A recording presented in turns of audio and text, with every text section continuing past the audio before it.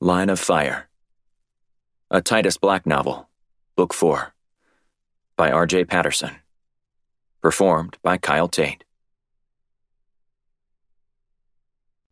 Chapter 1. Makunadu, Maldives. Titus Black crouched next to a coralwood tree and wondered how many people he'd have to kill before breakfast. Amassing a high body count was never advisable, but especially so on such a small island. At 3 minutes before 5 a.m., the long, narrow strip of land plunked in the middle of the Indian Ocean was relatively quiet. Too quiet for Black's liking. "Any movement in the area?" Black asked into his comms. Christina Shields, his tech-savvy partner, who was sitting in the safety of the Firestorm headquarters in Washington, sighed. For a few moments, the only thing Black heard was the rhythmic click, click, click coming from her keyboard. His impatience boiled over. "Shields," he asked again. "Are you awake?" "Oh, I'm here," she said, the boredom in her voice overt.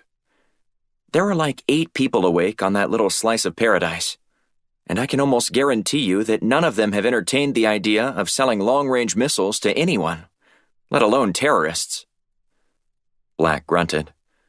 "I know you're jealous that Blunt kept you back in Washington, but it's probably better this way. I know how you hate wearing a hijab." "You can save me a late night and just pack up right now," she said. "There are maybe a half-dozen heat signatures I'm picking up within a 1-mile radius of you right now. Whatever intel we received on this weapons deal was either bogus or changed at the last minute." Black peered through his binoculars at the dock. A couple of armed men strode back and forth around a construction site, pausing only to light a cigarette. While Shields' pleading to end the mission irked, Black agreed with her, something he didn't want to admit out loud. So far, the most excitement he'd seen was watching the guards go through nearly an entire pack of smokes. "Gotta hand it to the Chinese," Black said. "They sure know how to partner up with someone. I mean, if you had to pick a site to build an, wink wink, oceanic exploration station, is there a better spot in the Indian Ocean than Maldives?" Shields huffed. "Ocean exploration station? Yeah, right. If you believe that, can I book you for 2 weeks at my seaside resort in South Dakota when this is all over with?" Black chuckled as he scanned the unfinished research center. "Does that come with or without poolside drink service?" "With, of course." "In that case, book me for 3 weeks instead of just 2. That's a deal I need to take advantage of." Shields laughed again, before turning serious. "Look, if it's not clear to everyone in the world that this facility isn't a front for transporting weapons, they'll deserve whatever destruction the Chinese hurl at them. Because that place obviously isn't only, or even primarily, about conducting research." Black nodded in agreement, though he wasn't as concerned with that as he was the trading partner the Chinese had selected. For the most imminent threat was the rise of Al-Jaladoon, headed by a strange Saudi prince Abdullah al-Sheri. "I was hoping to get a crack at al-Sheri this morning," Black said. "He's been nothing but taunting America ever since he developed a following big enough to protect him." "Oman has helped shelter him too," she said. "But unless he gets his hands on something like he's trying to buy today, it's all just noise. That's why you're there, to make sure he doesn't ever have the chance." "We should just take him out at his hiding spot in Oman," Black said. "One drone strike and—" "Drone strikes are the very reason this team exists," Shields said. "Remember? We're about targeting certain people instead of relying on drones, which might as well be fertilizer for creating more terrorists. Of course, we could just lay waste to some cave in the desert if we wanted to, but the political fallout would be hellacious. It'd be a hell of a lot more fun to watch than 2 dudes chain-smoking cigarettes before dawn." She chuckled. "That it would. But you're there staking out a dock in Maldives because an undercover CIA operator managed to overhear al-Sheri speaking about a weapons deal. However, with the way you're talking, I'm starting to think I got the better end of the deal here." "I'm starting to think the agent heard incorrectly. If I sit here much longer, the secondhand smoke wafting this way is going to kill me." All the information passed back to Washington for the past 3 months has been dead on, so it's curious that this was wrong. Maybe the ship was delayed. That seems like the simplest explanation to me. Black sighed. If that's the case, they're not going to make this exchange in broad daylight. And who knows how long it'll take for these punks to line everything up again. Just be patient. You know that's not exactly one of my best character traits. That's why I'm reminding you. Black noticed a light flashing in the distance on the water. Hold the phone. I think something might be happening. You see anything? Shields cursed before the sound of her slamming her fist on her desk reverberated in Black's ears. Problems? Black asked. Satellite just went out. It'll take a few minutes to retask one over your position. I thought you said that wasn't going to be a problem this time, Black said, as he eased through the vegetation toward the dock. Well, this whole operation has taken far longer than either of us anticipated. The delivery was supposed to be made an hour ago. Unfortunately, the sat location didn't hold up. I'm going in for a closer look. Stay where you are, Black. I'm blind right now. You have no idea what you're walking into. Yeah, I do. There are 2 guards in front of me who are going to die before they reach the age of 40 if they don't stop smoking like they are. I might help them die of something else if I don't get the answers I'm looking for. I'm warning you, Black. This isn't a good idea. I'll be fine, he said, before stopping dead in his tracks. Wait. Do you hear that? Hear what? I'm getting some static on my end. You're cutting in and out. No, anything. Sounds to me. Shields? Shields, he asked. No response. He cursed under his breath before pocketing his comms device. A boat pulled up to the dock and 2 men got out.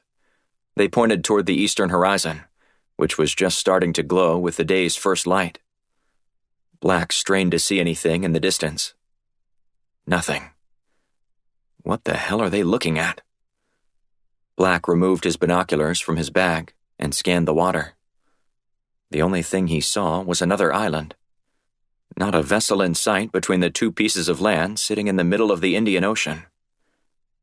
I need to hear what they're saying. Black crept closer, stealthily moving through the trees. As he approached the clearing, he stopped and then knelt next to a bush for cover. On the dock, the guards laughed with the 2 guys who'd just arrived.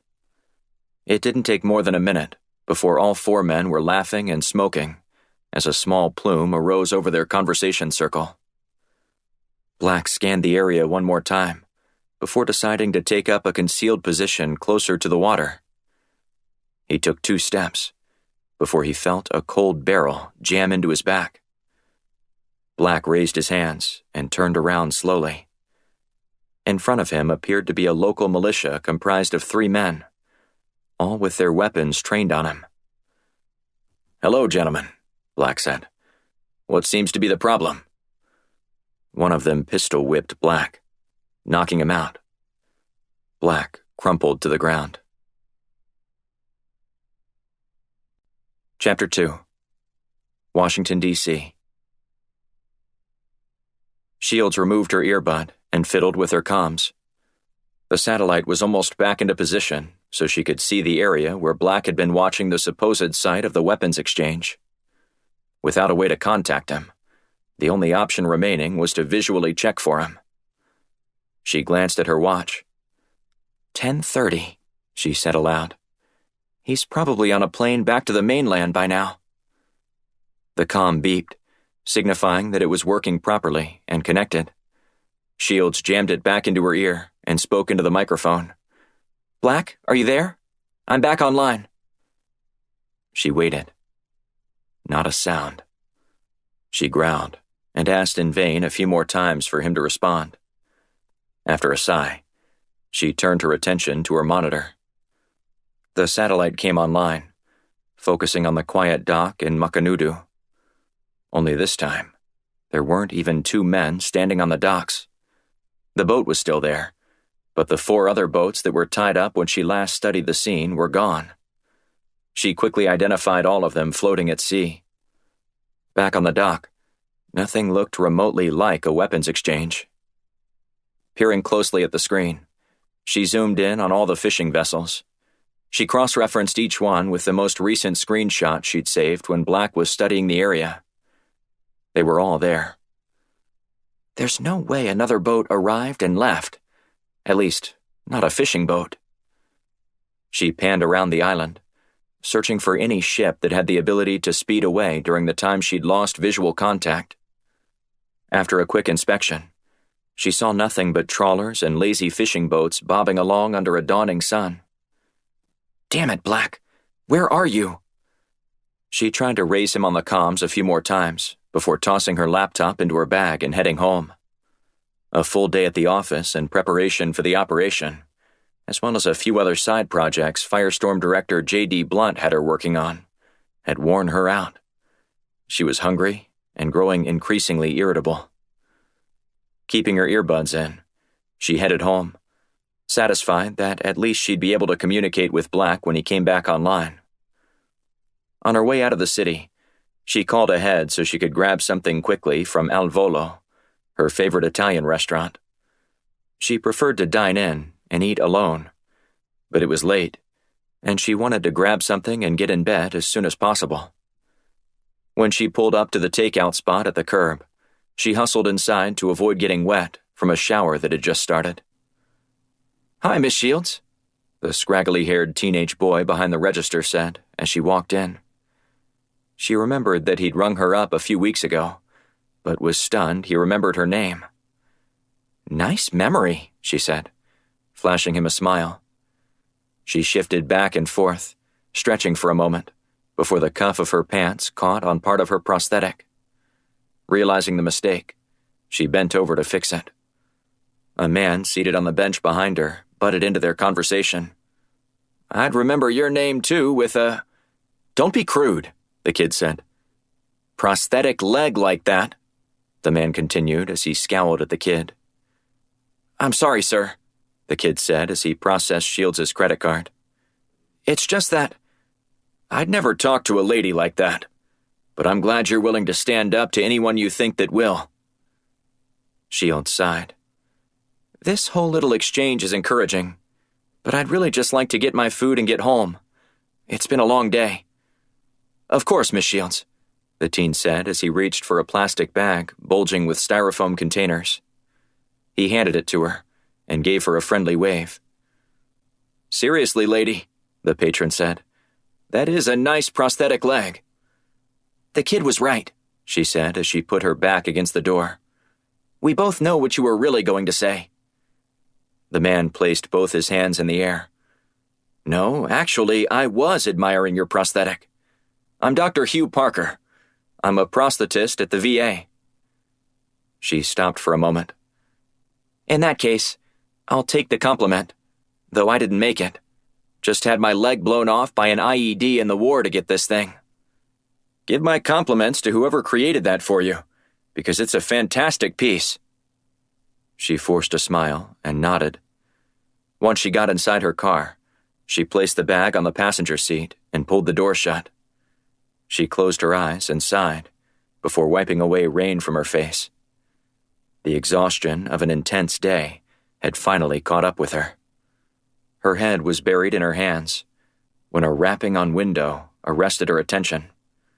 She snapped toward the glass and noticed a man with his face just inches away outside. "Christina, is that you?" asked a man who was shielding himself from the rain with a newspaper. Shields winced and closed her eyes again. She shook her head, partially out of disbelief, partially out of her desire to send a subtle message to the guy.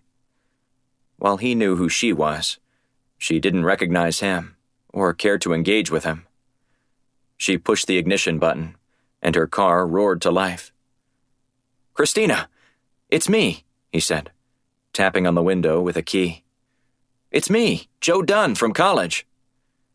She furrowed her brow as she scanned the face of the man. While she recalled Joe Dunn, this man looked nothing like him. The Dunn she remembered was a skinny, scruffy-faced 20-something, who was usually hungover. This guy's muscles nearly bulged out of his shirt. Add that to a bald head, and he looked nothing like her friend. And this man was sober. "Oh, come on, Christina. You don't remember me? We danced together for an hour and a half at the Zeta Spring Formal, when your date passed out 5 minutes after walking into the party." "Well," she said as she rolled down her window a smidge, before stopping. "What was I wearing that night?" "A red sequin dress, and your hair was pulled up in a bun." Shields rolled her window down all the way. "Wow, Joe. It's so nice to see you again. You look like you finally pulled it together." Dunn chuckled and looked down. "Had to quit drinking. It's changed my life. Well, that and landing a job with an uber-wealthy businessman from Seattle." "How'd that happen?" Shields asked. "You know, if you hang out in Seattle long enough, you're bound to run into a self-made tech billionaire. And if you're lucky, you buy an unsuspecting one a drink. And if you're really lucky, he offers you a job." "So what are you doing for this businessman?" "A little bit of everything. But right now, I'm recruiting." "Recruiting? For what?" "I'm recruiting you," he said as he fished a business card out of his pocket. He handed the card to her and pointed to his name. "I'm the Director of Operational Excellence." "I hate to disappoint you, Joe, but I've already got a job." "I know," he said, "and that's exactly why I'm here." "Wait a minute," she said, eyeing him closely. "So you just didn't run into me tonight here in the Alvolo parking lot? You were stalking me?" "Technically, I was just tracking you down. Nothing that sinister." She glared at him. "Joe, what's this all about?"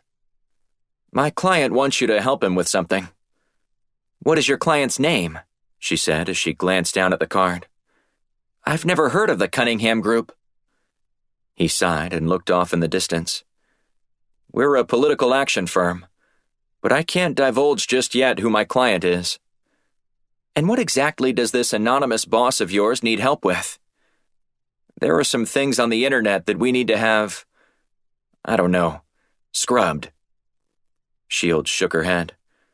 "So, you want me to make your scumbag boss look better than he is?" "It's not like that. He had some bad press that always comes up first when you search for his name. And all of those articles are full of lies." "I'll take a pass. I'm sure you'll be able to find some other internet wizard who can help you with all that." "Well, there might be some other things you could also help him with." She closed her eyes and massaged her temples before responding. "I'm really getting uncomfortable with all this, Joe. I'm gonna leave now." He slipped his business card through the window opening. "In case you change your mind." She tossed his information onto the seat with all her food. "Nice seeing you again, Joe." Shields put the car in reverse and backed out of the parking space. Punching the gas, she headed straight home. After she parked, she hustled inside and left her food for the moment, deciding to first check in on Black. He hadn't said a peep over the comms, but that wasn't entirely unusual when he was in the middle of an operation. But it had been a while since she'd heard anything. Too long for her liking.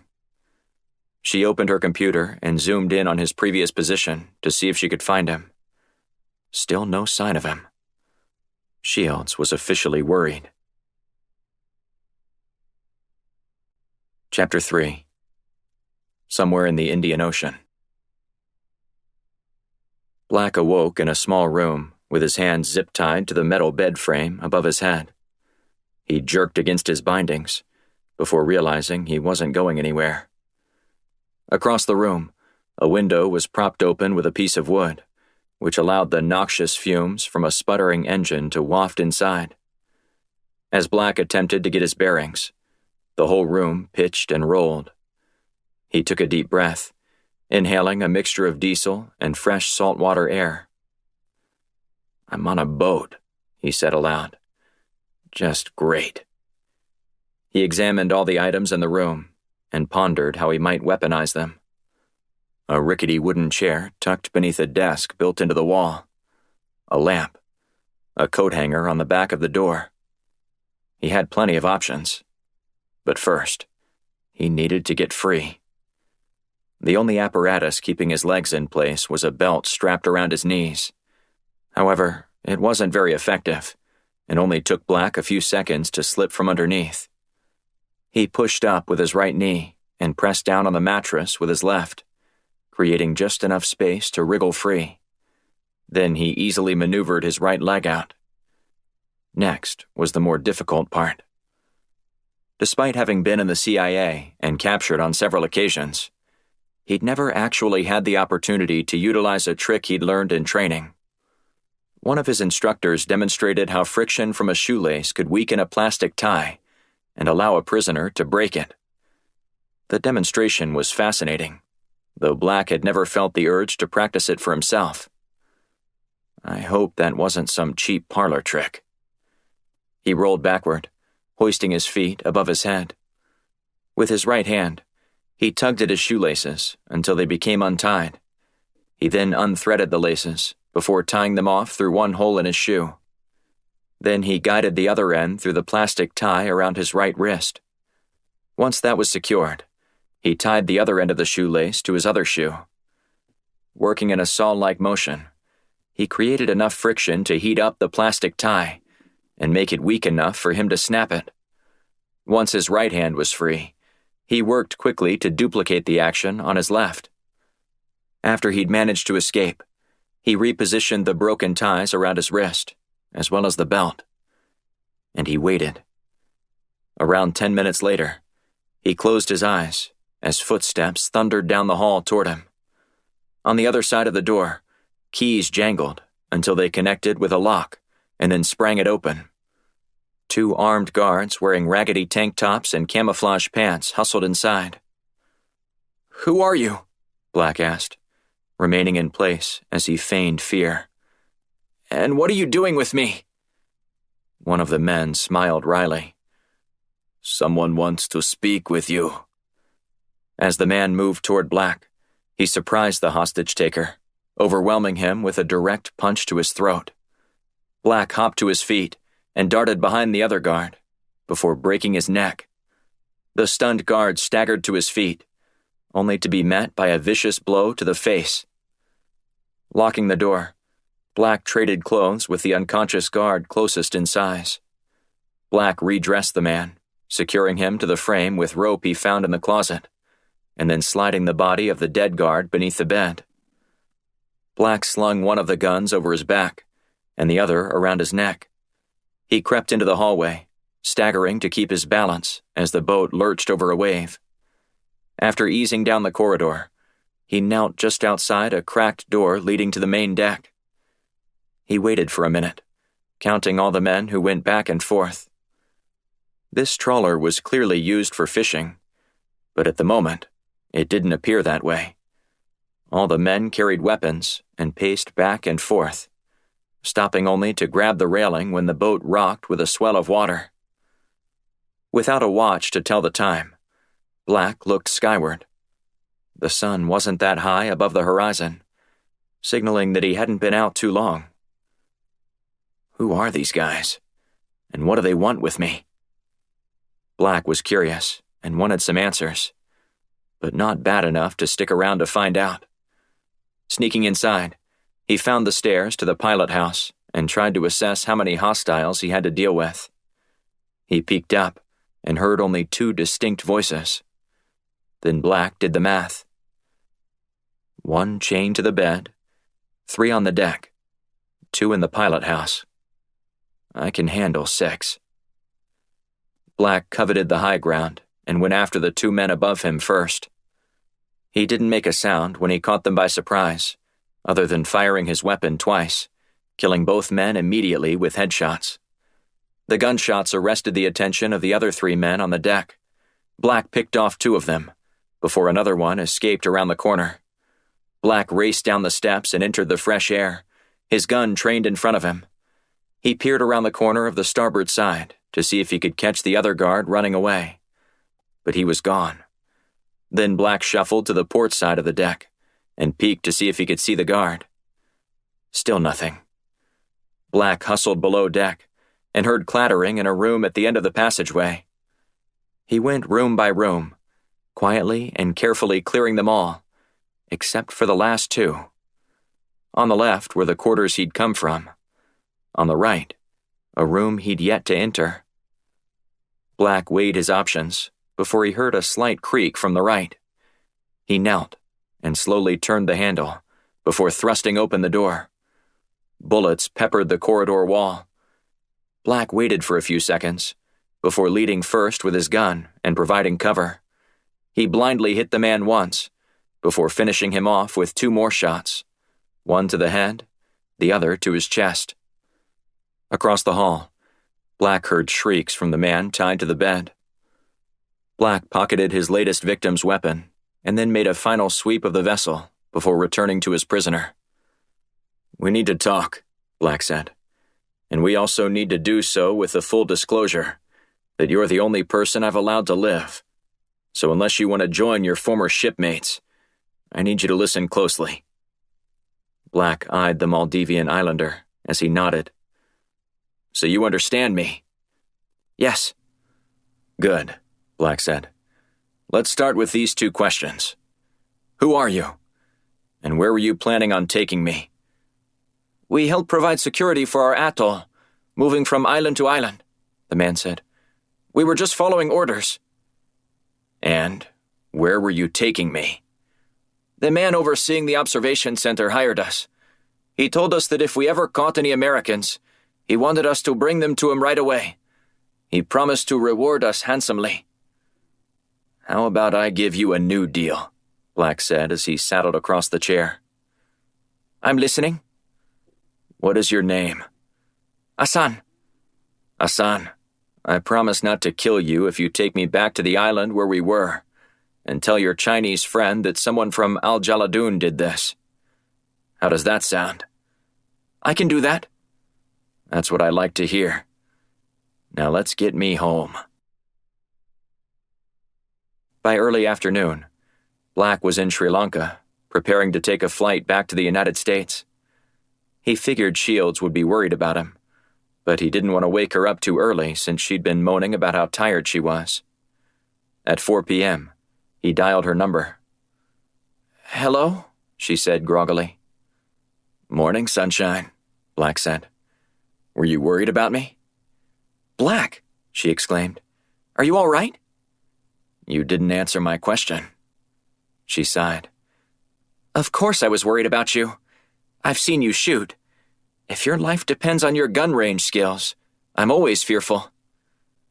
"Glad you woke up with your sarcasm filter on 100%. "Oh, that wasn't sarcasm." Black watched as a train of airport vehicles lumbered past the private hangar. "You know, one of these days we're going to settle this once and for all. Embarrassing men at the range is equally satisfying and painful.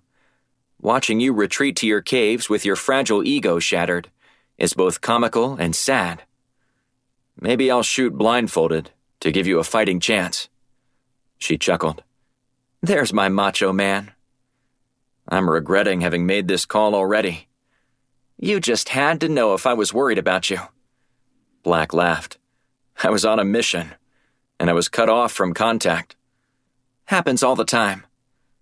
"And I was taken captive by 6 gunmen and placed on a boat in the middle of the Indian Ocean." "Apparently, you made it out alive, so the suspense isn't killing me any longer." "In that case, I'll just write it up in a report and email it to you from the plane."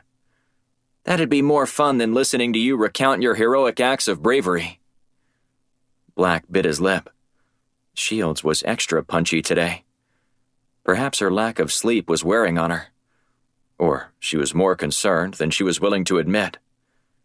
After a brief pause, he continued. "Maybe we can talk again after you've gotten some sleep," he said. "Sorry, I'm a little on edge right now." "So, you were worried about me?" "Yeah, but that's not the only thing on my mind." "What else is eating at you?" "I got a message about a half hour ago from one of my contacts at the CIA. You know that undercover operator who gave us all that great information about Al Jaladoon buying weapons from the Chinese?" "Of course. Randy McPherson, right? That's the one. What about him? They found him dead yesterday, floating in the Bani Khalid River. Chapter 4. Washington, D.C. J.D. Blunt leaned on his cane as he hobbled up the steps near the Lincoln Memorial. He didn't really need the help, since his knee had healed years ago, but he liked to use the prop in public places. Nobody would suspect an aging old man as a real threat, but Blunt could still run if required, a discipline he practiced every morning before breakfast when he was at home. He took a seat on the steps and dug into his sack lunch as he watched the tourists drift by. After devouring a couple of bites of the sub he'd purchased on his way to the office, he checked his watch. Moments later, Bobby Besserman joined him. "Don't you just love autumn in Washington?" the CIA's deputy director asked as he settled next to Blunt. "I prefer the spring," Blunt said. "The cherry blossoms. They're so overrated. I'd trade it for a Capitol building full of honest representatives if I had the choice." Besserman leaned back and chuckled. "J.D., always the comedian. Sadly, it's not a laughing matter. And unfortunately, there's not much we can do about that either. However, what we can do is tackle this issue we have brewing in the Middle East, with al-Jaladoon." "The executioners?" Blunt said with an exaggerated eye roll. "Don't we?" Besserman held his index finger to his lips before fishing out a small device from his pocket. He pressed a button, and a small red light came on. "We good?" Blunt asked. "You're free to speak now without fear of anyone recording our conversation." Blunt looked around once more, before leaning in and continuing in a hushed tone. "Don't we know where al-Jaladoon is hiding? We could snap our fingers and take care of them with a quick drone strike." "Drone strikes aren't as effective as we thought they once were. Remember?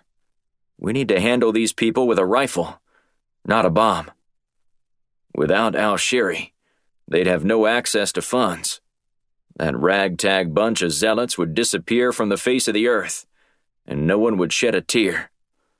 "And Oman isn't about to let us do that. It's the precise reason why al-Shiri selected that country for his base of operations." "I suppose you have a proposal for how to deal with them." Besserman nodded. "You have to speak the only language these people will understand. Force. If we strike back, it'll send a message that we're not screwing around." "And you think that'll make him back off? Fat chance of that happening. Al-Shiri is growing his organization daily. He's also becoming more emboldened by the minute. We're developing a long-term strategy for how to deal with him. But in the interim, we must prevent al-Jaladoon from obtaining any weapons that could devastate a major metropolitan area." Blunt nodded. "They didn't get any from China yesterday. That we know of. Who knows what went on when Agent Black was captured? My point is, we need to be more vigilant. Al-Jaladoon is a small player right now, but under al-Shiri's leadership, it has great potential." "You think they might become the next ISIS?" Besserman shrugged. "Maybe. They've got funding and cover, and a damn good publicity machine running at the moment." Blunt sighed and took another bite out of his sandwich. "So, is this an inside job?" "We're still investigating, but it doesn't appear that way." "You mean to tell me one of your agents working under deep cover turns up dead in a river in Oman, and it's just coincidence?" "I don't know, J.D. None of this makes sense. Agent McPherson was a pro. He'd been trying to penetrate the al-Jaladoon leadership circle for 3 years. He would have never made the kind of mistake that resulted in his death." "Then how else do you explain him getting a bullet in the back of his head? That was definitely a statement killing." "I don't have the answers to that right now. My team is looking into it." Blunt took another bite from his sandwich before continuing. "Was your agent getting sloppy?" "He was the best we had. It's why he was over there, so I highly doubt that." "What about your servers? Were they breached?" That was the first thing I looked into, Besserman said. We've had plenty of attacks recently, but no breaches to our firewall in years. Well, I guess that narrows it down. Besserman grunted. To what? An inside job. You've got a mole. That's what I'm most afraid of. But I can't see that happening either. The handler managing McPherson is one of our most isolated team members. Nobody really knows what he does except for me, the director, and McPherson's supervisor. And McPherson's information is fed to the rest of the team as intelligence gathered by outside sources, not one of our own. Doesn't mean someone else didn't find out about it. I know you're right. I can't rule that out. But I just have a hard time believing it. We do routine checks on all our agents. Bank accounts, leisure travel, phone records, the whole shebang.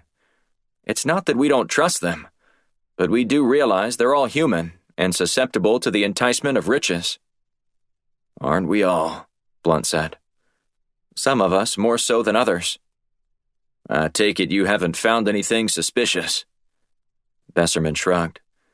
Occasionally, we've had some red flags raised that require further investigation, but nothing that didn't get cleared. Don't rule that out yet, Bobby.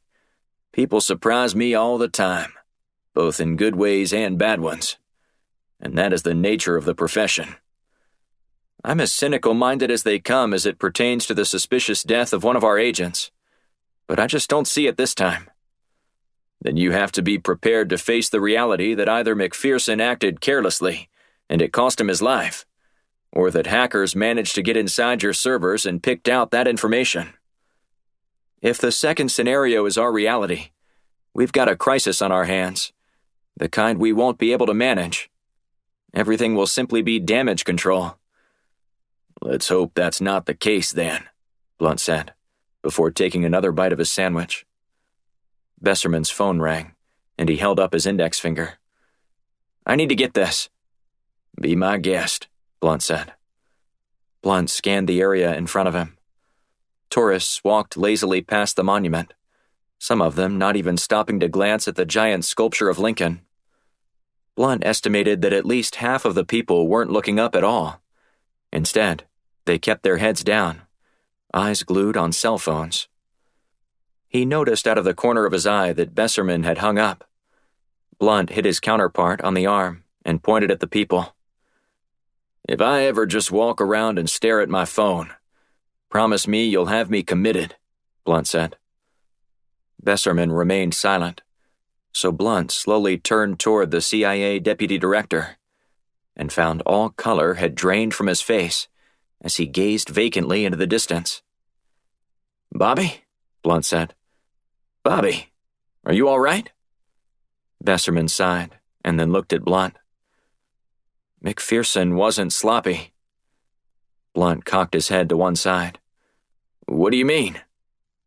Another one of our agents just turned up dead, found shot to death in the back of the head in Berlin. Somebody is picking off our agents one by one. Chapter 5. Washington, D.C.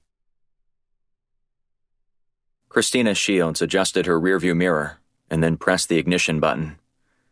She took a deep breath, put her car in reverse, and backed out of the Firestorm parking garage. The day before, Blunt had met with Besserman to discuss how to move forward with the situation unfolding in the Middle East. 2 undercover CIA agents embedded in different terrorist cells had been murdered the same way, within 48 hours of each other, and the intelligence community in Washington was reeling. While Agent McPherson was relatively a ghost, Agent Alex Palmer was a well-known name. He'd been instrumental in taking down 3 religious cults during his FBI days, gaining him celebrity-like status among his peers, before transitioning to work for the CIA. Since then, he'd become a legend in the agency, penetrating Osama bin Laden's inner circle that ultimately led to his demise. Palmer was on assignment in Berlin, worming his way in with the leadership of a burgeoning neo-Nazi terrorist organization there. Yet somebody had learned his true identity and decided to make an example of him. Blunt had briefed Shields about the matter. He concluded that while there was room for the possibility that it was just a coincidence, it wasn't likely. The amount of planning required to eliminate 2 high-level spies in less than 2 days was immense. This wasn't the work of a lone man. This was a coordinated attack, one designed to send a message to the CIA that it, whoever it was, intended to get its pound of flesh. She had learned that in the nearly 24 hours that had elapsed since Blunt and the deputy director met, Besserman had uncovered a treasure trove of information. He wanted the files analyzed immediately, refusing to let his staff do it in case there was a mole lurking in their midst. Shields turned the radio to her favorite news radio station, WTOP, and listened as the anchor gave the top-of-the-hour rundown about all the major stories happening in the nation's capital. The big story was the list of invitees to President Michaels's big gala at the Kennedy Center in a week's time. "Gag me," she said aloud before changing the station. She'd never cared about the status of high society celebrities, and she wasn't about to start now. She fought her way through the city's near-gridlock traffic before noticing her fuel light was on. After checking her watch, she realized she had enough time to gas up before making it to Langley on time for her noon appointment with Besserman. In an effort to prevent any potential rumors from circulating, particularly about the purpose of his meeting with Shields, Besserman scheduled the meeting for lunch and was going to meet her in an ultra-protected room below the ground floor. And Besserman also specified that, under no uncertain terms, could she be late. "If I don't get gas, I'm going to be extremely late," she said to herself as she glanced at her watch again. She whipped her car into a Sunoco station and proceeded to fill up. After she finished, she hustled back to her car to drive off, when another car blocked her in. Shields muttered a few choice words under her breath, and then put her car in reverse and started to back out. But when she heard a slap on her hood, she slammed the brakes and looked forward. Standing in front of her, waving, was Joe Dunn. "I swear I'm going to kill him," she said before rolling down her window. He smiled as he hustled around to her door. "Joe, what are you doing?" Shields asked, poking her head outside. "I hadn't heard from you, so I thought I'd see if you'd considered my offer," he said. "I took your card to be polite, Joe, but let me be frank with you. I'm not interested. Perhaps I should have told you first about the generous compensation package my boss is willing to offer." Shields scowled and narrowed her eyes. "Maybe I'm not making myself clear here, so I'm going to say this again very slowly, so you can understand. You ready?" He nodded. "I am not interested. Got it? My boss doesn't take no for an answer, and I never say yes to anyone I don't know. Now, if you'll kindly step away from my car so I don't injure you as I leave, I'd appreciate it. Christina, you don't know what you're missing. Stop stalking me. I'm not changing my mind." She hit the gas and lurched away from Dunn before roaring around his car and heading back toward the street. "Once a creep, always a creep," she said to herself. Shields set off alarms, as usual, while going through the metal detector in the CIA lobby. One of the guards tipped his hat at her and smiled. "Nice to see you back, Agent Shields," he said. "When are you ever going to get that thing fixed, Ray?" she asked, hiking up her pants legs high enough to show off her prosthetic. "Every single time." He chuckled. "It's outdated technology. Unable to tell the difference between a gun and a leg." He tapped his temple. "Nothing beats human technology."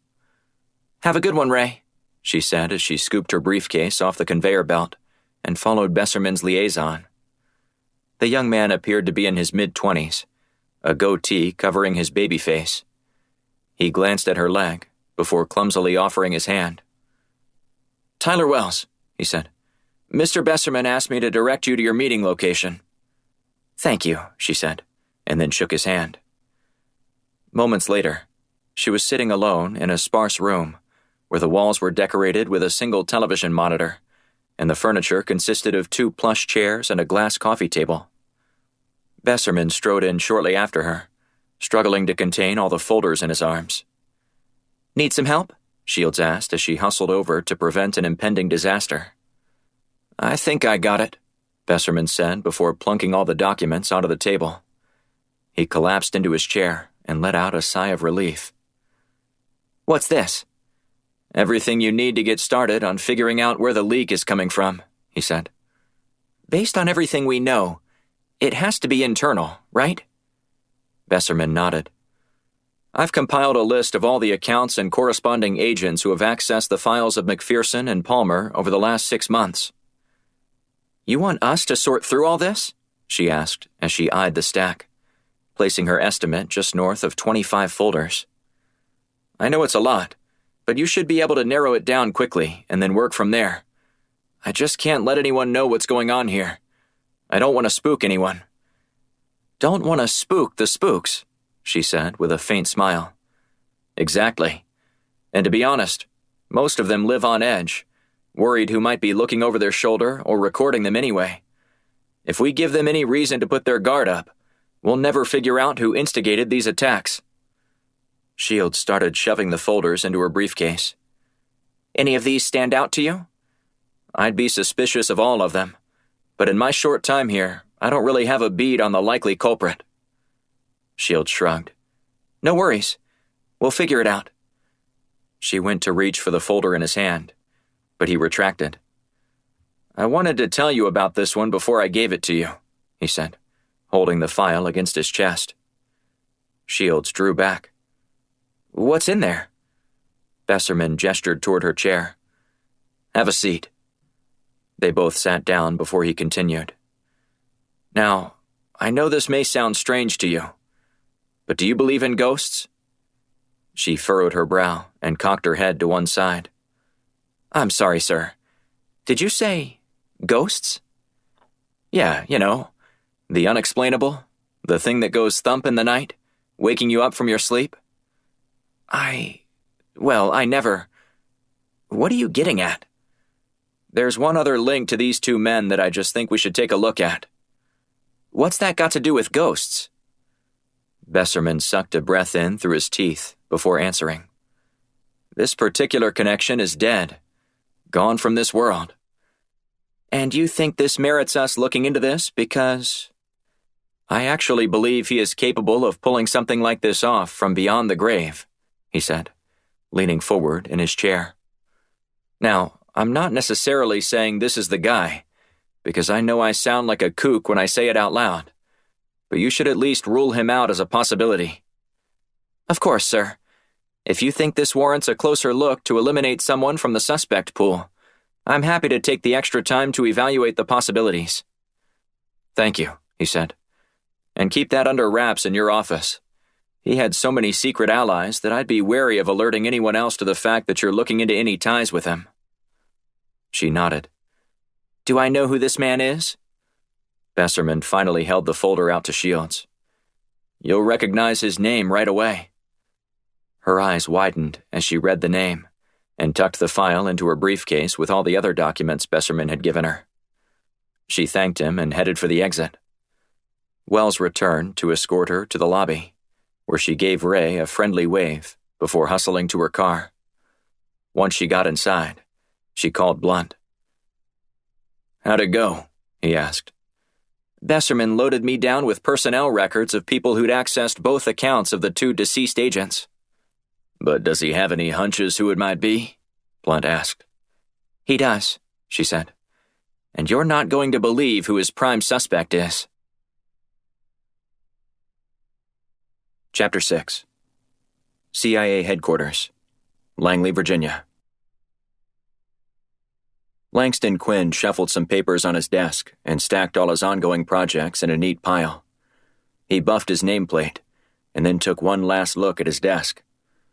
In most cases, he would have never fussed over the appearance of his office when an old friend was popping in for a short visit. But when Quinn's old friend happened to be the President of the United States, it was different. Quinn's assistant knocked and then swung open the door. She smiled as she gave way to President Michaels, and then closed the door as she exited into the hall. Michaels wore a wide grin as he strode over to shake Quinn's hand. "How have we gone 2 years without seeing each other?" Michaels asked. "I hear you're a busy man," Quinn said, forcing a smile. "Not as busy as you," Michaels said as he sat in the chair across from Quinn. "You're the one on the front lines taking bullets these days." "It's what I signed up for years ago," Quinn said. "I can handle it." "You're a better man than I am." "Well, you're the one who appointed me to this position, so I hope you're confident I can do the job. I saw what you did in Islamabad when I was the station chief there. The way you handled some of the most challenging assignments with both diplomatic skill and unflinching resolve was all I needed to know about you.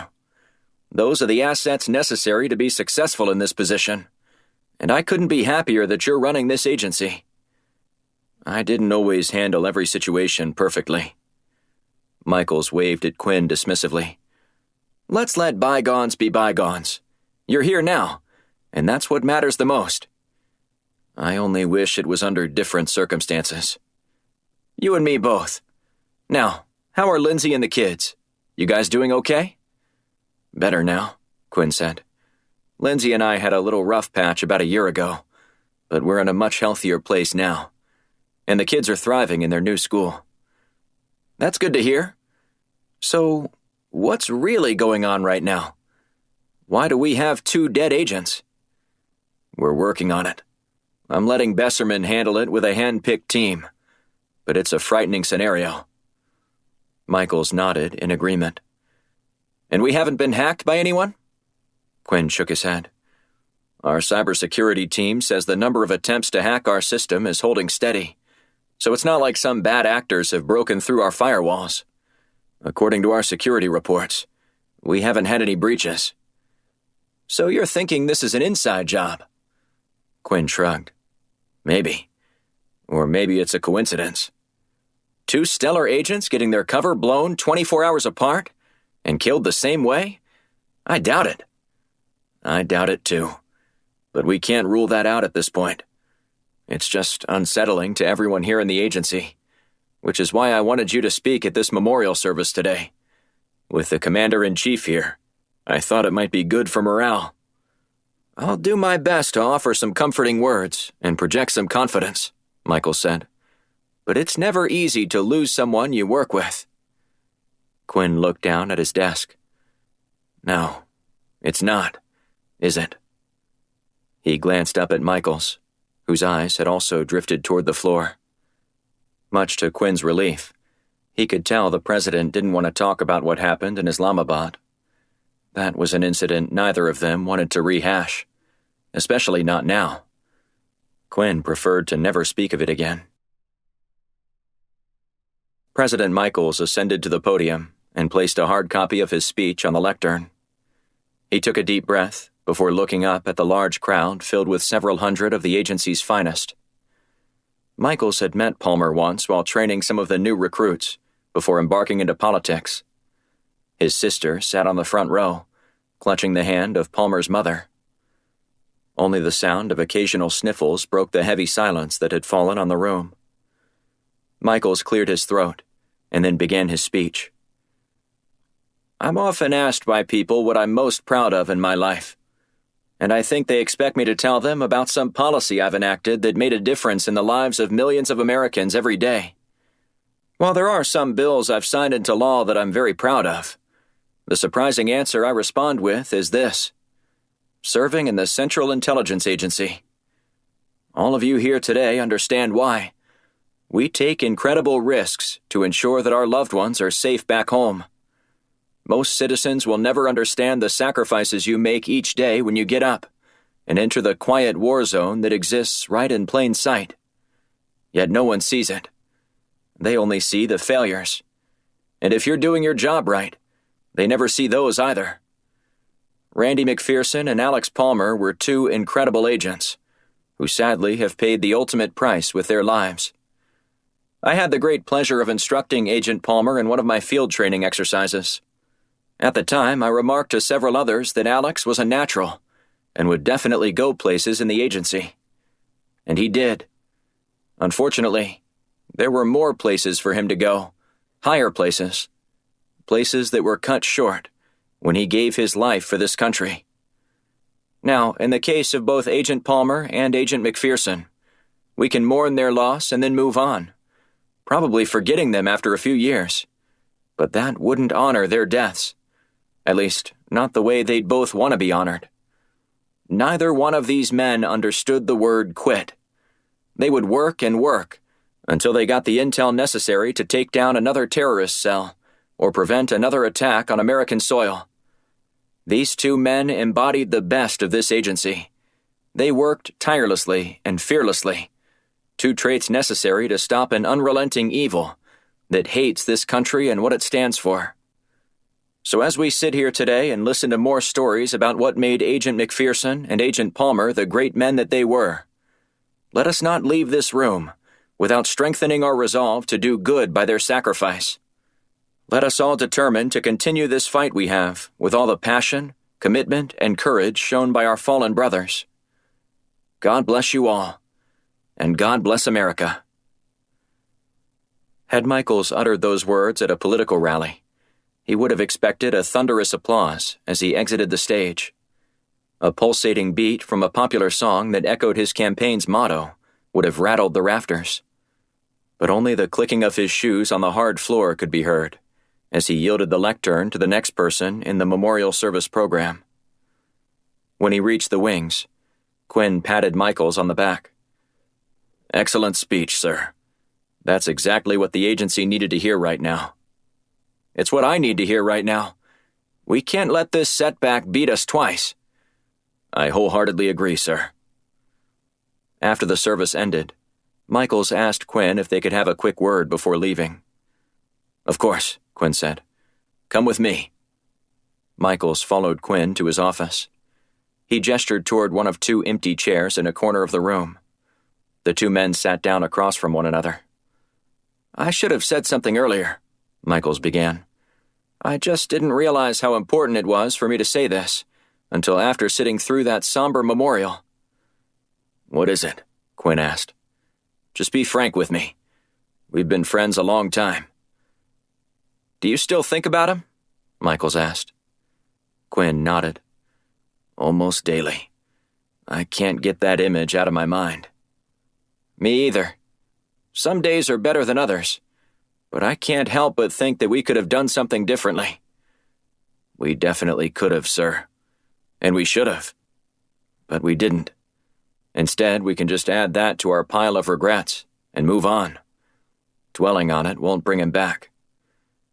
"I know, but—" Michaels's voice trailed off as he stared out the window overlooking the Langley complex. "But what?"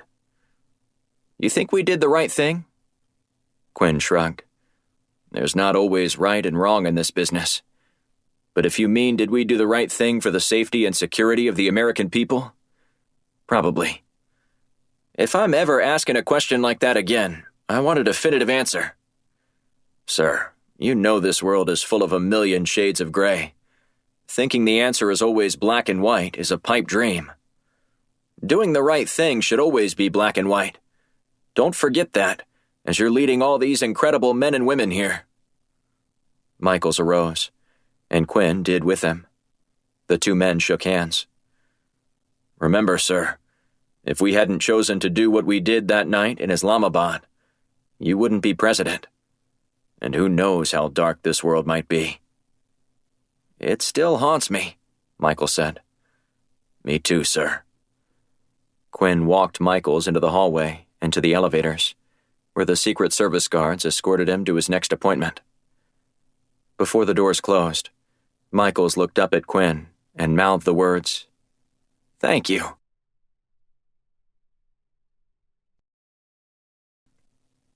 Washington, D.C. Shields slung her bag over her shoulder and hustled into the Firestorm offices. She'd spent the past 15 minutes parked, while reading through the file Besserman had given her. Her mind was still trying to absorb everything she'd seen. Black tilted his head and furrowed his brow as she breezed past his desk. "You all right?" She didn't stop. "Meet me in the conference room, and hurry." Shields paused, only to knock on Blunt's open door, before poking her head inside. "You're back," he said. "Find anything useful?" "Yeah, you're not going to believe this. Join me and Black in the conference room." Shields headed down the hallway, and was only a few steps ahead of Black and Blunt for the impromptu meeting she just called. She placed one folder down before spreading the rest from her back across the table. "What's all this?" Blunt asked, a half-gnawed cigar hanging out of his mouth. "It's our haystack," she said. "And the needle?" Black asked.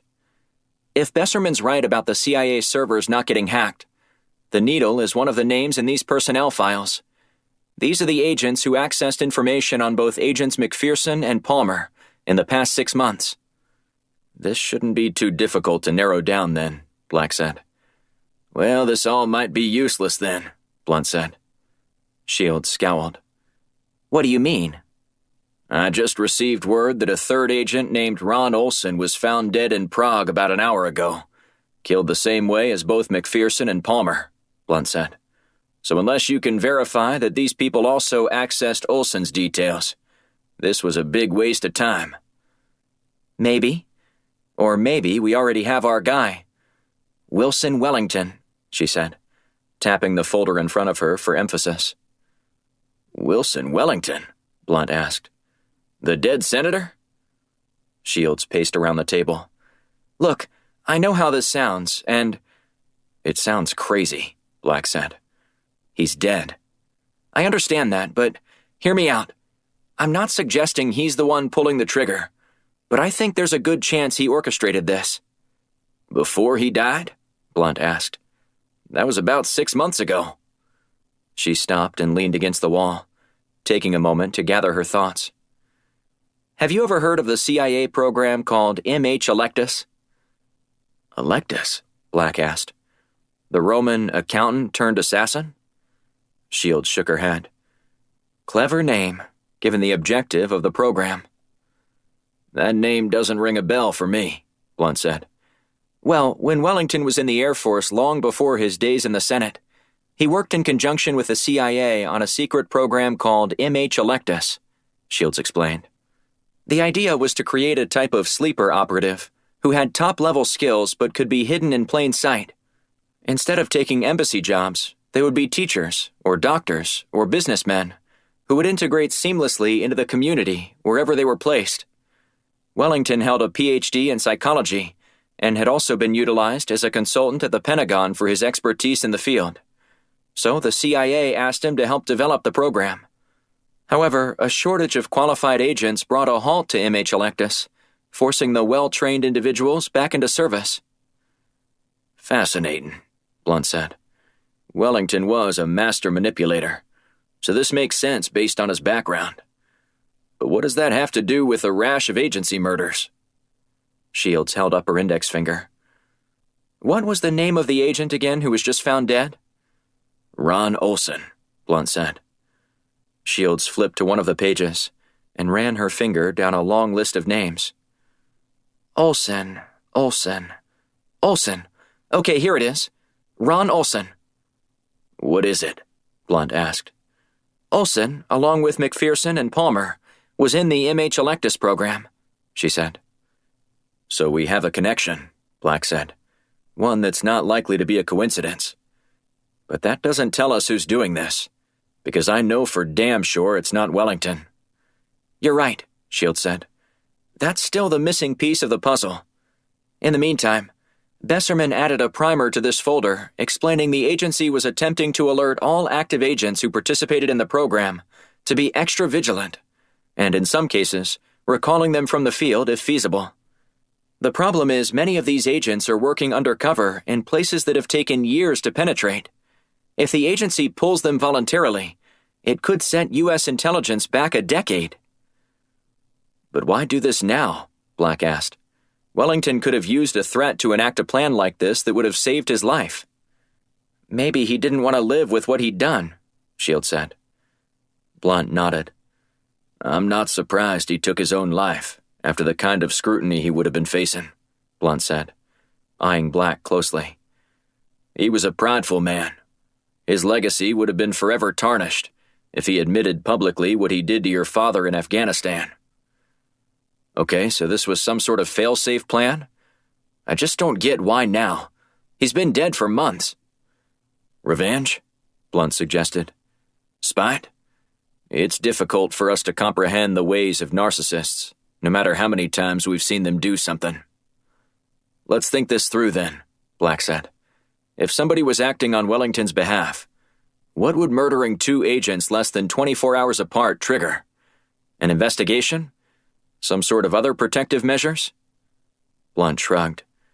If the agency feels like their agents are at risk, they could be removed from the field, even ones in deep cover. Director Quinn would do anything to save the life of his agents, because they're the lifeblood of the organization.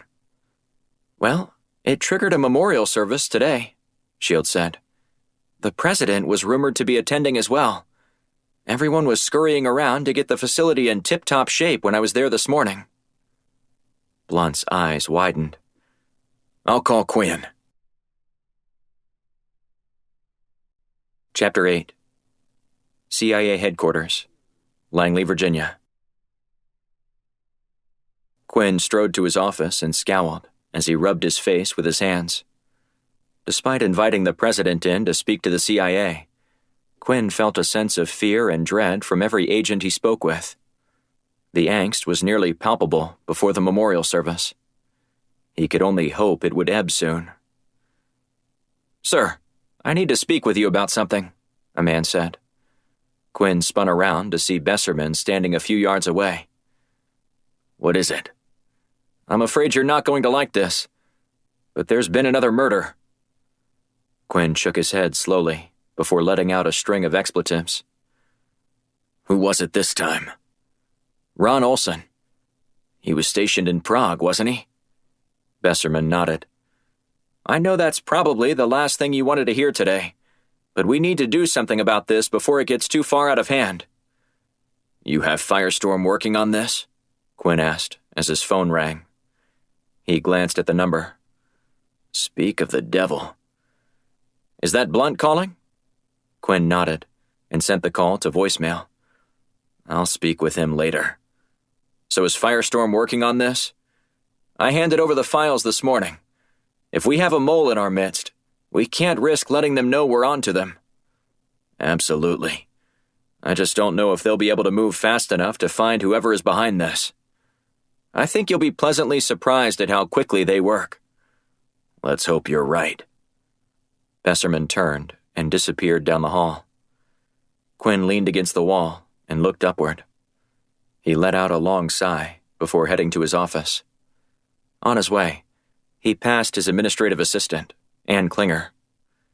Where are you going, Ann? He asked. Sorry, sir.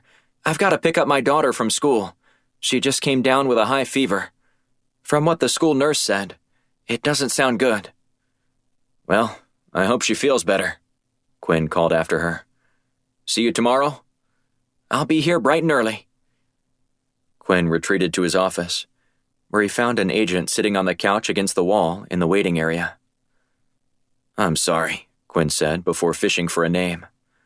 Agent Miles Jackson, the man said as he offered his hand. Agent Jackson, I don't think I've had the pleasure of speaking with you before, so please forgive me for not remembering your name. However, I'm afraid you'll have to come back later, when my assistant can book a time for you to talk with me. Oh, it'll only take a minute, sir. Quinn shook his head. I'm sorry, but I'm incredibly busy trying to manage everything going on right now. Please check back with her in the morning, and I'll be happy to carve out a few minutes to chat with you. Jackson stood and peeled back his blazer, revealing his weapon. I'm afraid this can't wait, sir. Quinn raised his hands and followed the agent's commands. I don't want any trouble. Neither do I. And if I get any, you're going to pay a hefty price. Is that understood? Quinn nodded.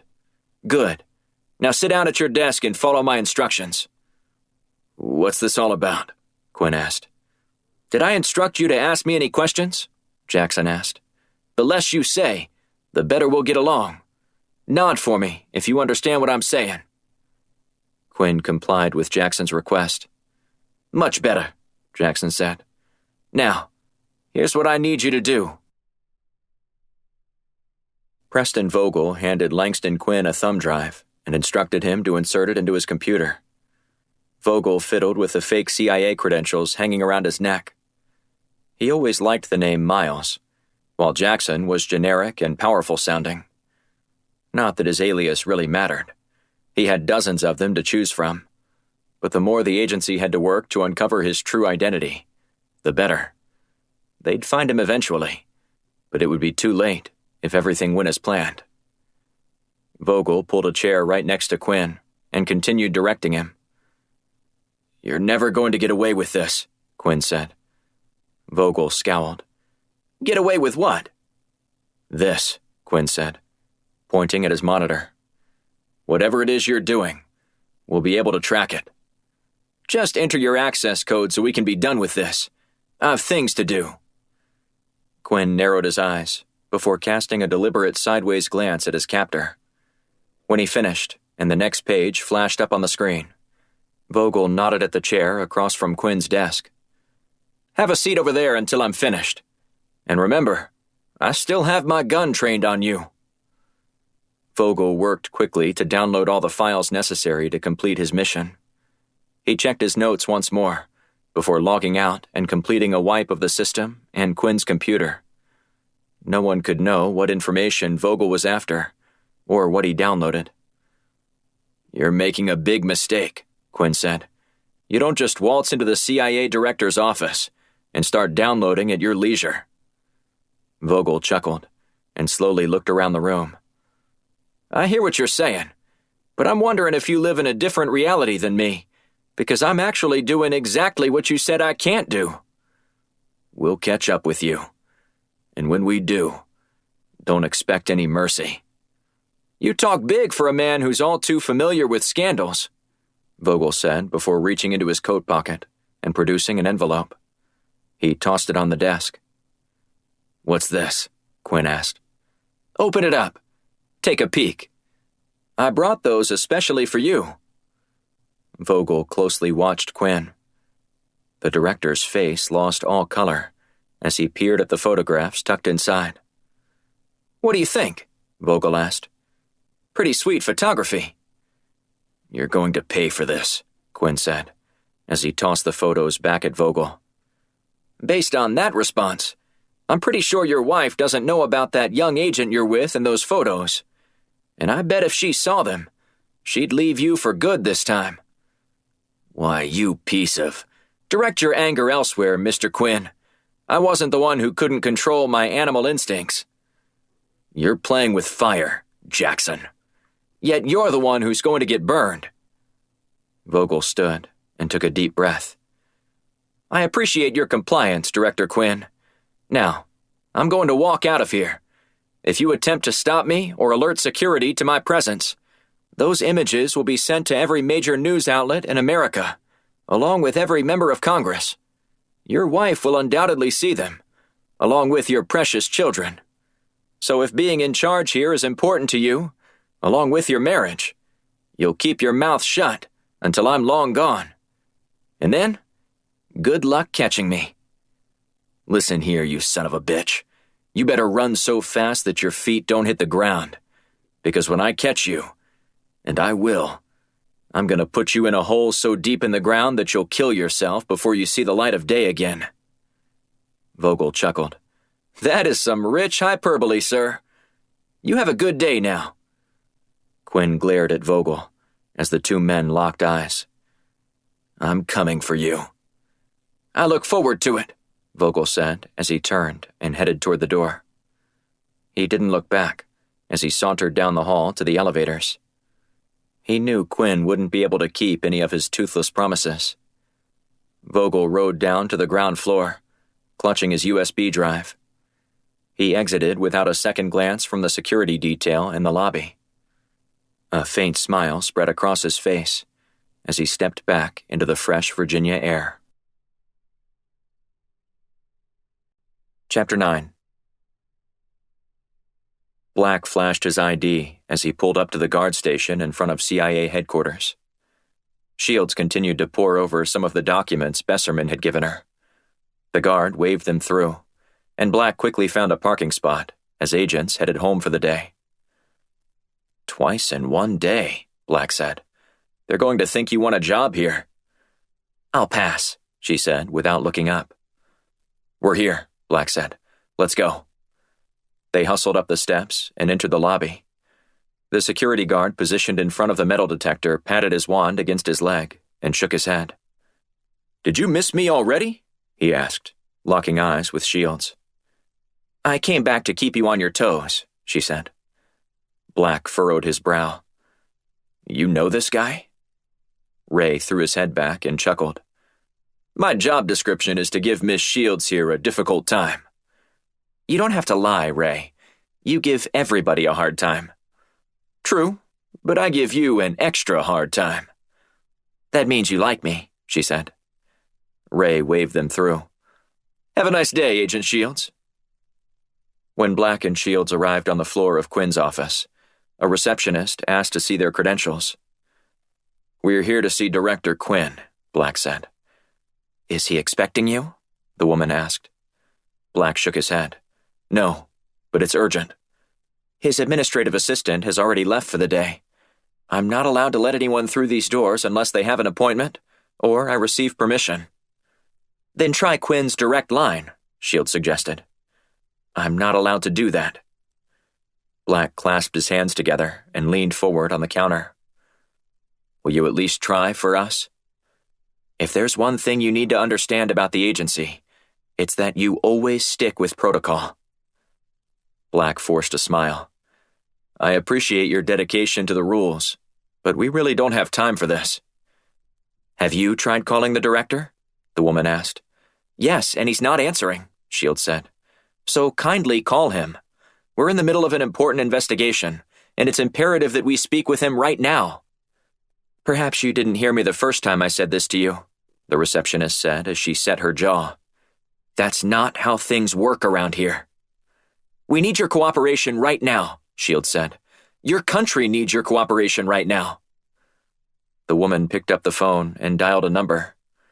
"Security, we have an incident outside the director's office." "I know how this works," Black said as he reached over the counter and pressed the buzzer, releasing the lock on the glass door to the right of the desk. The woman bolted out of her chair to grab the door, but she lost the foot race to Black, who had already yanked the door open and was holding it for Shields. "Security will be here any minute," the receptionist said. "Go ahead. Tell them they can find us in the director's office," Shields said. "Stop right now," the woman said, stamping her foot. Black and Shields didn't turn around or heed any of the assistant's instructions. As they turned the corner to enter Quinn's office, Black heard the woman growl and swear at them. "She'll cool down eventually," Black said. Shields shrugged. "Let's hope so. We still have to go by her desk to get out of here." When they reached Quinn's office, he was seated behind his desk and facing the window. He didn't turn around when they entered. "Director Quinn, I'm Titus Black from Firestorm, along with my colleague Christina Shields.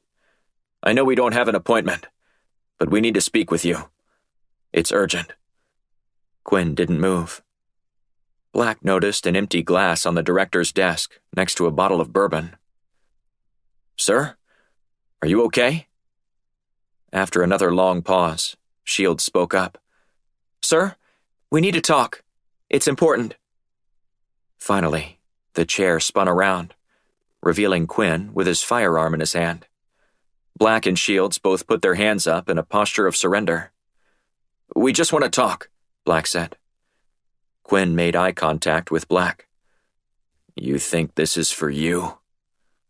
A couple of security guards stormed into the room with their weapons drawn. "On the ground now," one of the men barked.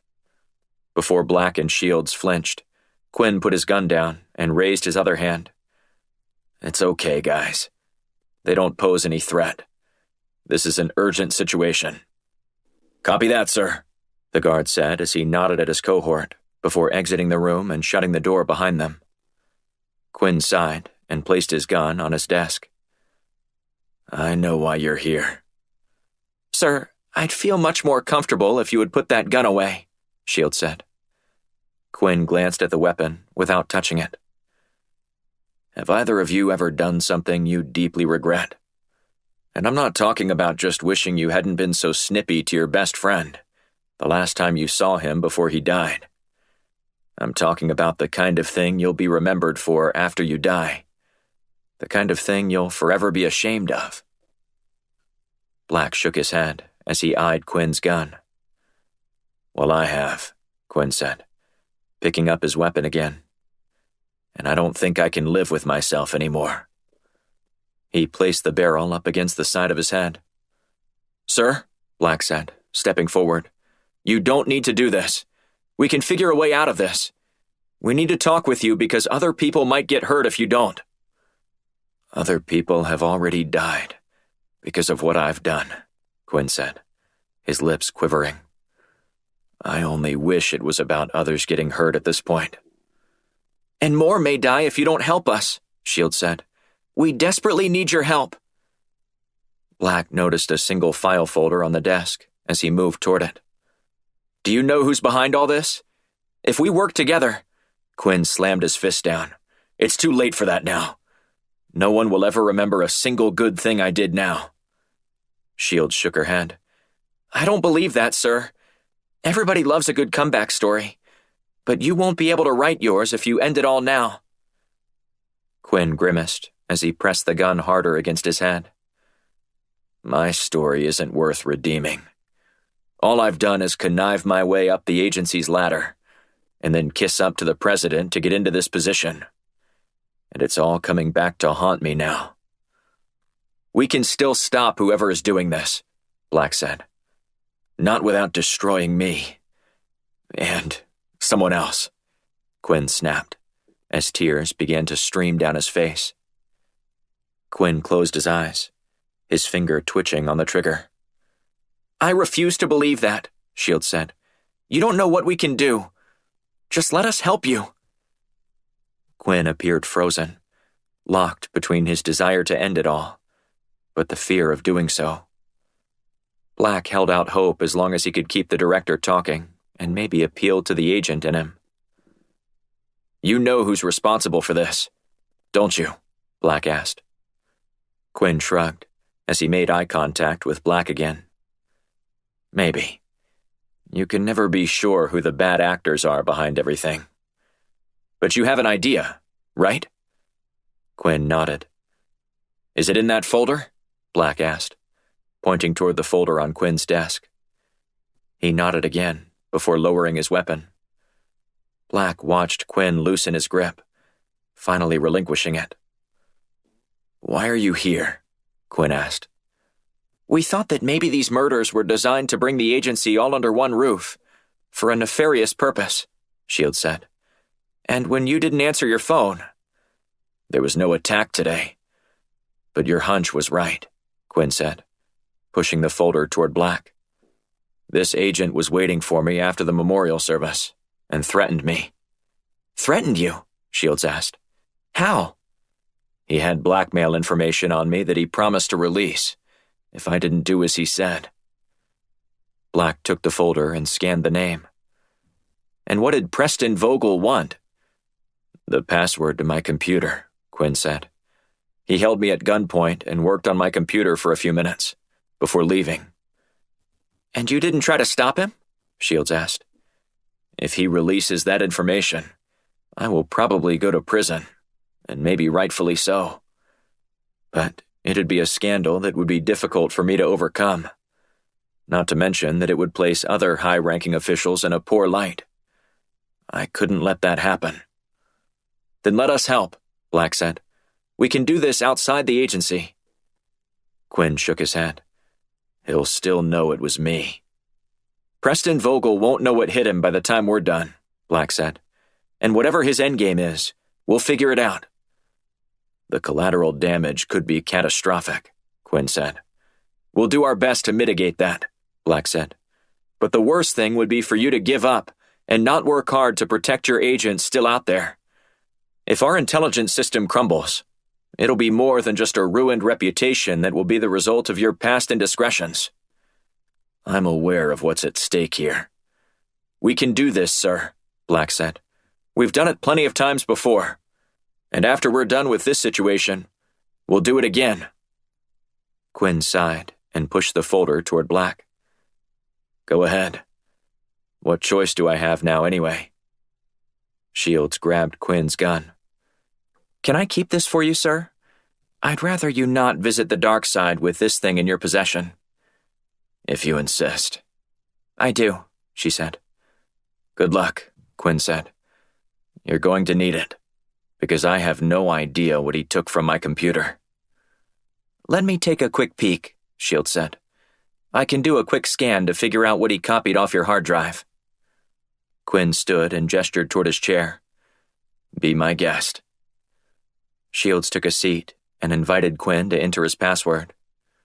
Once he was finished, she started clicking around, inspecting different files. After about a minute, she finally spoke. Wow. What is it? Quinn asked. Vogel is good, she said. Black frowned. What do you mean by that? I mean, he erased his tracks. So, you can't find out what he took? Quinn asked. Shields shook her head. The guy was a digital ghost on here. Then we're still in the dark about what this is all about? Quinn asked. I'm afraid so, sir, Shields said. Black scooped up the folder and looked at Shields. We better get going. There isn't a second to lose. Chapter 10. Washington, D.C. The Firestorm team met back at the headquarters, where Shields divvied up assignments. Black was given Vogel's personnel files to look for any potential leads or clues as to what he might have been after on Quinn's computer. Blunt decided to contact other intelligence agencies to find out if anyone had anything more on Vogel. And Shields tried to locate Vogel's vehicle from a short clip Quinn sent after she left Langley. Shields' fingers flew across the keyboard as she started her search, using the license plate from the car Vogel used to exit the facility. What do you think Quinn did that would keep him from going after Vogel? Shields asked. Blunt shook his head. We all have our secrets in this business. But to be so afraid of what Vogel has on him. Vogel could have just waltzed out of Langley with the motherlode of every agent's name and location. He very well could have, Blunt said. But there are other ways of obtaining that information much more discreetly and easily. Whatever he was after was something more highly classified than that. We believe those 2 agent murders would draw everyone at the CIA together for a large agency gathering, Black said. And we were right. But we feared there might be some other far more nefarious plot occurring. That clearly wasn't the case. Or maybe it was, and we're just missing it, Blunt said. We don't know yet whether Vogel was behind those murders, but the information he may have been after could be leading to something far more devastating to the agency. I would have thought killing hundreds of agency workers at once would have been a catastrophic blow to our intelligence community, Shields said as she stood to return to her office. Of course it would have, Blunt said. But we have to consider the possibility that the endgame is worse. A half hour passed before Shields was able to start tracking Vogel's car using traffic cams. She learned that the car, a blue Toyota Corolla, had been reported stolen. She finally located the vehicle, following it to a parking spot in a metro train station. Switching to the transit cameras, she identified him entering the station, but then lost him. Finding him again would take hours of work configuring the metro cameras with facial recognition software. Time she didn't have. Blunt knocked on the door to her office. Find anything? She blew a tendril of hair out of her face and looked up at him. Not anything super useful. I tracked him to a train station, and I can't figure out where he went from there. What about you? If I'm to believe the other agencies I spoke with, Vogel hasn't done anything to raise red flags elsewhere. Meaning your contacts hadn't ever heard of him? Or had anything on him? Blunt nodded. Clean as a whistle. Something must have made him snap. I'll keep calling around to ask about him. It doesn't make sense that he would betray the agency out of the blue. Black joined the impromptu meeting in Shields' office. "What did I miss?" "I lost his trail at a train station, and the boss here says he can't find anyone who believes he's anything less than a model agent. You have better luck?" "For the most part, Vogel seems to be a patriot, earning excellent reviews on his assignments. But I did find one interesting note buried deep in his file." "Please share," she said, pushing herself away from her desk and sliding backward. Vogel was once reprimanded for carrying on a relationship with a fellow agent. Apparently, they were on an assignment together and became intimately involved. It continued for 6 months, before one of his supervisors discovered Vogel's little secret. "That's not unusual," Shields said. "Happens all the time when two single agents find themselves working closely together." "Yeah, but apparently that warning didn't deter them," Black said. "They were caught again 3 months later, while working together to get intel on a suspected weapons dealer in Venice." "What are you driving at?" she asked. "The agent he formed a relationship with, Miriam Parsons, left the CIA not long after that." "To do what?" Blunt asked. "Private security?" Black shook his head. "Surprisingly not. Parsons now runs a little surf shop on Cape Hatteras." "You think this is relevant?" Black nodded. "She didn't stay in the CIA after this came out. There are some things stronger than love for country, even among spies." Blunt grunted and gnawed on his unlit cigar. "You gonna give her a call?" "No, I'm driving down there," Black said. "She can dodge my call, but if I show up, she's got to talk to me." "She doesn't have to do anything if she doesn't want to," Shields said. "But I think you definitely have a better shot if you go down there." Black tapped his file folder a couple times on Shields' desk. "Perfect. I'm leaving first thing in the morning." "Good luck," Blunt said.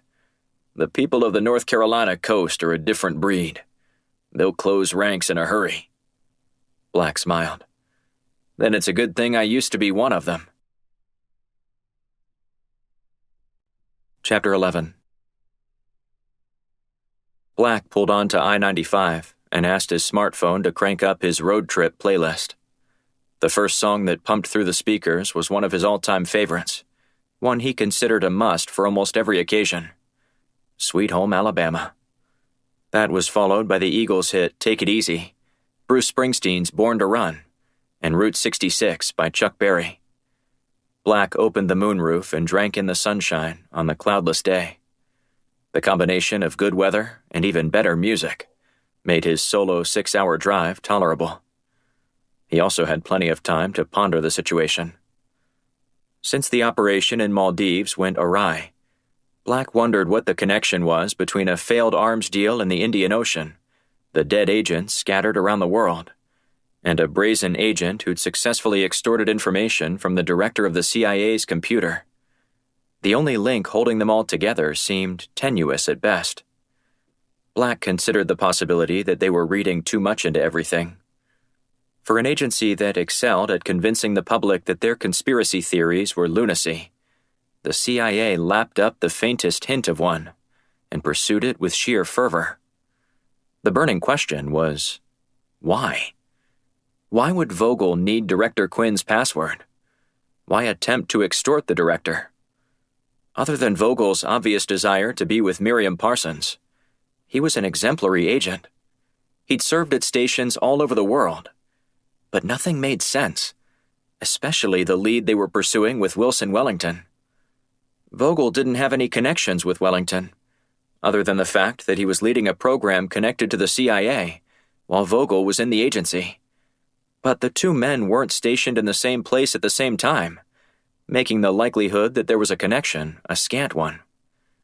So the more Black could learn about Vogel, the greater the chance that he might be caught before something catastrophic occurred. Black called Shields to see if she'd made any breakthroughs in the wee hours of the morning. "It's dangerous calling me before 9, she said. "There's always a good chance that I haven't consumed my coffee yet." "What can I say?" Black said, putting the call on speaker and setting the phone back in its cradle. "You know me. I always rush in when I shouldn't. Storming into a kill box surrounded by 6 hostiles, Or calling you before you've had your daily caffeine jolt. It's all the same to me. In that case, you'll be happy to know that you won't even attract friendly fire from me today, she said. I just polished off the first of 2 lattes I plan on drinking before lunch.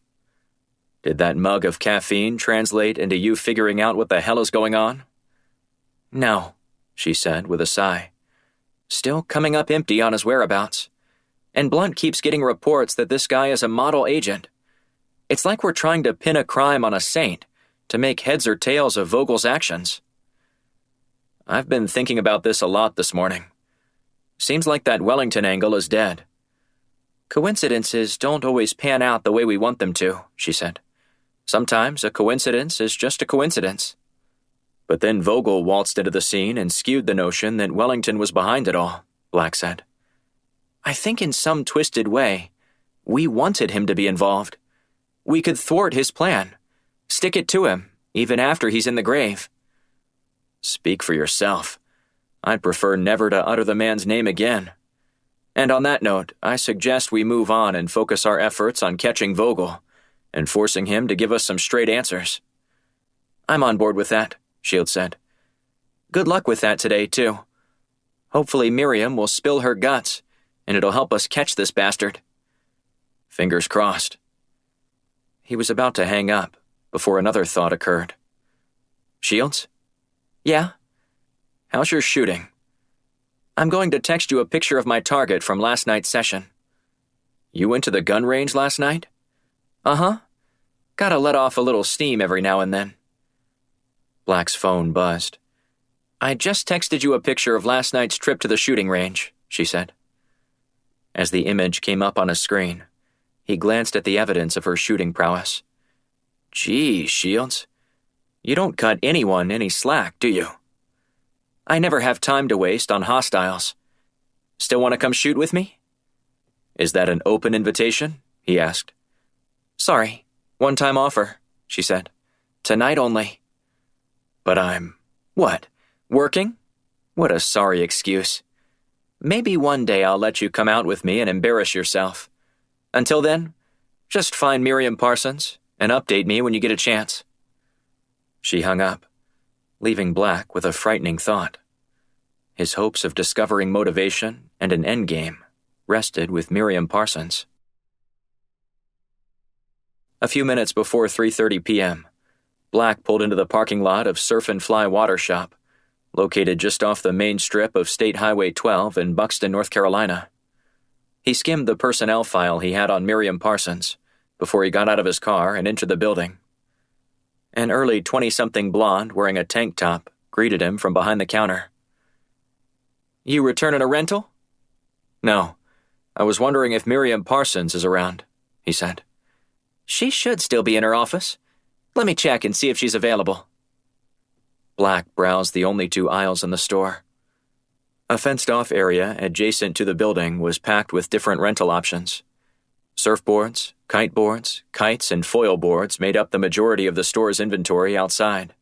But inside, wetsuits, scuba gear, and snorkeling equipment comprised the offerings along with the store's branded logo on t-shirts and sweatshirts.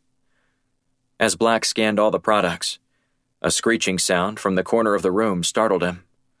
He spun to see a caged parrot squawking at him. Surf or die, surf or die, the bird repeated.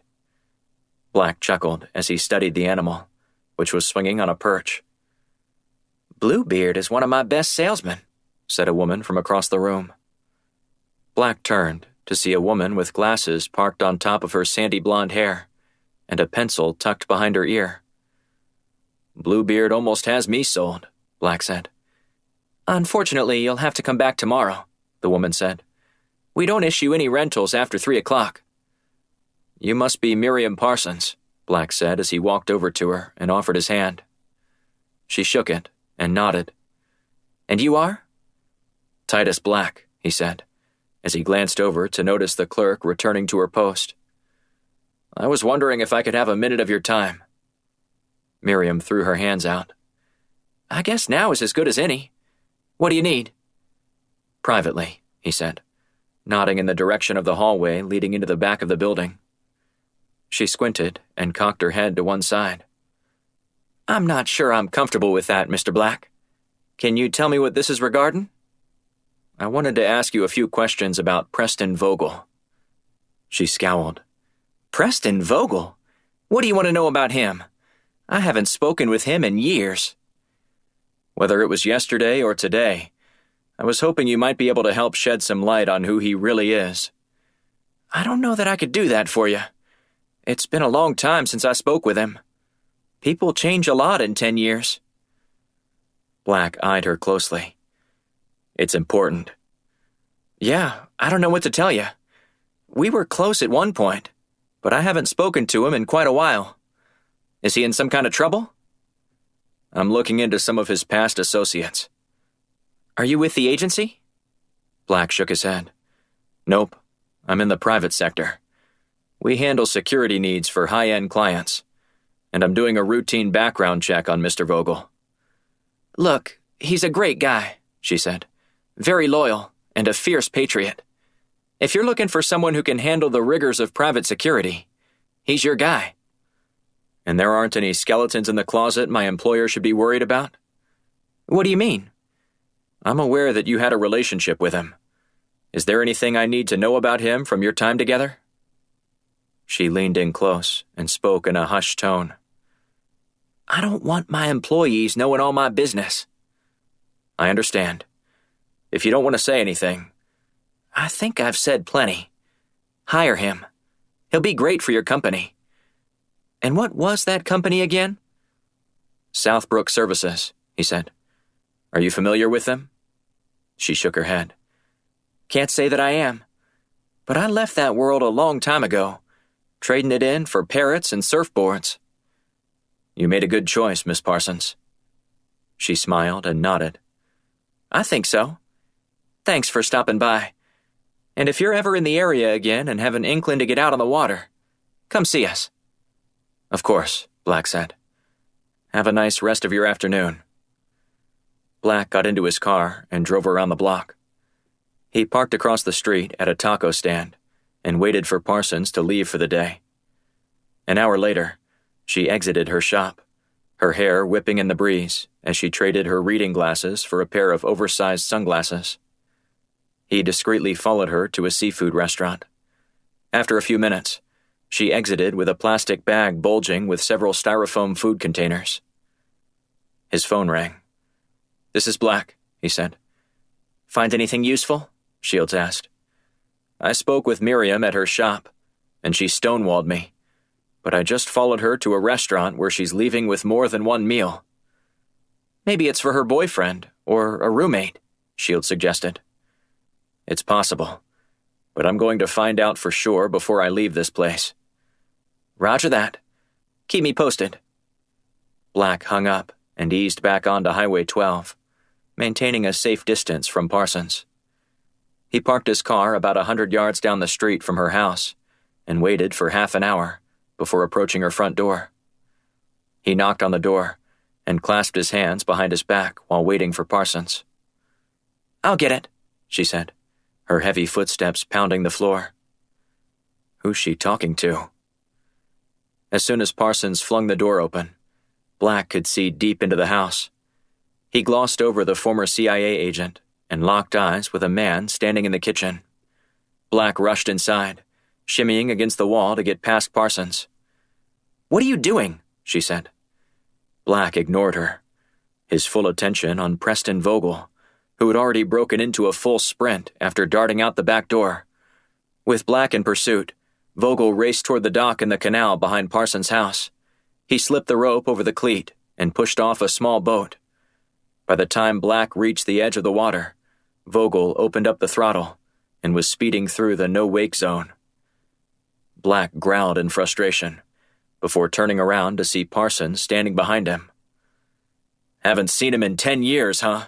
Black asked. It's just that. Save your excuses for someone who cares. I need a boat. Anyone you can explain the situation to so they won't be too upset when I steal their boat? She shrugged. I'm going to just take one if you don't hurry up and say something, Black said, as he narrowed his eyes. Okay. Take Mr. Tyson's right there. He'll be understanding. You better be right. Black hustled down Mr. Tyson's dock and discovered the key in the glove compartment. As the engine warmed up, he slipped off the ties and pushed off into the canal. He glanced at the no-wake sign on one side of the canal before opening up the engine.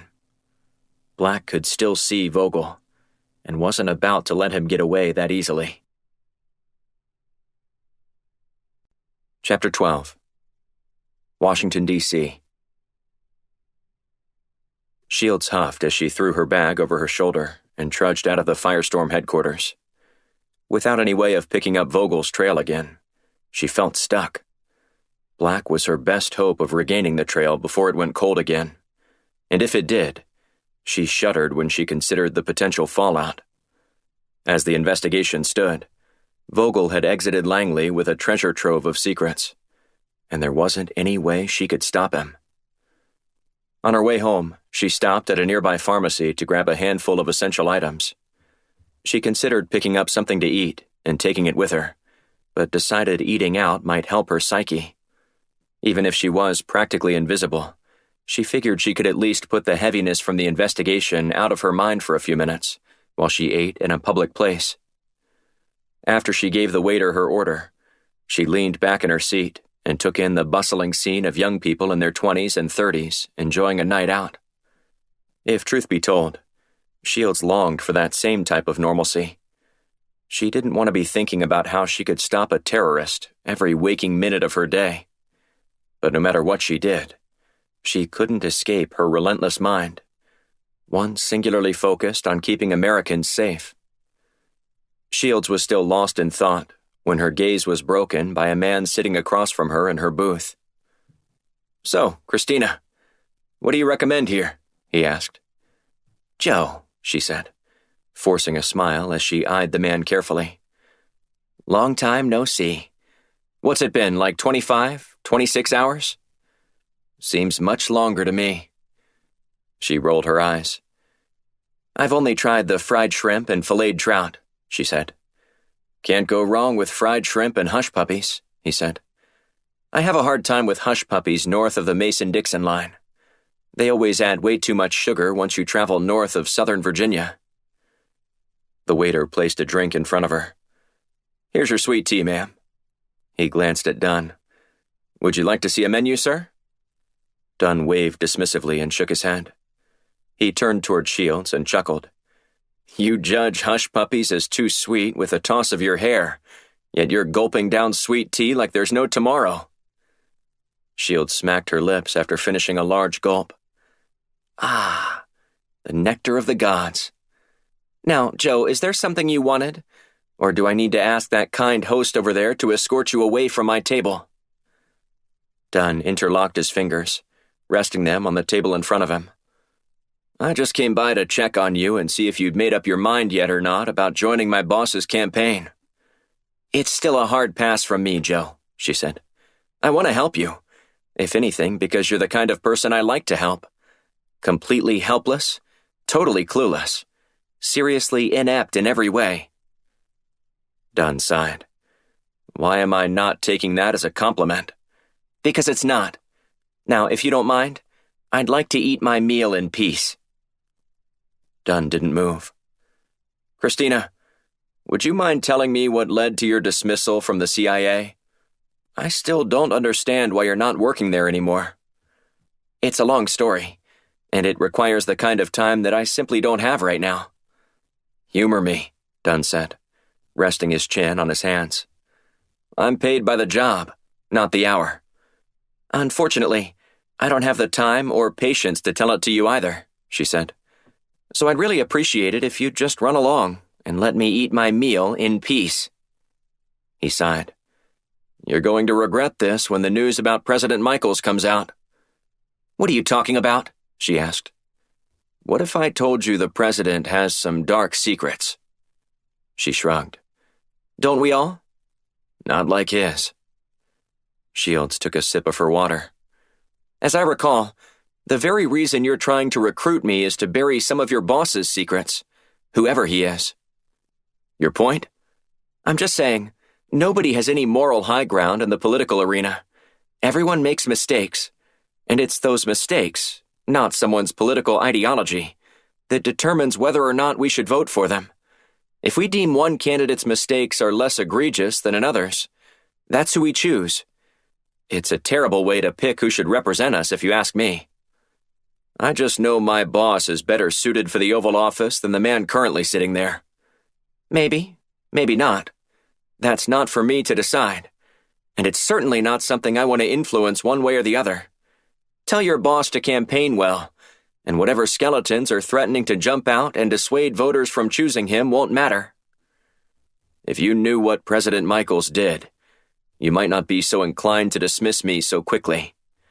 Look, Joe, we're dealing in your opinions right now, not facts. You won't even tell me who your boss is, so for the umpteenth time, I'm not interested in helping you. Just wait. Wait on what? She asked. You'll see. He stood, holding Shields' gaze, tapping his fingers on the table. Without uttering another word, he turned and left the restaurant. I thought I'd never get rid of him. Shields wasn't sure what she detested more, Dunn's self-righteous attitude about his boss, or the fact that Dunn was following her around. And both actions made her uncomfortable when she was near him. While waiting for her food to arrive, she pulled out her phone and did some research on Joe Dunn. She had been merely annoyed the first time he approached her, but now she'd become curious. With some deft internet sleuthing, she figured out who he was working for. John Kingman. She quickly scanned an article providing background on Kingman, a wealthy entrepreneur from Chicago who apparently had presidential aspirations. Then she dove into any harmful articles about him, looking for criticism and complaints. At first, she didn't find much of anything.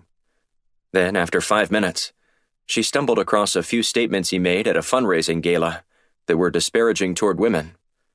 Shields had heard far worse from others she'd encountered over the years, choosing to use the comments as motivation, as opposed to taking up an offense. And while she didn't care for what Kingman had said, she doubted it would make much difference to voters. Maybe there's something I'm missing. Her food finally arrived, so she moved her phone aside to dig into her meal. However, she hadn't taken 2 bites before the cell vibrated on the table, rattling until she answered. I just sent something to your email, Dunn said. Can't you leave me alone and let me eat in peace? She asked with a sigh. Just read it, and then get back with me. He hung up, and Shields returned to eating her salad. Once she finished, her curiosity got the better of her, and she decided to look at the document he sent her. She opened up the first one and started reading.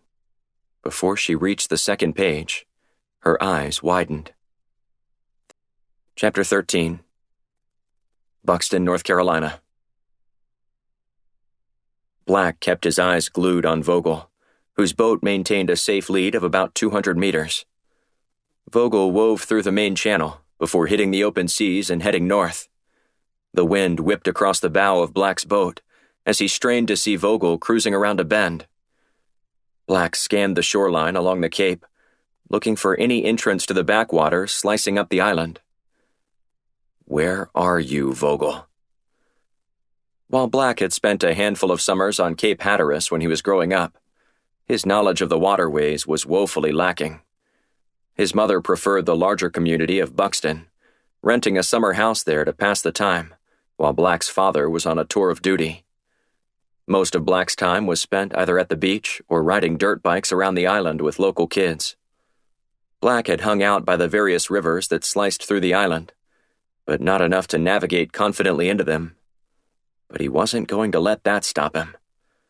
Black searched for a likely hiding spot, not finding one until he'd already passed Buxton and was now cruising along just outside the community of Hatteras. He thought he caught a glimpse of Vogel's boat and decided to venture into a nearby canal. However, it proved to be a dead end. Black turned around, making one final pass to see if he could locate Vogel. Convinced he wasn't prepared for a chase on the water, Black considered the possibility that Vogel had doubled back and was going to whisk Miriam Parsons away. And Black couldn't let that happen. She obviously knew more than she was letting on. He just needed to convince her to talk, if she hadn't already bolted with him. Black opened up the throttle and roared into the canal behind Parsons' house. He found her sitting on the dock, finishing her meal. She dabbed the corner of her mouth with a napkin and then hopped to her feet. "Didn't find him, did ya?" she asked, holding out her hand for the rope. Black threw it to her and shook his head. "I don't know the backwaters well enough to catch him. I thought if I could close the distance, I might be able to corral him, but that wasn't the case. Plus, it's getting dark. Nothing good happens on the Cape after sundown." "That's how I remember it," Black said. "You used to live here?" "In the summers, with my mom. But that was a long time ago." "Not much has changed." Black nodded. "That's true. I'm still getting lied to." "Look, I can explain," she said. Black finished tying off Mr. Tyson's boat and then joined her on the dock. "I'm listening."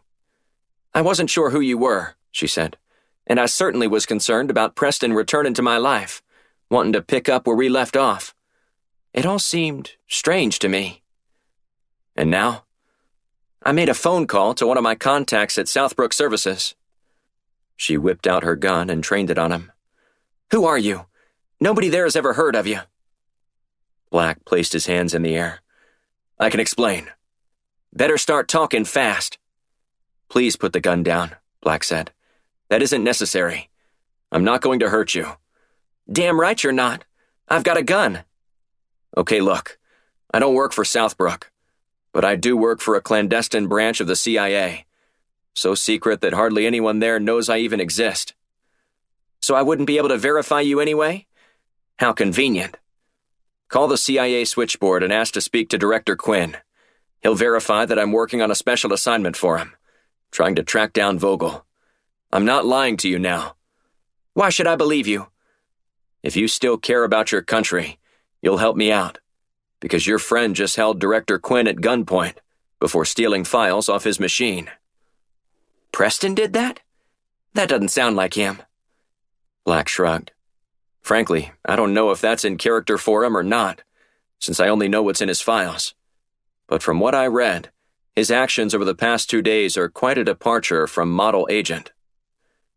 Parsons dropped her weapon and gestured toward a bench on the dock. "Have a seat, and let's talk.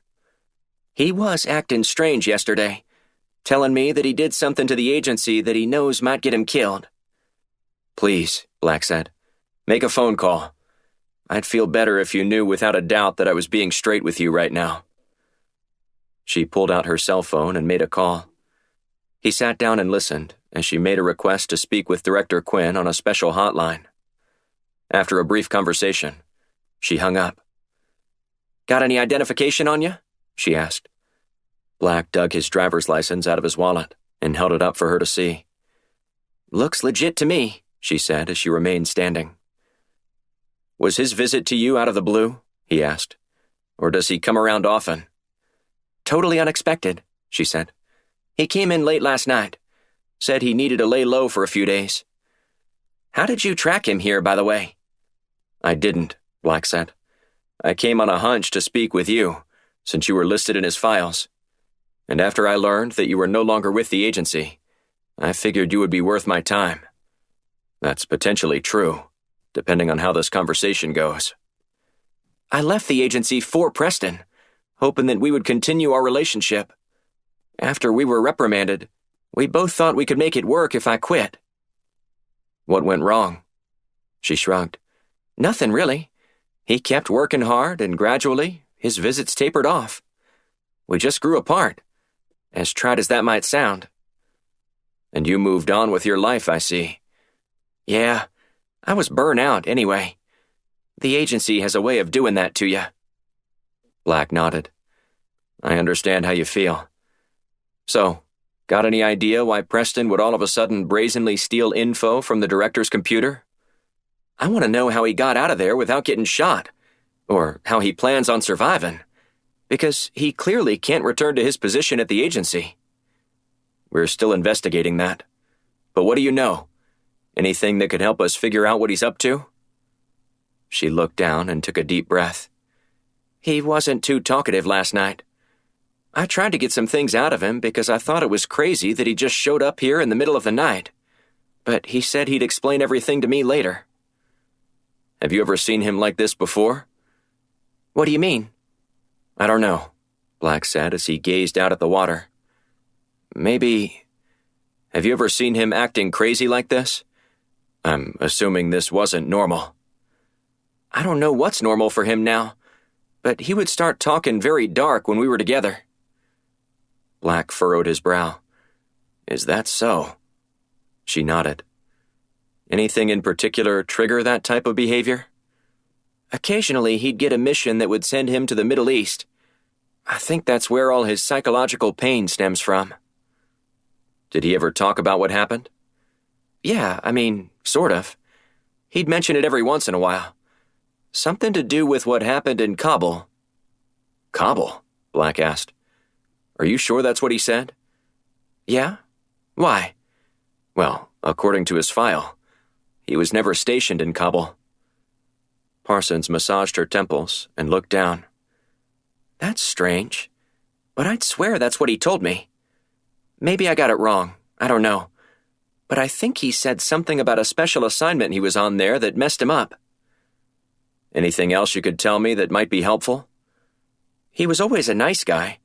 He never hit me or did anything like that. Always respectful of me and my wishes. I can tell you still have some affection for him, Black said. It's hard not to, even though I know we'll never be together. I know you might be tempted to tell him everything, but don't. What do you want me to say? Tell him I'm your jealous ex-boyfriend. He doesn't know me, and that should at least buy us some time in figuring out a way to capture him before he goes all scorched earth on the director, like he promised to do if we went after him. And then what? She asked. The sooner we find him, the better.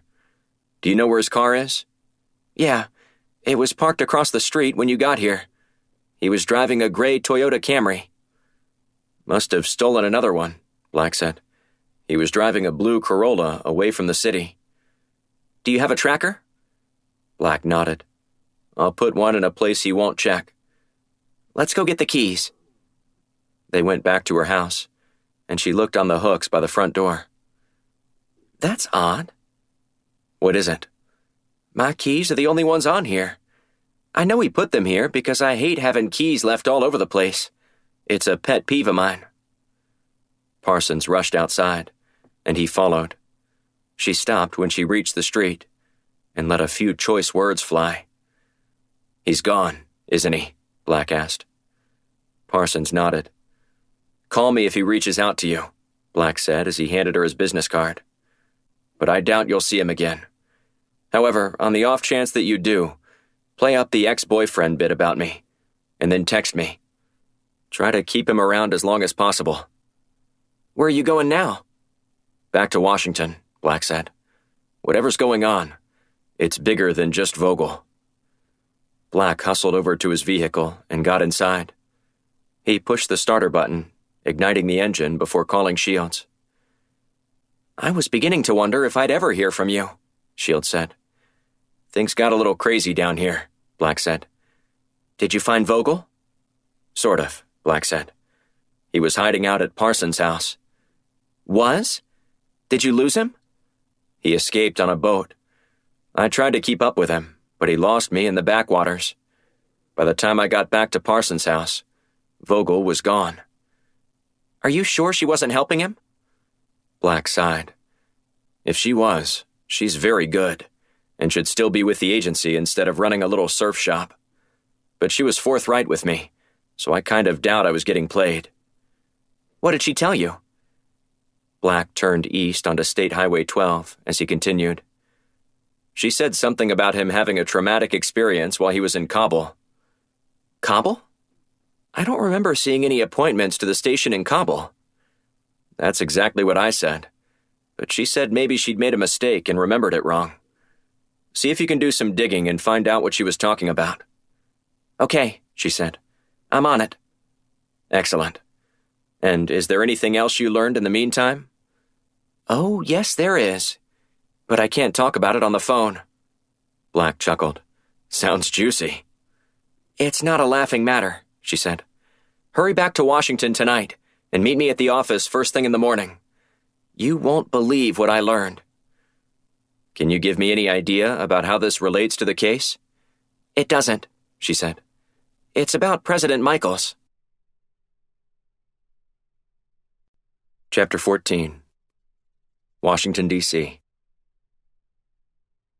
Blunt crammed a bagel into his mouth as he lumbered into the office just before 8 a.m.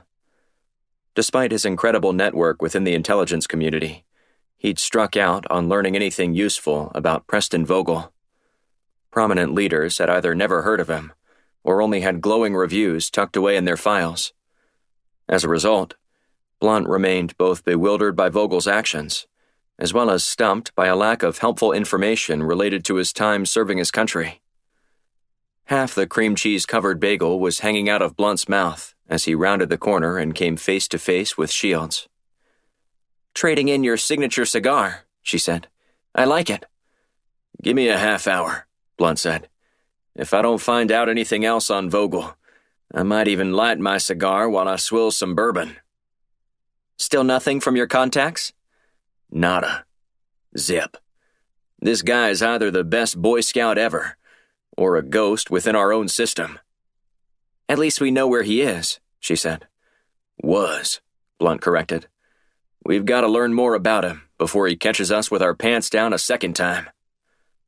Given his track record, I wouldn't say anyone was caught with their pants down. This is more like a shocking betrayal by a loyal patriot. Blunt grunted and shrugged. Potato, potato. Either way, it doesn't reflect well on the agency. And who knows what secrets he intends to expose, or who he plans to blackmail with what he stole off Director Quinn's machine. Got any contacts with promising information today? She asked. I'm hoping General Walker can shed some light on all of this, Blunt said. He seems to have a good grip on some of these CIA programs that have thrived in the shadows. Shields slapped him on the arm and forged ahead. Be sure to ask Quinn about Vogel and his time in Kabul. Kabul? Yeah, she said as she continued down the hallway. I left a note about it on your desk. Let me know if you learn anything interesting. Blunt finished off his bagel and made a beeline to his office. He flipped the light on and hung his cane on the coat rack in the corner. After he shut the door, he sank into his chair and exhaled. The longer Vogel remained free, the more difficult the team's job became. Blunt read Shields' note about Vogel as relayed to her from Black. Blunt read through a copy of Vogel's personnel folder again. There wasn't any mention of Vogel ever being stationed in Kabul. Blunt underlined that portion of the message and dialed Director Quinn's number. Good morning, Blunt said. I'm glad it's good for someone, Quinn said. That bad, huh? I'm still pissed about what Vogel did, J.D. Wouldn't you be? Oh, believe me, I still am. I want to see that traitor locked up as much or more as you do, which is why I'm calling today. Did you catch him? Blunt grunted. Almost. One of our agents went to Cape Hatteras on a hunch where Vogel's ex lived. Our guy lost him in the backwaters before Vogel bolted for the mainland. But we're going to find him. I want the first crack at that bastard. I'm sure you'll get your chance, Blunt said. But before that happens, I have a question for you regarding our favorite fugitive. Fire away. Blunt glanced at the note from Shields before continuing. Did Vogel ever serve in Kabul? Kabul? Not that I'm aware of. And I've just about got his entire history memorized after his stunt in my office. Why would you ask that? According to his ex, he has experienced a lot of trauma from a secret program he was a part of in Kabul. If he was, there's no official record of him participating in anything in Kabul, much less going there. Blunt sighed. I guess he could be lying to his girlfriend, but that still seems like an odd story to conjure up. We're dealing with a psychopath here. I'm not sure we can expect him to do anything normal. He had the guts to walk into my office and hold me at gunpoint to get what he wanted. I wouldn't put anything past a guy like that. All our agents are trained in the art of deceptive communication." Blunt scowled as he scribbled down a few notes. "So, he was never in Kabul?" "Not according to any official documents here at the agency." "Do you think he's capable of pulling something off like this?" "Not without some help," Quinn said. "And based on everything I've read about the guy, he's a loner without any strong ties to other agents currently employed by the CIA. Miriam Parsons was his only well-known connection.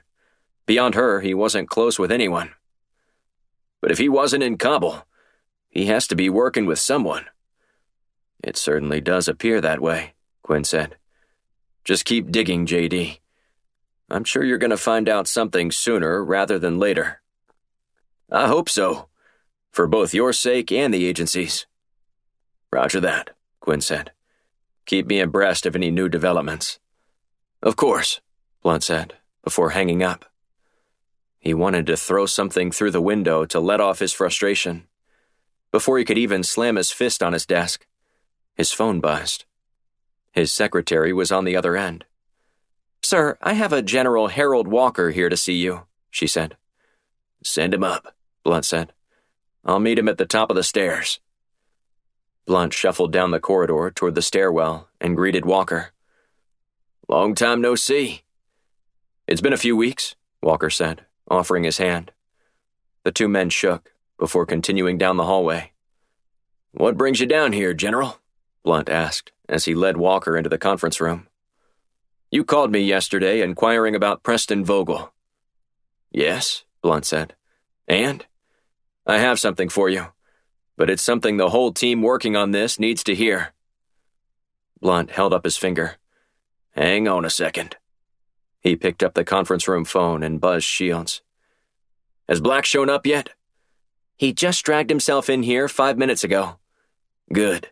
Both of you meet me in the conference room immediately. I've got someone who wants to speak with the team."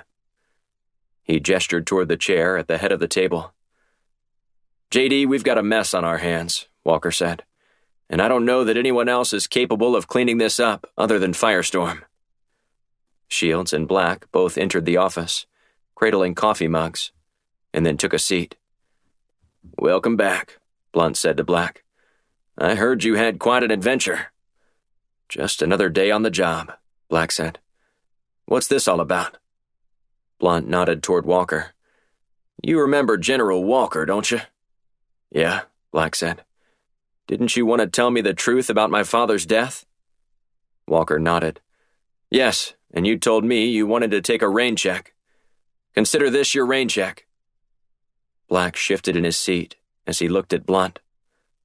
"Is this really necessary right now? We're in the middle of a pressing investigation." "It's related to your investigation," Walker said. "At least, I have a strong hunch that it is." "Please, go on," Blunt said. Walker leaned forward in his chair. "When I heard about all the agents who'd been murdered, I knew they all had ties to Wilson Wellington during his time in Afghanistan. That was during the same time your father was serving there. So I'm going to tell you what really happened. And I'll start by saying that your father never learned about Wellington having an affair, because he never had one." Black furrowed his brow and cocked his head to one side. "I'm sorry, I don't think I understand. The story about Wellington having an affair was a cover, one concocted by the Pentagon to obscure the truth about what was really going on over there." "Then what was going on in Afghanistan?" Black asked. "Wellington was trying to figure out a way to get better intel from the Taliban," Walker said. "So he worked with the CIA to develop a drug ring with the Taliban. As a result, we were able to penetrate deep into the organization, which helped us fight them. There was only one problem. Not everyone knew about it." "My father was one of them, wasn't he?" Black asked. Walker nodded. "Your father saw one of the agents selling drugs to a kid outside the camp one day. The next day, he saw that same kid lying dead along the side of the road. Your father put things together and confronted Wellington, who tried to explain what was going on. But your father insisted that selling drugs to kids wasn't necessary to accomplish the overall mission." "And he was right," Black said. "Of course he was," Walker said. But in the course of war, everyone doesn't always think clearly, nor ponder the implications of their actions. And ultimately, Wellington's intel was some of the best we were able to get.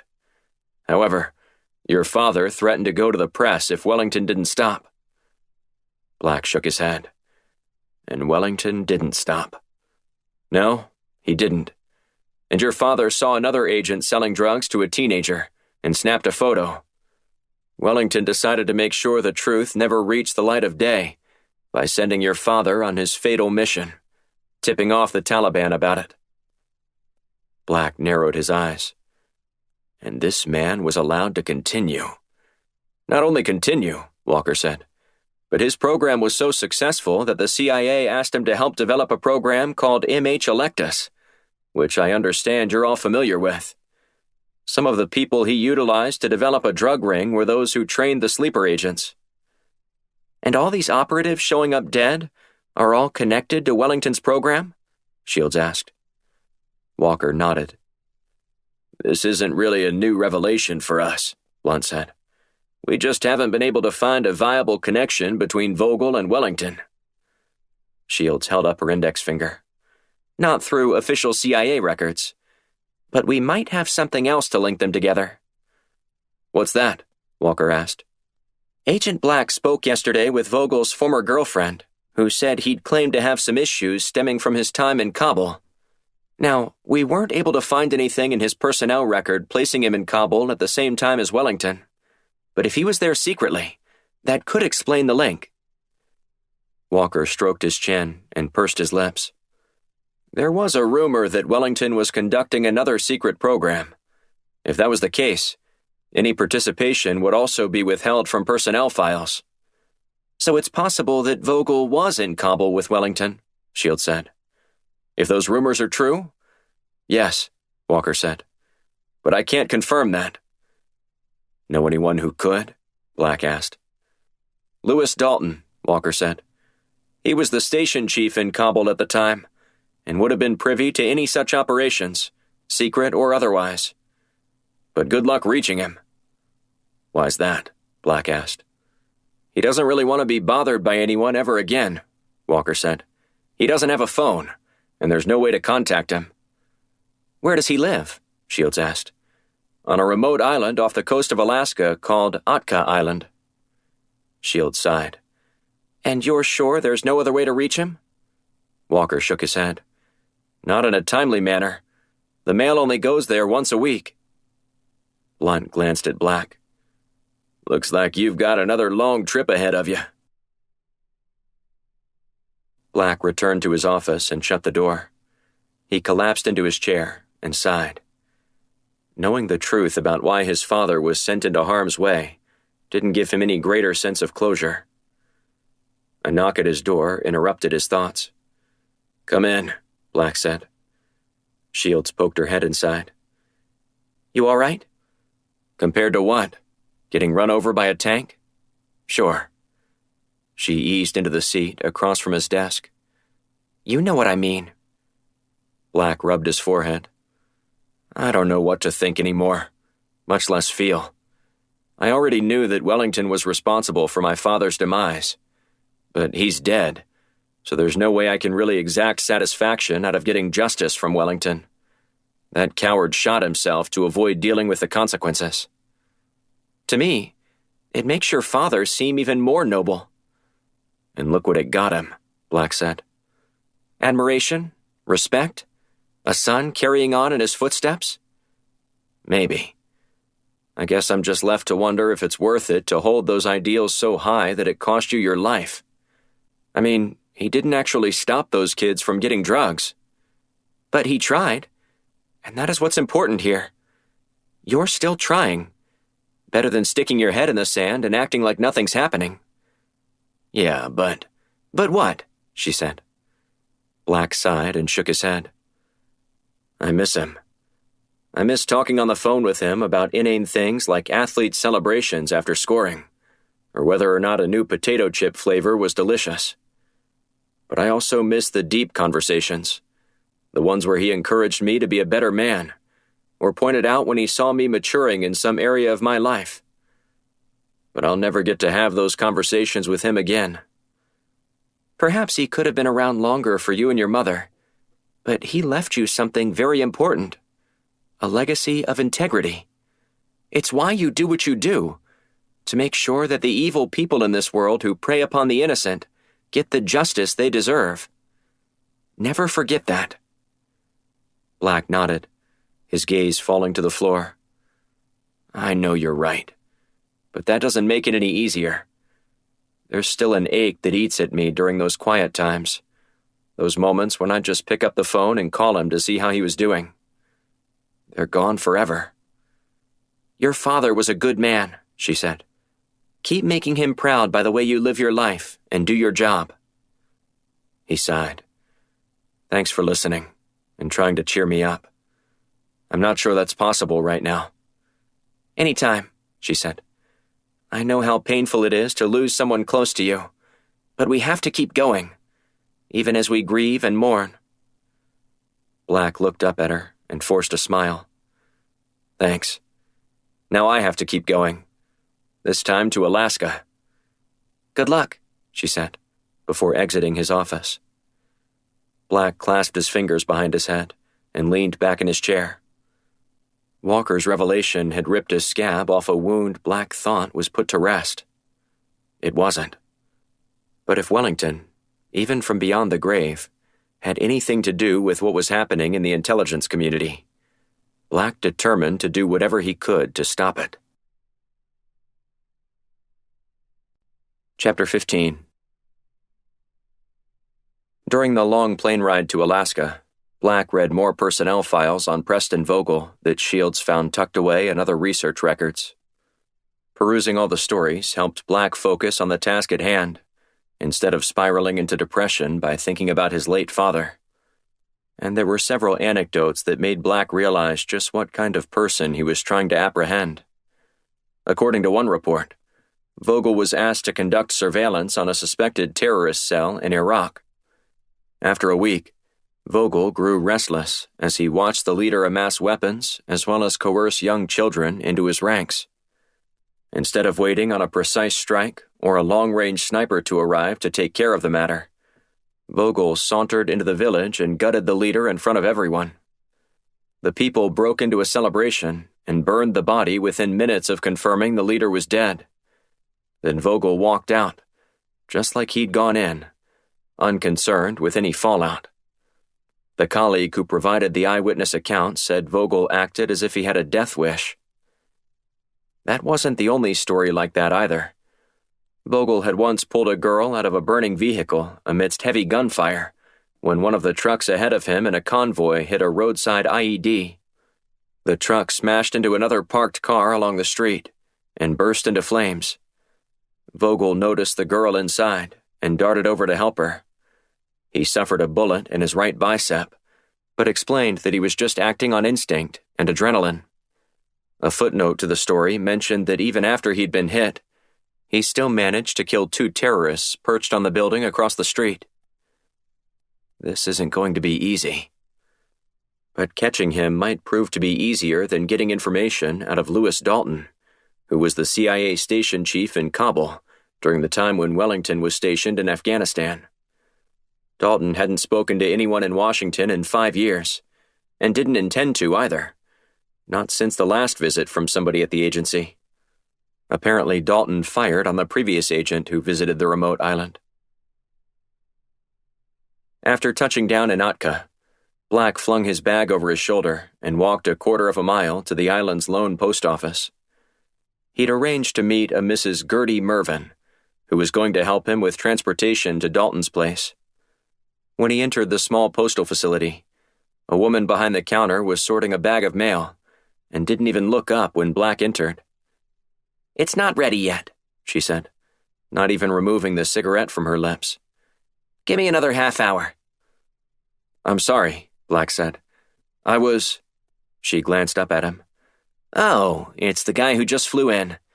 I'm Gertie. Sorry about that. Mr. Knox always shows up at 10 o'clock the day each week that mail arrives, when I've told him at least 500 times that the mail won't be ready until 10:30. That's why I call him Mr. Obnoxious when he's not around." Well, I'm sorry to interrupt your work, Gertie. Are you kidding me? I get paid to run this place, and it's about as boring as prison. And trust me, I know. You were in prison? Black asked. Caught a man trying to steal one of my cows one night. I may or may not have run him over on purpose. I pled guilty to vehicle manslaughter and spent 3 months in jail. When I got out, all my cows were still there. Haven't had any problems since. Well, I'm not here for your cows, Gertie. I know, she said, waving dismissively. Or my lame-ass stories. You're here for a vehicle to reach that hermit on the other side of the island, Mr. Dalton. That's correct, Black said. She tossed him a pair of keys. I'd let you take my firstborn, if it meant not ever having to drive out to his place again. Not a fun trip to make? Gertie took a long drag off her cigarette. It'll take you at least a half hour or more to get up that steep, craggy hill. It's way worse in the dead of winter. That's when I usually make him come in to get his mail. Anything I need to know about Mr. Dalton? I was going to ask you the same thing, Gertie said. Nobody knows anything about him.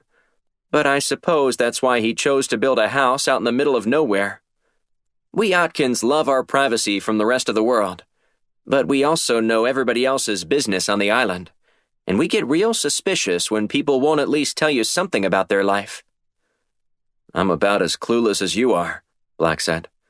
But supposedly, he's an expert on an issue we're dealing with at my office.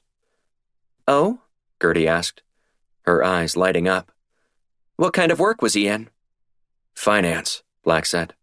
Boring stuff. You could have just called, she said. I was told he didn't have a phone. She laughed, which quickly devolved into a hacking cough. You mainlanders are all so gullible. She gave Black directions to Dalton's place, finishing with the surefire phrase, You can't miss it. Black knew that wasn't always the case, and was concerned he might not ever return to civilization. He jumped into Gertie's half-rusted Chevy S10 and fired up the engine. Black ascended a narrow pass toward a ridge with a modest house on top of it. In the field below sat a crashed B-24 bomber that had been decaying there since World War II. In the distance, the waves peacefully lapped the shore as fog rolled in. Black could see the appeal of living in the Aleutian Islands, far away from the rest of civilization. Maybe that's where he'd end one day, but not any time soon. He needed action, and plenty of it. When he rolled up to Dalton's property line, a padlocked fence prevented Black from traveling any farther. He grabbed a handful of envelopes and packages Gertie had given him and hopped over the fence. Before he'd taken 5 steps, he heard the cocking of a handgun. Don't move another muscle, the man said. Black looked up and locked eyes with Dalton. I'm sorry, sir. I would have called ahead, but according to the agency, you don't have a phone. Dalton cursed and spat before wiping his lips with the back of his hand. I told them never to come out here again the last time some dimwit showed up on my property, wanting to ask me a few questions. You can drop the mail where you stand and turn around and leave. Black sighed and shook his head. Sir, I came all this way, and I really need your help. Why should I help you? I left the agency years ago for a good reason. I don't want to get involved anymore. But sir, this is important. Lives are at stake. Dalton huffed and waved off Black. Lives are always at stake, son. It's how they convince you that what you're doing is important. Black persisted. Well, my father lost his life because of some things related to what's happening here, and I'd like to get some answers. I'm sorry to hear that. None of us are immune to tragedy, but I still can't help you. Would you change your mind if I told you that my father was Captain Victor Black? Dalton dropped his weapon and nodded. Come inside. I'll put on a pot of coffee.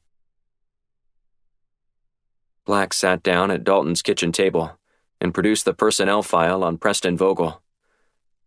I do apologize for the intrusion, sir, Black said. I would never. That's not necessary. Dalton said. "Your father was a fine man, and I hated what happened to him."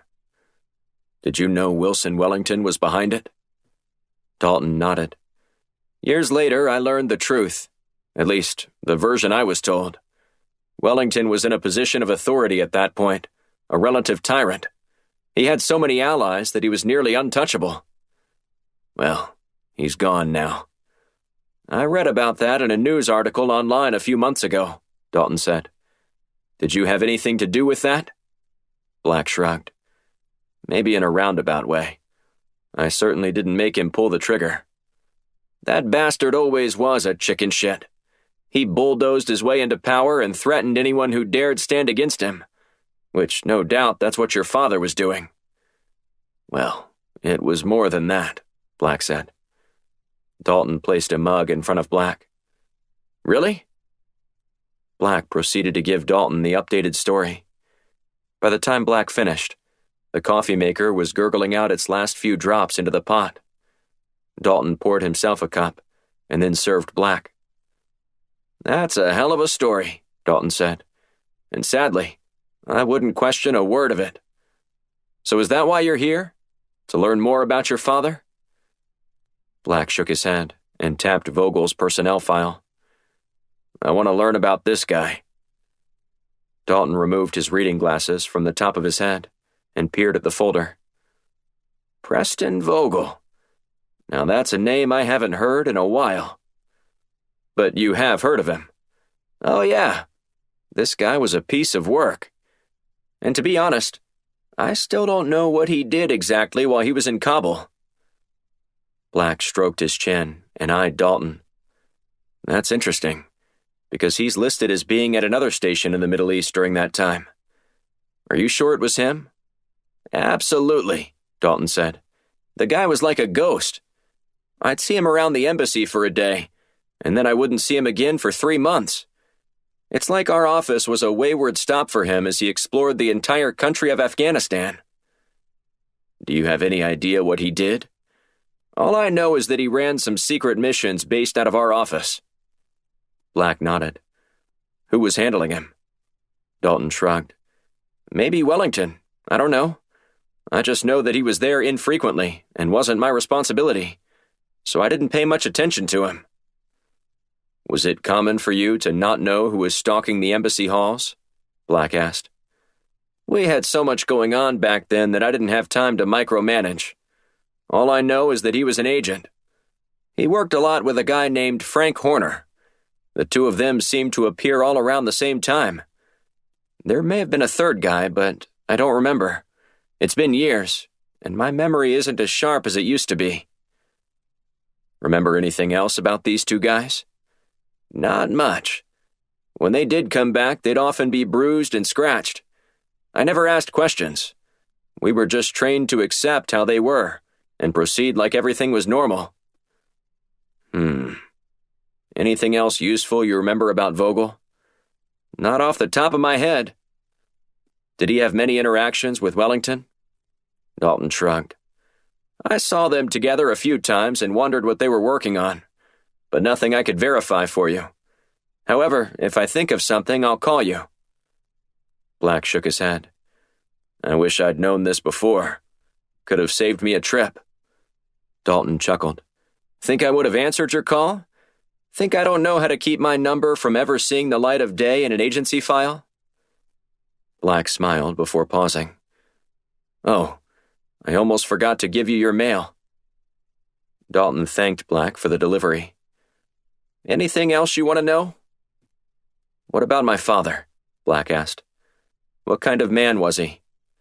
"He was the best," Dalton said. "In my few conversations with him, he was always kind and considerate. And he loved his country and his job. He'd fly any mission, from what I understand. It's really too bad that he's gone. The world could use more Victor Blacks." "I agree." Black stood and then headed toward the door.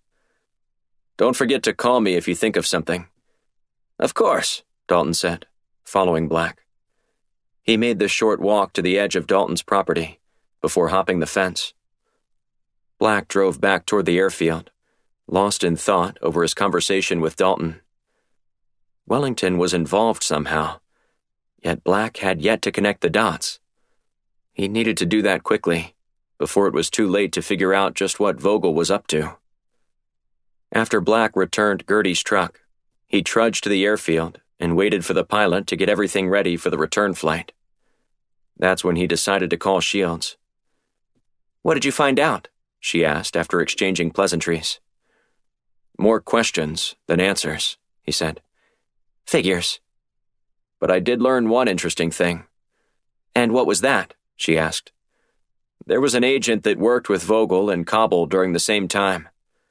According to Dalton, he had a similar pattern of infrequent visits to the office, as well as disappearing for vast amounts of time, resurfacing only when necessary." "Did this guy have a name?" "Yeah," Black said. "His name was Frank Horner." Black listened as Shields typed furiously on the computer. "Well, this just got interesting," she said. "What is it?" Black asked. "Frank Horner retired earlier this year from the agency," she said. "So?" Black said. "That doesn't mean anything." Black heard her typing away for a moment, before she sighed. "What is it?" "You're not going to like this," she said. "Horner was murdered 3 months ago." Chapter 16. Washington, D.C. President Michaels clutched his wife's hand as they navigated through the crowd of people gathered outside Bobby Van's restaurant for a big campaign fundraiser. The upscale dining facility handled some of the biggest events in town for all the VIPs. And while Michaels was undoubtedly the reason for the gathering that cost a hefty sum for each plate, Bobby Van's steaks were equally alluring. Michaels flashed his trademark smile and waved as people called out his name and tried to snap pictures of Michaels with his wife Bethany. She looked up at him and smiled. "There are still a few people in this town who like you," she whispered to him. "I don't care if everybody in Washington hates me, as long as you still love me," he said. She cast a sideways glance toward him, a faint grin leaking around the corners of her mouth. "The election is still months away." He chuckled and charged into the group of well-wishers with her. After a half hour of shaking hands and posing for pictures with prospective donors, everyone sat down to enjoy their food. The president's chief of staff, Ryan Mason, sat on Michaels's left, while Bethany occupied the seat to his right. "There's a lot of energy here tonight," Mason said. "Can't you feel it?" Michaels nodded as he consumed another piece of delectable meat. Bethany leaned forward and looked at Mason. "I was just telling Conrad that not everyone hates him, despite what the media says." "The media hates everyone," Mason said. "I think they hate themselves the most. They'd find something wrong with Jesus Christ if he were walking the earth today." Michaels dabbed the corner of his mouth with his napkin. "Thankfully, I wasn't under any illusions that becoming president would mean I'd become more popular. Quite the contrary, actually. If this was a popularity contest, someone like Oprah could waltz onto the ballot every year and coast away with a victory. I'm here because I feel like I'm supposed to be here, and I want to help this country reach its full potential. And in order to do that, we need money, and lots of it," Mason said. "So hurry up and finish your meal, so we can get these people opening up their checkbooks." Michaels nodded. He hated the economics of politics in America. It was one thing he wanted to change when he won his first term. But the method of funding campaigns had become too entrenched in Washington. He figured it had taken an unprecedented act from Congress to make that change happen, and that meant the status quo wasn't going anywhere. Michaels finished his meal and was introduced by Amy Waverly, a self-made billionaire in the tech industry who volunteered to host the event. She was known to be completely apolitical, which was why her offer to host a fundraising dinner surprised the campaign. "Everyone give it up for the President of the United States of America, Conrad Michaels," she said, her voice echoing through the sound system. Michaels strode to the lectern, gesturing for his supporters to calm down, but that only fired them as they continued to clap and shout for him. After about a minute, everyone settled down and took their seats again. Michaels pulled out his notes and began his speech. When he finished, Mason ushered the president into a special VIP lounge, where he met individually with a few people. The special meet and greet lasted a half hour before he was told to wrap it up. The Secret Service was escorting Michaels to his limo when a young woman stopped him in the hallway. "Please, Mr. President, can I have a moment of your time?" she asked. "It won't take long. Thad Huxton asked me to give something to you." Michaels gestured for the security members to back away. They fanned out against the wall as he turned his full attention to the woman, who was wearing a short, skin-tight dress. "Did you say Thad Huxton?" Michaels asked. "Yes, he wanted to be here tonight, but fell ill." Michaels had wanted to connect with Huxton for 3 years or so now. His new invention that turned saltwater into freshwater was saving cities along coastlines that had been ravaged by droughts. Since going public, Huxton Industries had become one of the hottest stocks on the market. An entire ethos of fans had cropped up, hanging on Huxton's every word. Every social media post garnered millions of likes and comments, and oftentimes drove the cable news cycle with pundits dissecting his latest public message. "Huxton was supposed to be here?" Michaels asked. "He told me to give you his apologies," she said. "He was really looking forward to meeting you." "The feeling is mutual," Michaels said. "I've wanted to ask him to join my entrepreneurial task force for a few months now, but have to wait until next term to issue new invites." She smiled and nodded. "I'll be sure to tell him. In the meantime, he wanted me to give this to you." The woman handed him a large envelope. "What's this?" he asked. "Just look at it when you get a chance. There are some instructions inside on what to do once you've read through the material." "Of course," he said. "Give Mr. Huxton my best." "Have a good evening, Mr. President." Michaels watched the woman walk away before Bethany strode up to him and punched him in the arm. "Put your tongue back in your mouth." "She had something to give me," he said. Bethany leaned in close and spoke in a whisper. "I won't be nearly as forgiving as some first ladies have been." Michaels huffed. "It's not like that." "It better not be. Now, let's get moving." They wove through the sea of adoring supporters and only stopped upon reaching the curb where the president's limo was waiting. Michaels turned to wave at the crowd one final time before ducking inside the vehicle. "Well, that was fun," Bethany said as she patted him on the knee. "I just love Bobby Vans. Going there makes me feel normal again."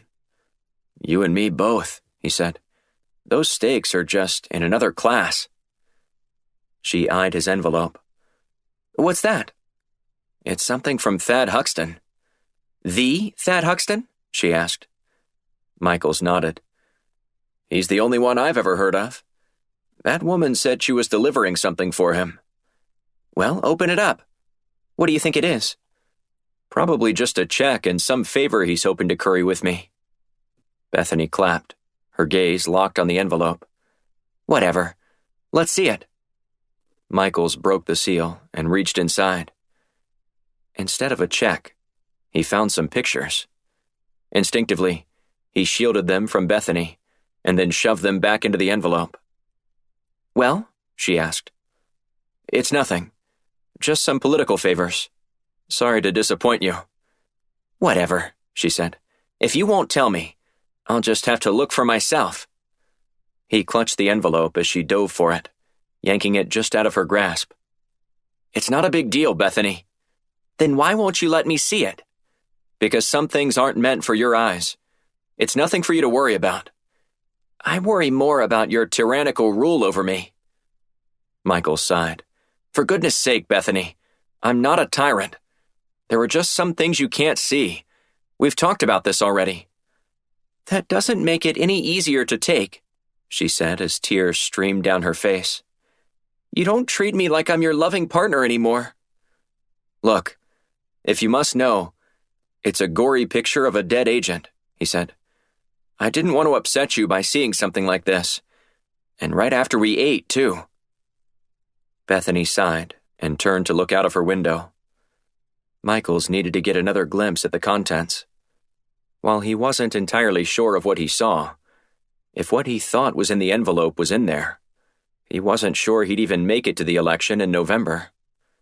With Bethany gazing at the streetscape whizzing past, he eased the documents out of the envelope again. It was exactly what he thought it was. Michaels looked on the back page and read the note. "Do I have your attention now?" it read, accompanied by a phone number. "Call me from your private line when you're ready to talk." Michaels knew this day would eventually come. He just didn't anticipate it being so soon. With a looming election, Michaels wasn't sure he could stomach what would happen if he didn't kowtow to the demands that would soon be made of him. But he didn't have a choice, since he was at the mercy of the person behind the special envelope. Michaels was sure it wasn't really Thad Huxton. But who, then? Think, Conrad. Think. Based on what he saw in the pictures, any plan that could stop the release of that photo needed to happen within hours rather than days. Chapter 17. Upon Black's return to Washington, Blunt gathered the Firestorm team together to develop a plan for apprehending Preston Vogel. 4 days had passed since Black saw him on Cape Hatteras, but since then, Vogel had all but vanished, and Blunt was growing impatient. "Welcome back," Blunt said as he nodded at Black, who was nursing a cup of coffee. "Ready to move to Alaska? If you like being alone, there's not a better place to live." Blunt chuckled. "Is that all you have to say about it?" "Beautiful country," Black said. "Maybe I'll have more insightful commentary once I wake up." "That is a long trip," Blunt said before he turned toward Shields. "Any word from Miriam Parsons?" Shields shook her head. "And from all the monitoring we're doing on traffic cams and every other CCTV feed we can utilize, Vogel's become a ghost." Blunt fished a new cigar out of his pocket and snipped off the end. "The longer this goes on, the more I fear we may not find Vogel until it's too late." "It'd be really nice if we could utilize the FBI to conduct a manhunt," Shields said. "Of course, but we've been asked to keep this search quiet for Quinn's sake, not to mention the rest of the agencies." "If we knew what he took and why," Black said, letting his words hang. Blunt nodded. "For now, I'm willing to respect the agency's wishes, but if Vogel's threat grows, I'm open to revisiting that. But let's just see if we can figure out a way around having to make that choice. What do you say?" Shields nodded. "So I did a little digging on the man Lewis Dalton suggested we look into, an agent named Frank Horner." "Anything interesting, aside from him being dead?" Black asked. She pushed copies of a document across the table toward Blunt and Black. "I got his personnel files and did a little digging. By all accounts, he was a model agent, much like Vogel. He spent time in the Middle East, but was never in Kabul, at least officially." Black stroked his chin as he stared at the page. "Dalton said Vogel and Horner worked together in Kabul." "Well, apparently it wasn't the kind of project that was logged with the CIA." "Then what were they doing there?" Blunt asked. Shields held up her index finger. "That's the million-dollar question, sir." "There's got to be some link to Wellington," Black said. "If the CIA had him working on some secret project, and these guys were all in Kabul during that same time, wouldn't it stand to reason they were all working together?" Blunt shrugged. "Maybe. Or it could just be coincidence. At this point, there's only one person who can tell us what's going on." "One person that we know of," Shields said. "Vogel allegedly had ties to Horner and was in Kabul while Wellington was there. But there could be someone else, or maybe a handful of others, who could explain what might be going on." "At this point, that's just a theory," Blunt said, gnawing on his cigar. "We have to deal with the facts we have. And currently, Vogel is it.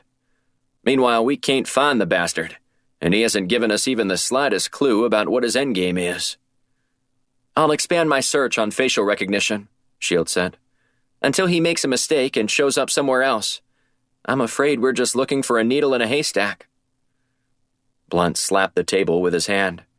"Damn it! We need to catch a break." "You know that's not how this works," Black said. Blunt nodded before he buried his head in his hands. "Just keep looking." Black and Shields exited the conference room, leaving Blunt alone. He paced around the table and attempted to piece together more of the information they had. But there wasn't anything he saw as actionable. The team was already doing everything it could to track down Vogel and bring him in. However, Blunt knew that the longer this hunt went on, the less their odds were of catching the man. Blunt's phone vibrated on the table. He picked it up and glanced at the screen. Great. The president.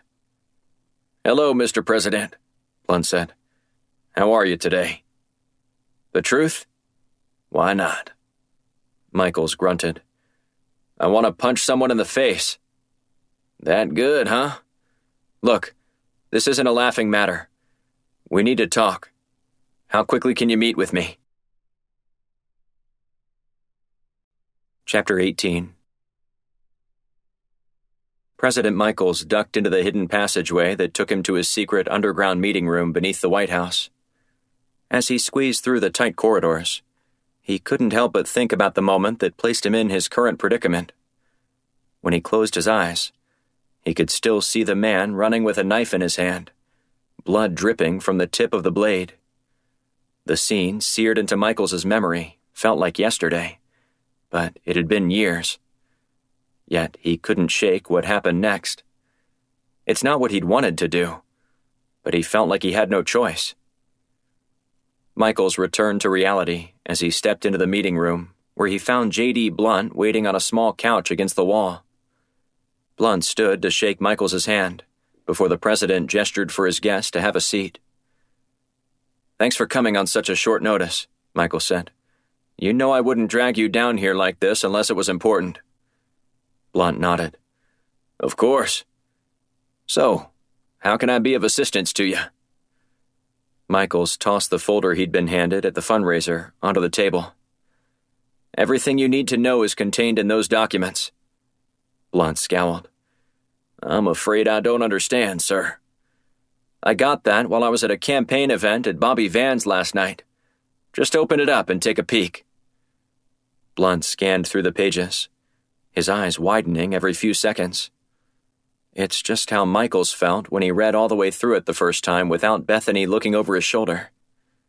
She surely had her own secrets, but none like this. When Blunt finished, he took off his glasses and looked up at Michaels. "Is this true?" Michaels nodded.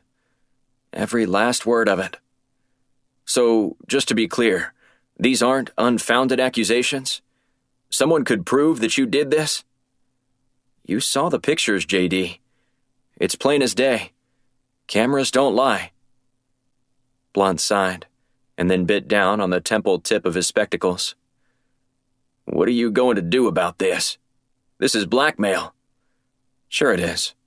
But the last thing I want before an election is something like this hanging over my head." "You're in a catch-22, Blunt said. "If you give in, you may stave off any public humiliation now. But who's to say this person won't release the information anyway at a later time, for a big October surprise?" "That's why I'm turning to you for help," Michael said. "I want your team to handle this discreetly for me. There's no way I want this on any public record ever." "We're stretched a bit thin at this point, sir." "I don't care.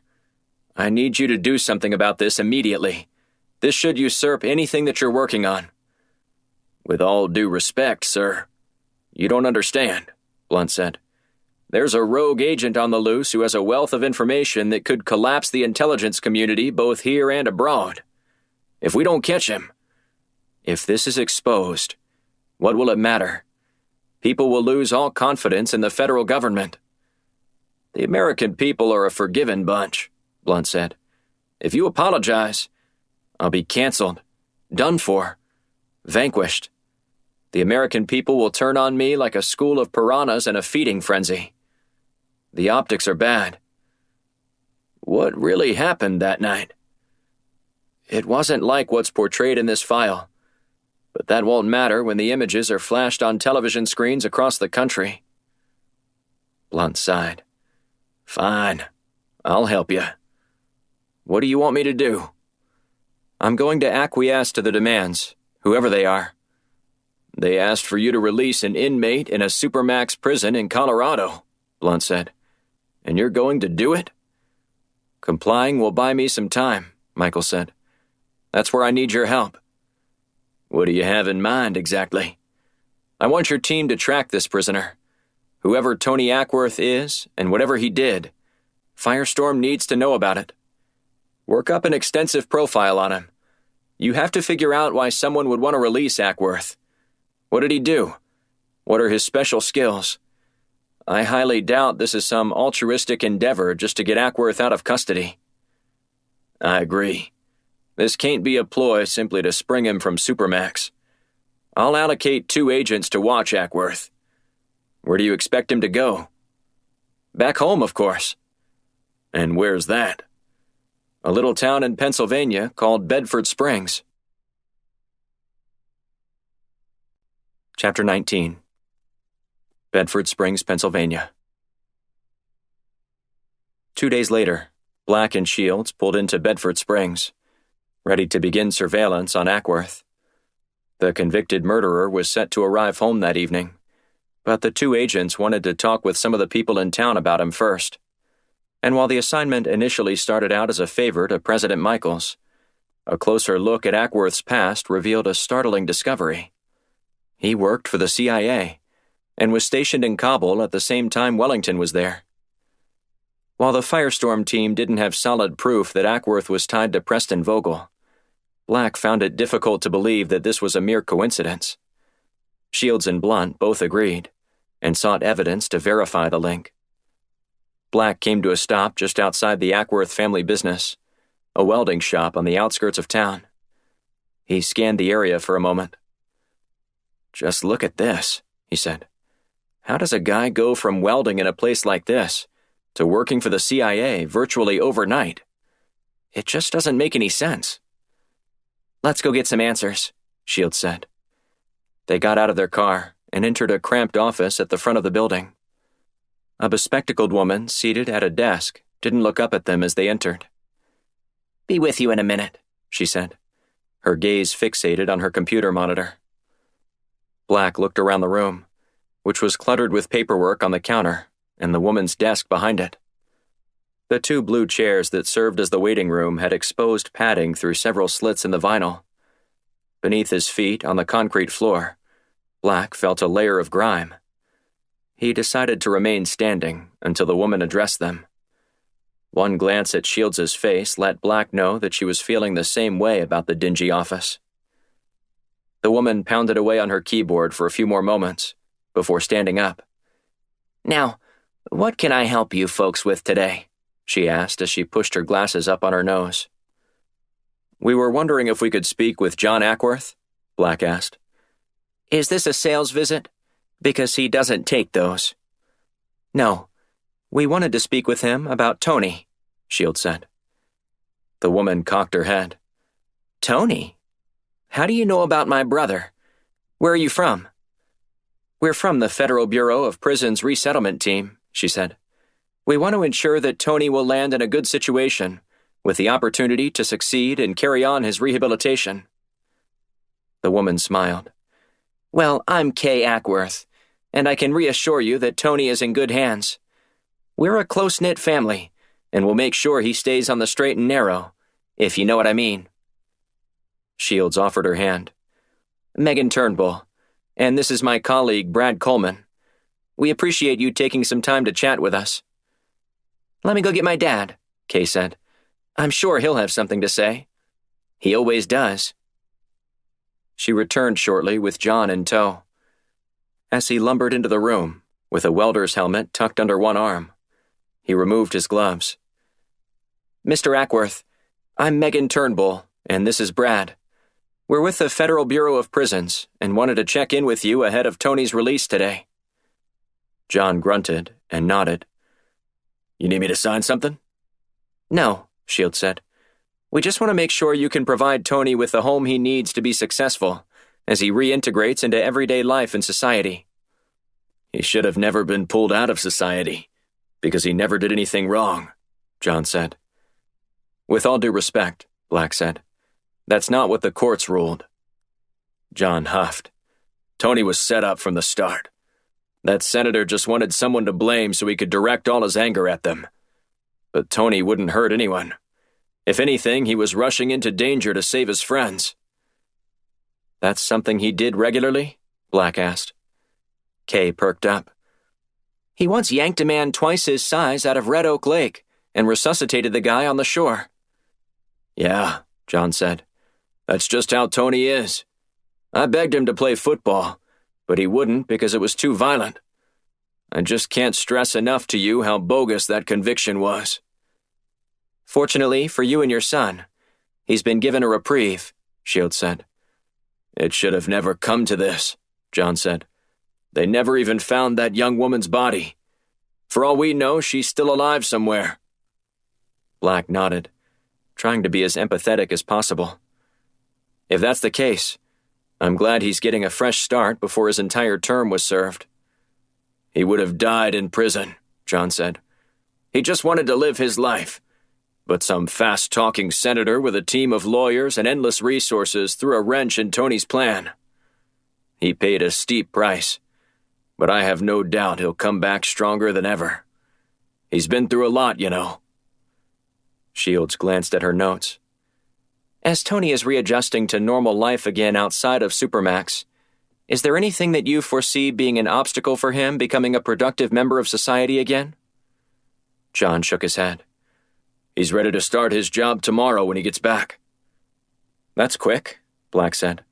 We usually recommend at least a month or so to get acclimated with societal and technological changes before jumping back into the workforce. Well, that's the kind of guy Tony is. He's not one to sit on his hands and try to figure it out from afar.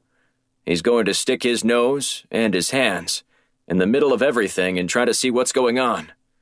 He prefers to get the knack of things by experiencing them, rather than studying them first. What about his time in the CIA? Black asked. What about it? John fired back.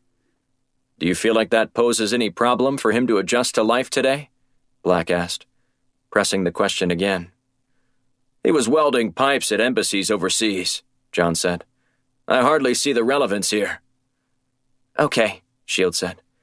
If there is anything you think might cause concern, please let us know. We're here to help. John took the card and shook his head. Sure you are. You're both probably too young to remember when President Reagan said, "The most terrifying words in the English language are, 'I'm from the government, and I'm here to help.'" Shield shrugged.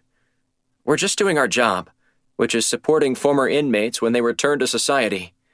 We want Tony to become a productive citizen as soon as possible. And if there's anything we can do to make that happen, please contact us. Thank you for stopping by, John said. I'm sure we can handle it from here. Black and Shields thanked the Ackworths for their time, and then headed back to the car. What did you think of that? Shields asked. Sounds like they pinned a murder on the wrong guy, Black said. Every family says that, Shields said. Have you ever seen the interview of neighbors after they catch a serial killer? They always say that he seemed normal, and are always shocked. A neighbor is different than family. True, but do you think they're going to launch into a diatribe about how Tony probably did it anyway, and is an all-around rotten dude? No, they're not. All they're going to tell you is how innocent he is, and how the justice system failed them. Black pulled onto the main road, heading toward the Ackworths' home a few miles away. This is going to be a waste of our time. Shields didn't say anything as they rode along. After a few minutes, her silence was bothering Black. What is it? He asked. What's what? You went all quiet on me, and that's not like you. There's something not right about all this, she said, her gaze affixed out the passenger side window. Such as? She sighed. I'm just not buying the poor little innocent Tony routine. Black continued along without responding. He waited until they were parked down the street and out of plain sight from the Ackworth's home before he spoke. "I guess we'll see for ourselves," he said. 2 hours later, a black Suburban rolled up into John Ackworth's driveway. The rest of the Ackworth family, which had closed up shop early to welcome Tony home, rushed out to greet him. Shields aimed a microphone at the family and listened in. The conversations consisted of reminiscing about past events together, as well as quickly recounting everything Tony had missed since he'd gone to prison. They stayed out on the front porch and talked, soaking up the afternoon sun. After Black and Shields conducted a few hours of surveillance, the family went inside. The two agents didn't get much more than just a few hours of boring reminiscing and realized that they weren't going to get much more than that. "Still think he's a psychopath who could have murdered that girl?" Black asked. Shields shrugged. "I'm even more convinced now than ever that he's a killer. I bet he can't even hold a gun right. You'd destroy him on the range." "I'd destroy you on the range," she said. "You can't really draw much from that fact." "That's not a fact." She chuckled and shook her head. "Whenever you get the guts up to challenge me, let's roll. Until then, let's stay focused on the task at hand." "Which is trying to determine what kind of person Tony Ackworth is," Black said. "And I vote that this guy is harmless." "Not buying it. But if you're so sure we have nothing to worry about, give Blunt a call and ask him what he thinks we should do. I don't want to stay here any longer than you do, but I've got a bad feeling about this." "Fine," Black said, as he picked up his phone and dialed Blunt's number. "How'd it go?" Blunt asked as he answered. Black put their boss on speaker. "Ackworth's back home with his family, and they had a normal reunion by all counts. But Shields and I are divided right now.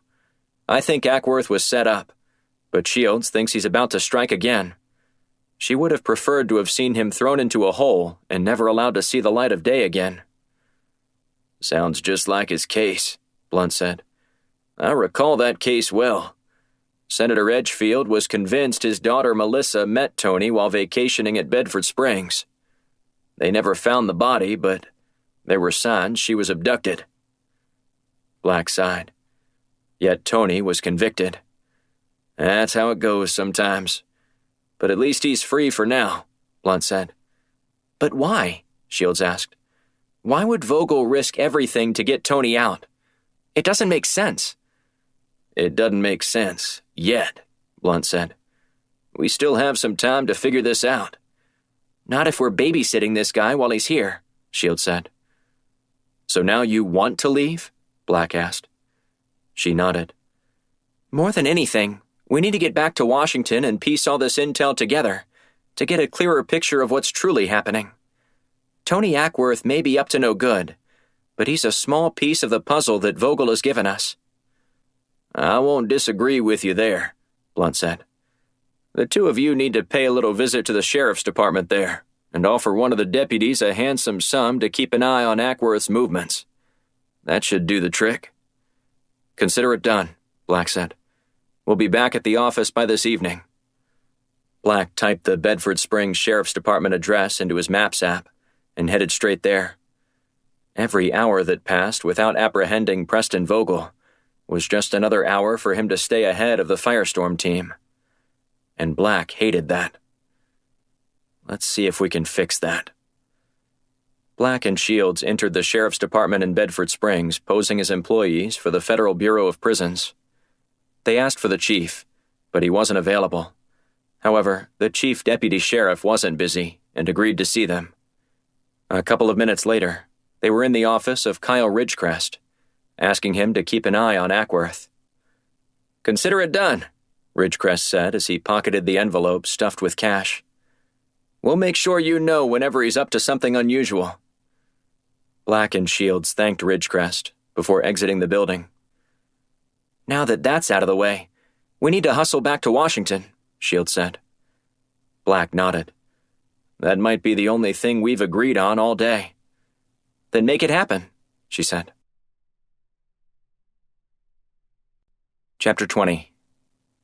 Washington, D.C. After receiving the message from Black and Shields that the surveillance on Ackworth was in place, Blunt called Michaels with an update. Blunt would have preferred to deliver a more robust report, but he knew the president would be clamoring for anything to set his mind at ease. The news that Tony Ackworth appeared to be a normal, everyday guy could ease Michaels's troubled mind. Or it could set him off. "There's got to be something else behind this," Michael said. "Some normal, everyday welder type? That doesn't feel right to me. Does it to you?" "Maybe whoever did this was good friends with Ackworth," Blunt suggested. "Perhaps he wanted to do his friend a solid." "About the only way I'd do that for a friend was if he'd saved my life 2 or 3 times, Michael said. "Only one time wouldn't justify it for me." "It was a gutsy move for sure," Blunt said. "We're monitoring the family's communications and have someone in the local sheriff's department keeping an eye on Ackworth to see if he does anything out of the ordinary. And if he does, we'll be ready to take action." "That's not good enough," Michael said. "If he does something horrific, I'm going to be skewered for it." "My resources are stretched thin here. If you'd like me to officially bring in the CIA, that's inviting a whole host of problems for me." "Look at it this way," Blunt said. "Even if Ackworth did something terrible, would it look worse than what you did to get blackmailed into releasing him?" Michael sighed. "The optics for what I did in the past would certainly be worse." "Then you did what you thought was best for you politically," Blunt said. "We'll do whatever we can to make sure you don't suffer any blowback from your decision to release Ackworth." "I'm counting on you, JD. Don't let me down." Michaels hung up, and Blunt put his phone down. He drummed his fingers on his desk, contemplating how to manage all the moving parts. First, there was Director Quinn desperately wanting to avoid his own scandal from something in the past. Then there was President Michaels, who was also blackmailed into doing something he didn't want to. And while the 2 incidents didn't seem linked before, the connection forming through Firestorm's investigation was through Preston Vogel. On top of all that, Blunt had to consider the possibility that this all led back to a dead senator, Wilson Wellington. But does Wellington even matter? What difference does it make if Vogel had ties to the senator? Part of Blunt wanted to ignore the nagging question, but the other part of him knew it might lead to the break the team needed to capture Vogel. Blunt remained undecided about which tack to take next when his phone buzzed. "How's the investigation going, JD?" Bobby Besserman asked. "I've been dying to get an update." "It's going," Blunt said. "I'm not sure there's anything we've figured out definitively since we last talked." "Not even anything on Wellington?" Besserman asked. Blunt paused, unsure of how much information to divulge about both Besserman's boss and the president. "I'm still trying to figure out where he fits in. Or even if he fits in." "Then I'm here to help." "How so?" "If you've got the afternoon to spare, we might be able to get some of those things answered shortly." "I don't really have an afternoon to spare. But if it means I could put this whole issue with Wellington to rest, I'll move my schedule around for you." "Good," Besserman said. "I'll be at your office in half an hour to pick you up." "To pick me up? Where are we going?" "To one of your favorite places. Sperryville, Virginia." Blunt was standing outside when Besserman eased into the Firestorm parking lot and rolled down his window. "Ready for a ride in the country?" Besserman asked. Blunt stared at the car, a red Ferrari F430 Spider. "Can we be any more conspicuous in this thing?" "We're going to look at property valued at $4.5 million, Besserman said. "But a government-issued vehicle will have every eyeball glued on us. Think the people up here trust the government?" Blunt nodded before he opened the passenger side door. "You're probably right." "I know I'm right," Besserman said, before shifting into gear and then turning onto the main road. During the trip, Blunt updated the deputy director of the CIA about their hunt for Agent Preston Vogel. When Besserman asked how they figured out he was behind it, Blunt concocted a plausible story about one of Vogel's aliases being in Berlin at the same time Alex Palmer was murdered. What about the other agent? Besserman asked. Randy McPherson. There was also evidence that Vogel contacted an assassin in Saudi Arabia just before McPherson was murdered. So he may not be working alone. Blunt nodded. We're exploring all avenues at this point, but we won't know anything for certain until we apprehend Vogel. The conversation moved on, but Blunt couldn't help but feel dirty. He'd just lied to one of the best allies at the CIA, all to protect Director Quinn, who was being blackmailed for crossing some line. Maybe Quinn's actions were legal. Maybe they weren't. Blunt didn't know. But that didn't console him about having to deceive one of the people he trusted the most at the agency. When they finally arrived in Sperryville, Besserman rolled through town before turning off the main road. Are you sure this is the right road? Blunt asked. Pretty sure. Maybe a 7 on a scale of 1 to 10. Blunt stared at the screen on his phone. My app is rerouting us. Does it say I'm still going the right way? I'm not sure now. What's wrong? Besserman asked. You get this far out of the city. Coverage isn't guaranteed. It's spotty up here. Good thing I've been here before, Besserman said. I'm going to stick with my gut. A few minutes later, Besserman turned into the private enclave where Wilson Wellington's estate was located. Blunt tried to shake off the images of the last time he'd visited the place. The last time he saw Wellington alive, before he killed himself. Besserman put his car in park and unlocked the doors. Looks like we're here. Blunt scanned the driveway, which contained several other cars. Near the steps leading up the porch, he noticed a handcrafted sign with the hours of the estate sale. I'm afraid this might be over my budget, Blunt said as he studied a flyer he'd pulled out of a slot beneath the sign. You only need something just south of $1 million for a down payment, Besserman said. Didn't you get rich from being a senator? Blunt shook his head. Apparently I did it all wrong. As he reached for the door, it swung open, and 2 couples exited the house. Both of the women smiled at him, while the men ignored him. What did I say? Blunt said as he glanced at Besserman. You can still make the women swoon, J.D. You're a nightmare for every husband. Over 65. Did you have to add that qualification there at the end? Besserman chuckled. Face it, J.D. You're not exactly a spring chicken anymore. Can you just let me wallow in that illusion for maybe 10 seconds before you deflate my ego with all the empathy of a lioness eating her own cub? Would you prefer I lie to you? Blunt shook his head, feeling another twinge of guilt for deceiving Besserman. Let's just go inside and get this over with. Besserman took the lead, while Blunt followed closely behind. They met a woman named Margot Devereaux in the entryway. She stood with her hand extended, while her other arm hugged a leather notepad against her chest. Welcome, gentlemen, she said.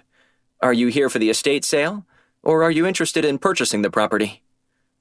Blunt and Besserman took turns shaking her hand before responding. Perhaps both if the price is right, Blunt said with a wink. She stared blankly at him.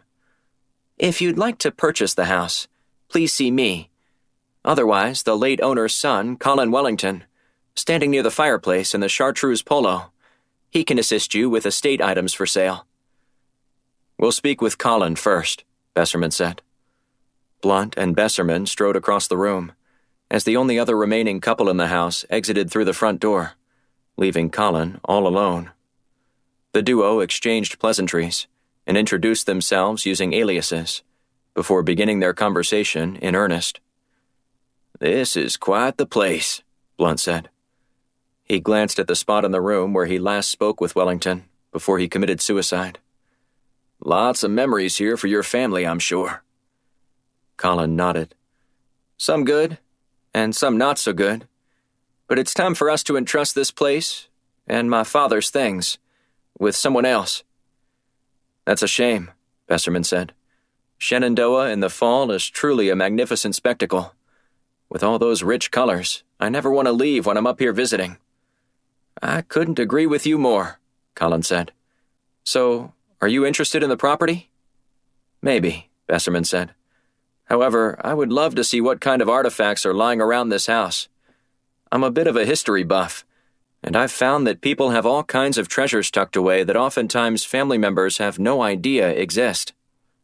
"Is that so?" Colin asked. "It is in my experience," Besserman said. "I once found a Mickey Mantle rookie baseball card tucked away in a shoebox in a storage unit I purchased. It's how I bought my car out there. True story." Colin peeked through the blinds. "The red Ferrari?" "That's the one," Besserman said. "Impressive. So what do you say we take a look at everything in your father's basement?" Besserman said. Colin cocked his head to one side. "Who told you this was my father's house?" Besserman nodded at Devereaux. "The agent when we first came inside. I'm sorry. Maybe I wasn't being sensitive to your loss." "No," Colin said. "My dad was an asshole to everybody, myself included. Him being gone means I don't have to be tortured by him whenever I bring his grandkids around." "Every dad makes mistakes," Blunt said. Colin shook his head. "Not every dad makes colossal mistakes. The kind of insurmountable screw-ups that leave his kids spending more time in therapy than working most days." "Having a good father can be like winning the lottery," Besserman said. "Having a bad one feels like you were the lucky one who got struck by lightning. What most of us get is somewhere in between." "Well, I was the one that got electrocuted then. I can assure you that I didn't shed a single tear at his funeral." Besserman patted Colin on the back. "How about we look in the basement and find something that'll make you rich, so you can shed some tears of joy? I'm less interested in the money and more focused on getting this house and everything in it out of my mind for good," Colin said. "I'd just as soon burn it to the ground." "Then why don't we get started before you throw that match?" Besserman said. Colin led them outside through the back porch and explained why there was no inside entrance. "I heard my dad once say that he built this house with an exterior entrance to the basement, in case there was ever a need to take shelter during a tornado. But after going down there earlier this week, I think it was more of a place to protect all his secrets." "Secrets?" Blunt asked. "What kind of secrets?" "He was a senator. Wilson Wellington? Ever heard of him?" Blunt nodded. "The name sounds familiar." Colin opened the padlock and led them down a set of rickety wooden steps. He pulled a string attached to a dangling overhead bulb, illuminating part of the room. Once he reached the floor, he turned on a light and led them into an adjacent room. Instead of an unfinished basement like the stairwell, this room was painted and carpeted. Bookshelves lined the top half of the wall above a set of cabinets. Colin pulled open one of the doors and gestured inside. "It's all right there. Whatever it is he was doing. Probably blackmailing people to get more money for big donors." "I take it you're not a fan of modern-day politics," Besserman said. "No, I think it's a farce. Just a bunch of old people squabbling over their precious little piece of power, and a few young people who think they will be the answer to the system, only to become engulfed by it before the end of their first terms." "That's quite cynical," Besserman said. Colin frowned. "You think I'm wrong?" "Actually, I think you're dead on," Besserman said. "Well, you gentlemen enjoy yourselves while you're looking through that. We've got about 20 minutes left for this estate sale. I'm going back upstairs, in case we have any new customers." "Sounds good," Blunt said.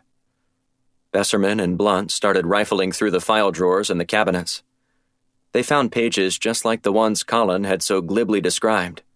Stacks and stacks of favors traded between other members of Congress, all documented. But that wasn't what made Blunt's heart skip a beat. "Holy moly," he said as he sifted through one file. "Would you look at this?" Besserman rushed up to Blunt and peered over his shoulder. "You've got to be kidding me. This folder is labeled M.H. Electus. Take as many pictures as you can before the sun gets back. We don't want him to know we're going to destroy his old man's reputation." They divvied up the folder and started taking picture after picture of the documents. As Blunt neared the end, one image struck him the wrong way. and his mouth fell open with a gasp. "What is it?" Besserman asked. "Come take a look at this one." Besserman scanned a photocopy of the report. "We've had it all wrong about this program." "Completely wrong," Blunt said. Blunt pulled out his phone and prepared to take a picture when they heard the door behind them creak open. "What did you—" Colin asked as Black and Besserman turned around, phones out in their hands. "What are you doing with that? I didn't say you could take pictures of anything. My dad was an asshole, but I still don't want you to tarnish his good name, as fake as it might be." "In that case, I'd like to purchase these files," Besserman said. "I'll give you 50 grand for these right now." "Nope, I'm not interested. I changed my mind. Who are you guys really?" "Look, I told you that we're simply interested in your father's estate," Besserman said. "Well, delete those photos and then show me on your phone," Colin said, holding out his hand. "I'm not going to let you defame him like you appear to be planning to do." "I won't let that happen either," said another man standing behind Colin. Before Blunt or Besserman could respond, Colin collapsed to the ground after getting whacked in the back of the head by a gun. The man trained his weapon straight ahead as he stepped over Colin and strode toward Blunt and Besserman. "Good afternoon, gentlemen," the man said. "I'm going to need you to pull out your guns, drop them, and then kick them over to me. And then I'm going to need your phones." Chapter 21. Black and Shields rolled down the interstate as they discussed their next move. Getting assigned to watch Tony Ackworth return home from prison seemed like a strange assignment. Of course, the president's requests often took precedent, but Black wondered if his involvement would be appreciated by Michaels. The president's long-standing animosity toward Black had simmered, but if things with Ackworth went sideways, Black knew he'd get blamed. After stopping to get something to eat in Williamsport, Maryland, Black and Shields resumed their trip back to Washington. With their plan mapped out to dig deeper into Vogel, Black dialed Blunt's number. The call went straight to voicemail. "Let me try him at the office," Shields said. About a minute passed before she shook her head. "Not there either, huh?" "Nope," she said. "Let me try his assistant and see if she can tell me where he is." When she hung up, she relayed the information to Black. "She said Blunt left sometime after lunch with Besserman. Blunt said something about being gone for the rest of the day." "And he didn't tell her where he was going?" Black asked. "Just said he was going to be out." "That doesn't help us, does it?" "We'll try again later," Shields said. A few minutes later, Shields' phone buzzed with a call from Mallory Kaufman, who worked for the NSA. Shields had requested her help in expanding the facial recognition search for Preston Vogel.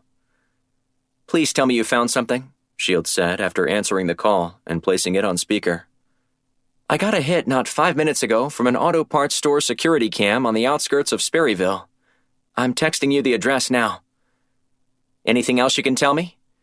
"He got into a dark Mercedes sedan with the license plate YHT6111 and was heading west on Lee Highway. I wish I had more, but that's all I got for you." "Okay, thanks," Shields said. "You're a peach." She hung up and turned toward Black. He jerked the steering wheel to the right, darting in front of a car in the far right lane in order to get on the interstate exit. "What are you doing?" she asked. "We've got to go after him," Black said. "Of course we do, but do you have a plan for how we're going to find him?" "I don't need one, because I know exactly where he's going," he said as he glanced at his watch. "You know where he's going?" Black nodded. "I do now. There's only one reason he'd be in Sperryville." "And why's that? Because they have the best whiskey in the state?" "No, because that's where Wilson Wellington's vacation home is located." "Are you just guessing right now?" "Based on all these loose ties we have between Wellington and Vogel, it's an educated guess. I bet he's after something at Wellington's home." "What? Guns? Ammo? Blackmail material?" Black shrugged. "I have no idea, but there's only one way to find out."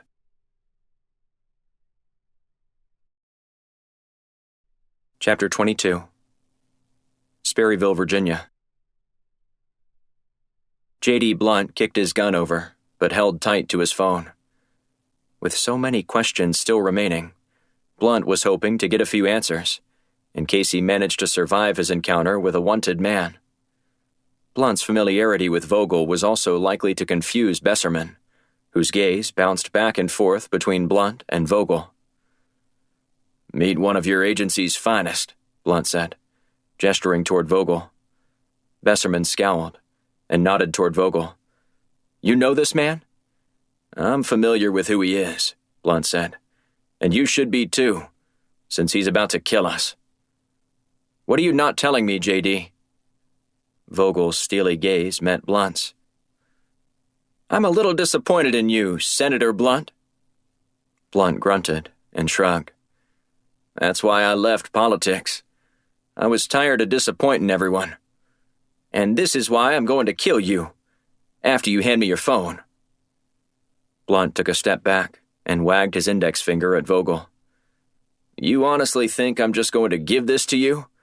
And here I was thinking you were the professional." Vogel held his hand out. "I will kill you if you don't give it to me right now." "So kill me. I know that if you were really going to do so, you would have done it by now," Blunt said. "Despite your tough guy act while waving your weapon at me, I know that you'll never see the fruit of your labor, the kind you and Wellington dreamed about. I don't want to waste a bullet on you, but I will if you insist on defying me," Vogel said, his nostrils flaring. "I'll never comply, so you come over here and take it right now, or else I'm going to stop believing you." In an instant, Vogel lunged at Blunt, embracing him and taking him to the ground. Seconds later, Vogel bounced back to his feet, holding the device in the air triumphantly. "Believe me now?" Vogel asked with a sneer. Blunt groaned as he staggered to his feet. Vogel placed the barrel of his gun beneath Blunt's chin and prodded him until he was standing upright. "Shoot me now," Blunt said. "Makes no difference to me." Vogel chuckled as he stepped back and eyed Blunt closely. "You wish I would kill you that quickly, though I'd have no problem getting away with it. The little realtor lady left for the day. She's well on her way to a local watering hole to throw back a few drinks and regale her friends with absurd tales about her wealthy clients. And here you are, all alone with me. You're both the real lucky ones." Vogel backed up until he reached Colin, then stepped over him. Vogel proceeded to kneel next to the limp body before dragging it up the stairs and out of the bunker. Once the two men were alone again, Besserman stared wide-eyed at Blunt. "You seem really familiar with that psychopath." "I told you that he's been on our radar for a while," Blunt said. "You just mentioned him," Besserman said. "I thought we were working together on this." "We were. We are. There were just a few things that went sideways to put us in the mess we're in, and I couldn't really discuss them with you." "Oh, come on, J.D. You know I have one of the highest security clearances in the entire country. You can tell me anything." "Just because I can doesn't necessarily mean I should," Blunt said. "Forget it," Besserman said. "This is a lost cause. We need to figure a way out of here." "There's only one way in or out of this place," Blunt said, nodding toward the outside door. "You better have a way to create a diversion, because I get the feeling that he will gun us down if we force his hand. Maybe we can both attack him when he comes back down here." "If he comes back," Blunt said. "I'm not sure what he's going to do, especially with Colin." "We at least need to go upstairs and see what's out there," Besserman said. Blunt nodded. "Go for it." He hustled back into the finished room and dug through some of the files he'd found, fingering one in particular that caught his eye. Tucking the folder beneath his shirt, he got up again when he heard footsteps coming down the stairs. Besserman entered the area first, both hands raised in the air. Vogel followed, his gun jammed squarely into Besserman's back. "You two didn't think I was just going to let you walk right out of here, did you?" Vogel asked, before huffing a laugh through his nose. "The agency taught me better than that, including that using a gun always complicated matters. A bullet is a piece of forensic evidence that can be traced back to you more often than not. So you're going to give us guns and let us shoot ourselves in the head? Blunt asked. Of course not, Vogel said. I'm going to let you burn to death, along with the rest of all the documents in here that could cast a poor light on Wilson Wellington. However, I must add that I'm doing this with great regret. We could have worked together and been a great team. Blunt sighed and shook his head. I hate to burst your bubble like this, Agent Vogel, but I would have never worked with the likes of you. You were a puppet, a duty-bound soldier who does whatever he's told, completely unable to think for yourself. In fact, what you're doing right now isn't even your own idea. Someone told you to do all this, didn't they? Vogel locked eyes with Blunt. You read my personnel report and you think you know all about me now, don't you?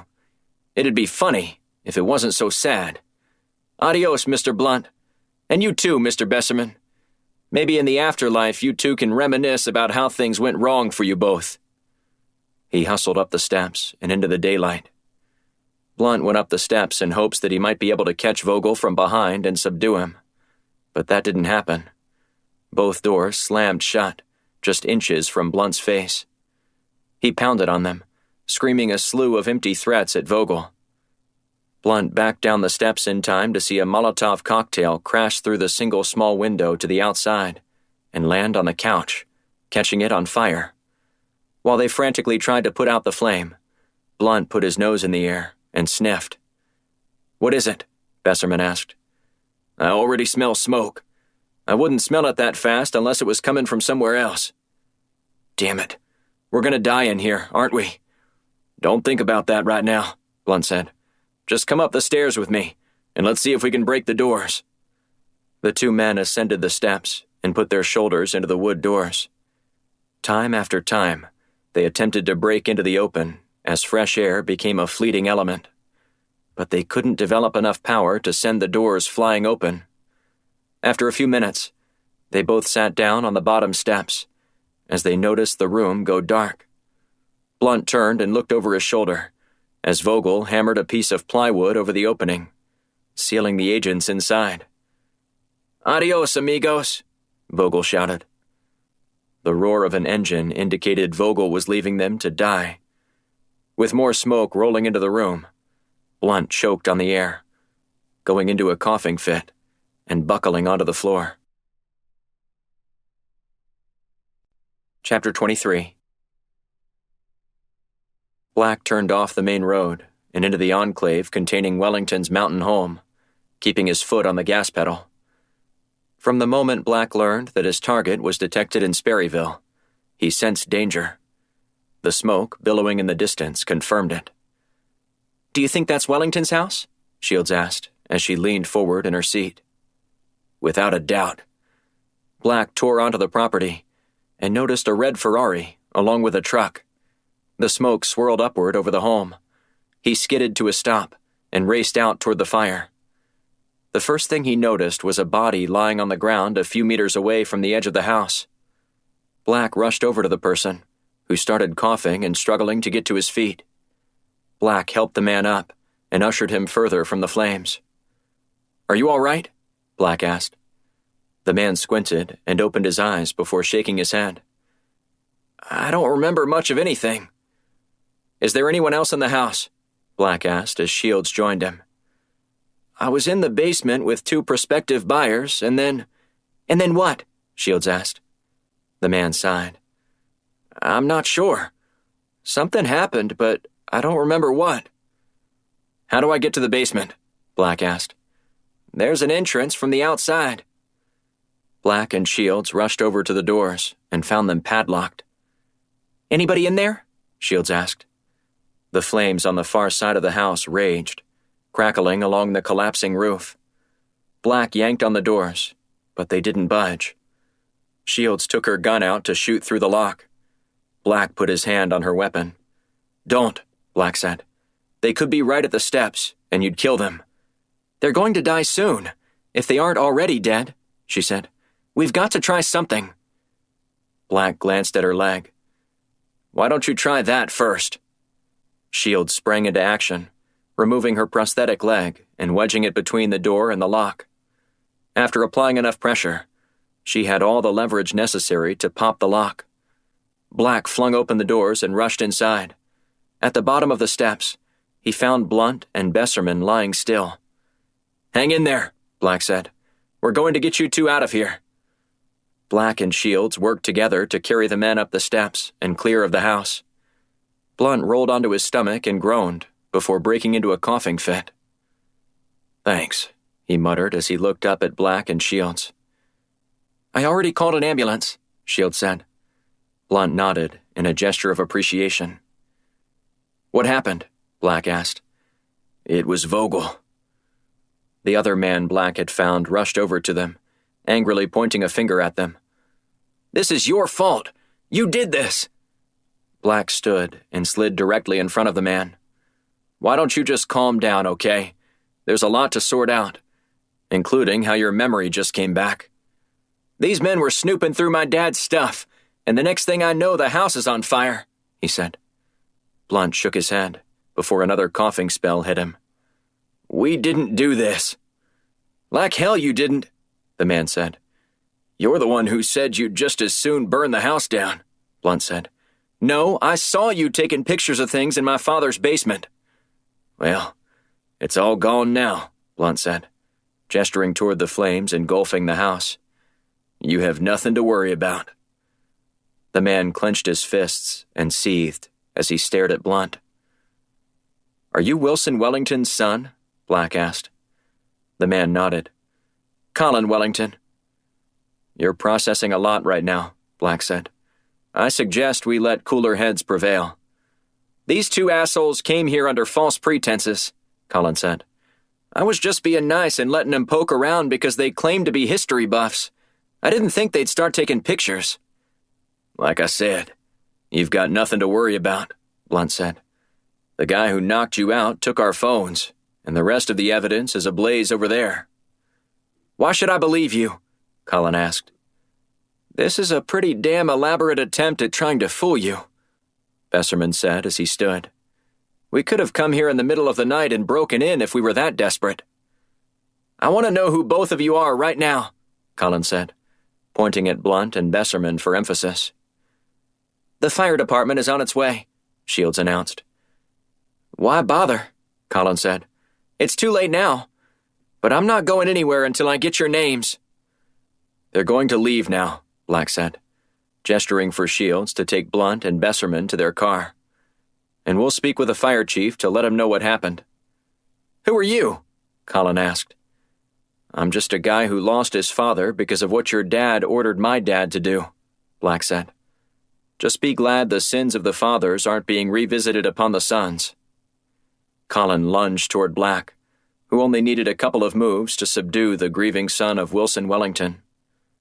Black towered over Colin before putting a foot on his chest. "Nobody here wants to hurt you," Black said as he backed off. "But if you press the issue, you'll likely find yourself wishing you'd responded with much more kindness and grace to those two old men over there." Colin hopped up and brushed away the dirt. "I guess you weren't listening to me, because I said—" Black delivered a quick punch to Colin's face, sending him sprawling backward, before he stumbled and fell to the ground. "For the record, I was listening," Black said as he walked away. "You just weren't listening to me." When the fire trucks roared onto the scene, Black handed his card to the captain working the fire. Black told him that they'd all be happy to speak with the authorities at some point about what happened, but they were pursuing a domestic terrorist who was responsible for the fire and needed to leave. Black hustled over to Shields, who stood outside their car while Blunt and Besserman sat in the back seat. "So what now?" she asked. "Blunt told me it was Vogel who's responsible for all this mess." "We go and catch the bastard," Black said. "Good," she said. "I'll take the Ferrari back, and you handle the two grumpy old men." "We'll flip for it," Black said. "I'm not going to let you drive that car without a fight." Shields pulled a quarter out of her pocket and tossed the coin in the air. Black snagged the coin and slapped it on the back of his hand, keeping it hidden. "Heads or tails?" he asked. "Tails," Shields said. Black cursed and tossed the coin back to her. You win. Just like always, she said with a wink. Chapter 24. Washington, D.C. Blunt entered the Firestorm offices just before noon and took a deep breath. Inhaling a swath of fresh air was something he'd taken for granted until the incident at Wilson Wellington's home less than 24 hours earlier. Blunt went to the emergency room in nearby Warrenton, along with Besserman, just to make sure they didn't have any serious issues from all the smoke inhalation. They were released a couple hours later and drove back to Washington with Black acting as their chauffeur. He kept the windows rolled down for the duration of the drive home. But while Blunt was resting in the hospital, he had a chance to ponder the case more deeply, specifically what Vogel was doing and how it tied to Wellington. Blunt also had a chance to review some of the files he'd snuck out by stuffing them inside his shirt. And there was one file in particular that stood out. When he showed it to Besserman, the CIA's deputy director agreed that it was worth taking a deeper look at. Blunt dumped his files onto the conference room table and summoned everyone into the meeting. Alex Duncan was the first one to join him. With Brady Hawk on assignment in Europe tending to another issue with a foreign diplomat, she had some extra time to contribute to the apprehension of Vogel.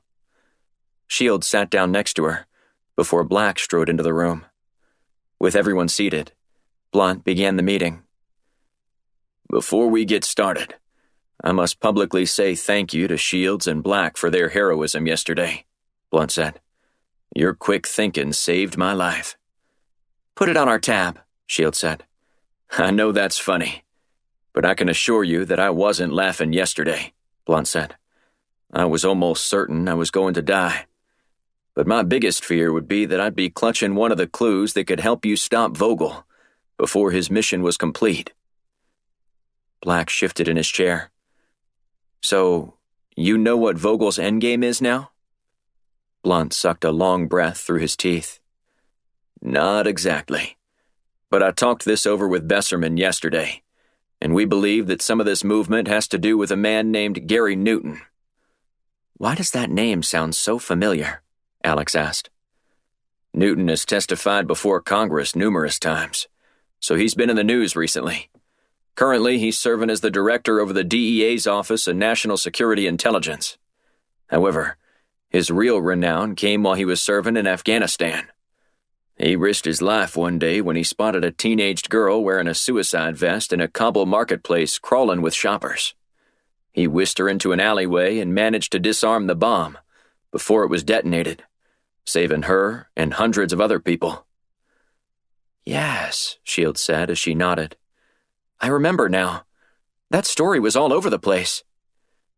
Blunt stood and paced around the table. A few weeks before Wellington's death, President Michaels announced that he would award Newton with the Medal of Honor for his heroics in Afghanistan. After all these years, Newton was finally going to be recognized for what he did. I'm not seeing the link to Wellington, Black said. Hang with me, Blunt said. I'm getting there. Now, rewind back to Wellington's time in the Air Force in Afghanistan. Both Wellington and Newton were serving there at the same time. And while it was never released publicly, Besserman and I both knew that Newton was the reason Wellington's MH Electus program was shuttered. Apparently, Newton complained to some top brass at the Pentagon about drastic changes in Wellington's behavior that compromised his ability to direct missions. That, combined with some other questionable practices involved in training sleeper agents, spelled the end of Wellington's pet project. And you think Wellington wanted to get revenge on Newton? Shields asked. Do you have a better theory? Blunt asked. Not at the moment, she said. But Wellington made plenty of enemies in Washington.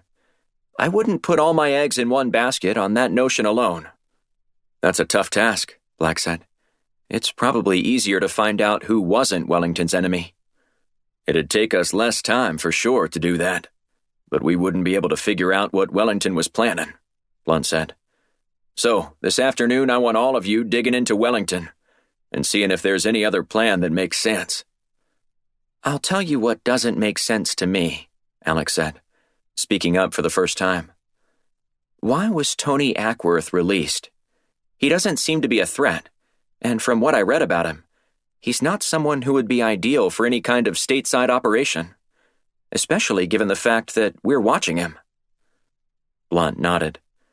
That's a long story, but you're right. Black, why don't you contact the sheriff's deputy in Bedford Springs and find out what's going on with Ackworth since you left yesterday? Give me a full report as soon as you find out something. If Wellington did have a plan cobbled together for Newton to embarrass him, or worse, on the night he was scheduled to receive his medal from President Michaels, we don't have much time. The gala is tomorrow night. Shields slapped the table before standing. I'm on it, sir. I'll start checking with the different intelligence agencies to figure out how we can ensure that everything runs smoothly tomorrow night. Blunt clapped his hands. All right, team. Let's remain focused on this. More than anything, I don't want any blowback on the president, especially tomorrow night. Black exited the conference room and went back to his office. Shields stopped in to check on him. You doing all right? She asked. Black shrugged. I've been handling this okay for now, but I'm constantly thinking about my dad and about how he'd probably still be here if it wasn't for that bastard. For what it's worth, I thought you showed a great amount of restraint yesterday when dealing with his son. Black waved dismissively at her and laughed. He's just another politician's lazy son, reaping the rewards of a system that's rife with corruption. To hear Blunt tell it, Colin Wellington despised his father. Maybe his policies, but not his money. And that's why he probably got antsy yesterday about what Blunt and Besserman were doing at the house. Colin's income would plummet if a huge scandal about his father broke right now. As much as Collins hated his father, money trumps everything else. Perhaps you're right, she said. Just remember, if you need anything or want to talk, let me know. What Wellington did to your father wasn't right or fair to you, but I'm sure that whatever he cooked up, we're going to snuff it out before it comes to fruition. I appreciate that, Black said. And I hope you're right. I don't want Wellington to win twice. Black watched Shields leave his office before he picked up his phone and dialed the sheriff's department in Bedford Springs. He was patched through to Deputy Kyle Ridgecrest. What do you know? Ridgecrest said as he answered the phone. It's my favorite federal employees.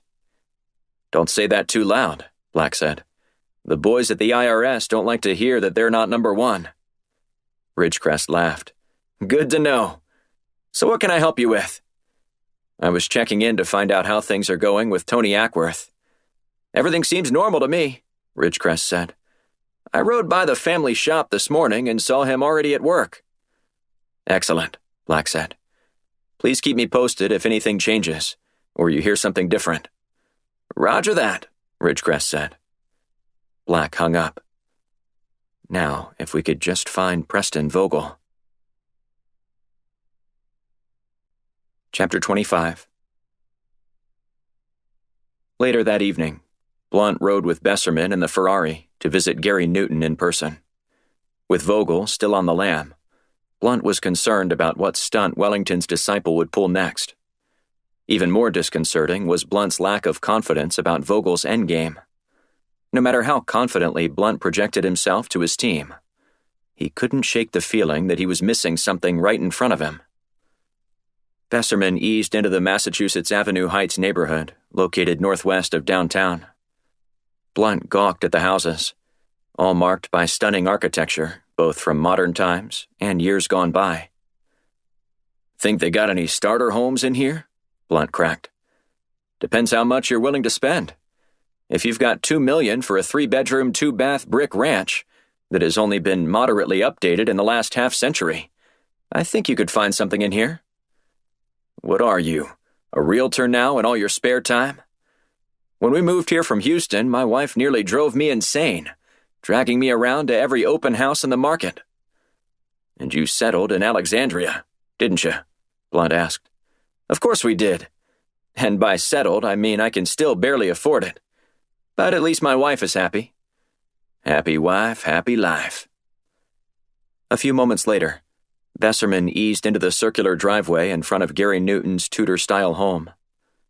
"I bet Newton's wife is happy," Blunt said as they stepped out of the car. "Just look at this place."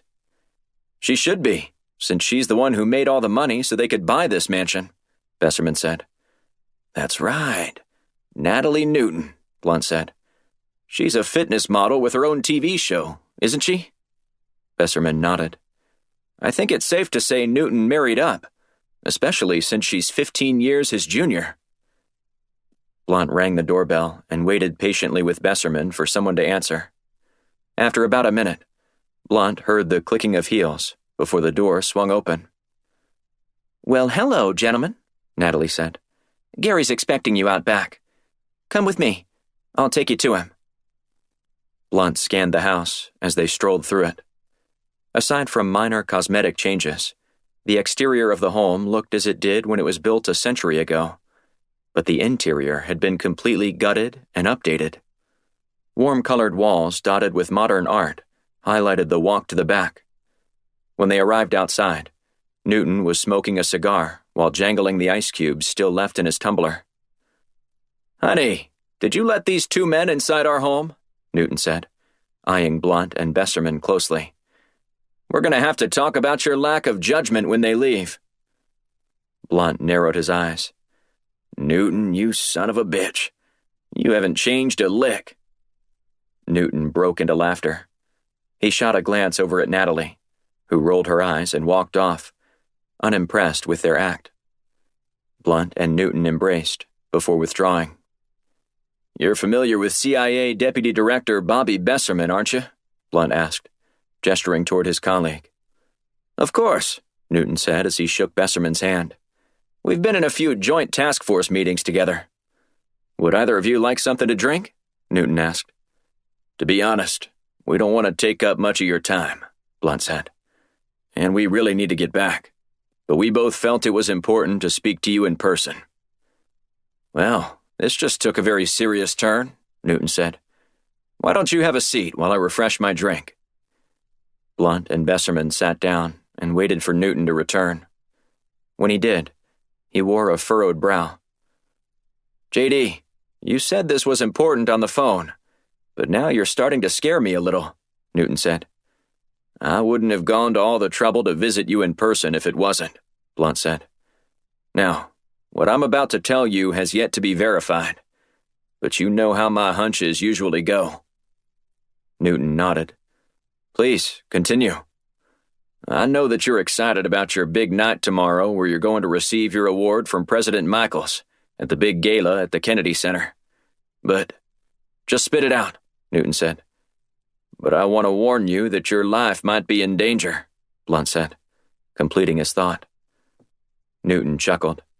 "That's about the least scariest thing I've heard in the past year. I get threats all the time. Nothing ever happens. It's usually just some whack job who equates my decisions in the war with some problem he's having in his life, and then takes to social media to hurl toothless threats." "This threat isn't like those," Besserman said. "That's right," Blunt said. "This is credible and far more serious. As in, Wilson Wellington serious." Newton scowled as he stared at Blunt. "Wilson Wellington is dead." "Yes, but he trained an army of soldiers who live in the shadows," Blunt said. "And they're starting to come into the open." "And they're coming for me?" Newton asked. "Are you sure about this?" Blunt nodded. "At this point, I'd say it's about a 90% chance that they come for you." "Wellington always resented me for exposing him," Newton said with a huff. "But that bastard deserved all the ridicule he got for that program. It was ruining our morale and threatening the ability of our pilots to do their job. I was tired of playing tug-of-war with the CIA over him. No offense, Deputy Director." Besserman held up his hands. "None taken. I understand you were in a predicament, and quite frankly, someone at the agency should have recognized how that might affect your squadron." "I appreciate you saying that," Newton said. "We can rehash the past all we want, but that isn't going to change the fact that Wellington put a plan in motion before he died that ends with you dead," Blunt said. This is the plan you're not 100% sure about, Newton asked. Blunt sighed. Look, you don't have to take me seriously, but don't say you weren't warned. So just to be clear, Newton said, you think this is all going to go down tomorrow night at the awards ceremony with the president and all of the security protocols in place so he can make a public appearance? Blunt nodded. Is Natalie going with you? Newton shook his head. Remember, she's got anoclophobia. She's a good Catholic, but I doubt she'd even show up if the Pope was going to appoint me Archbishop of Canterbury. Then if I were you, I'd look into getting some security for her, Besserman said. We have a security staff here, Newton said. They're just so good that you probably missed them on your way in. Even so, increase their presence tomorrow night, because you don't know what these guys are capable of doing, Blunt said. Who exactly are you talking about? Do you have a name? Is there a face to go with this suspect? Preston Vogel, Blunt said. Does that name mean anything to you? Newton took a long pull on his drink as he gazed skyward. Preston Vogel. Preston Vogel. The name isn't ringing any bells right off the bat. Maybe this will jog your memory, Blunt said as he slapped down a picture of Vogel on the glass tabletop positioned between the two men. Newton's eyes widened. Oh, yes. I remember this guy. He was trouble. I don't think he ever really liked me either. That's even worse for you then, Blunt said, because tomorrow night he's coming for you. I'd almost guarantee it. Thank you for stopping by, Newton said as he stood. We'll be vigilant both here and at the event tomorrow night. Good luck, Blunt said. And congratulations. This honor is way overdue. Just be extra careful so you live to see it.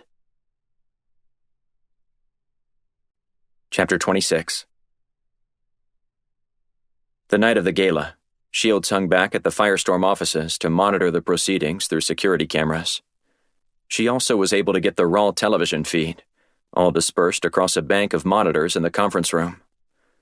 2 hours before the festivities were set to begin, she checked in with Black. How are things looking on site? She asked. The guests are just starting to arrive, he said. But so far, everything looks normal. So, no sign of Vogel? Negative, Black said. If he's here, I haven't seen him.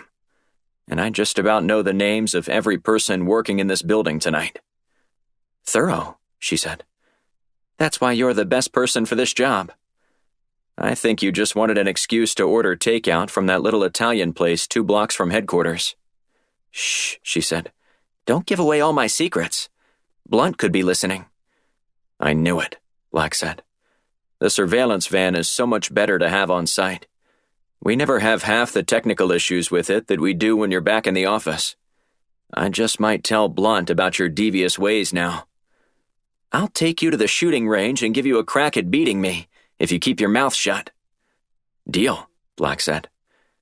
Well, speaking of that little Italian place down the street, she said, I'm going to run out and get a plate before we get too close to the start time.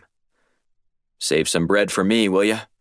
You know how much I love sopping up the oil and roasted garlic with those slices of sourdough.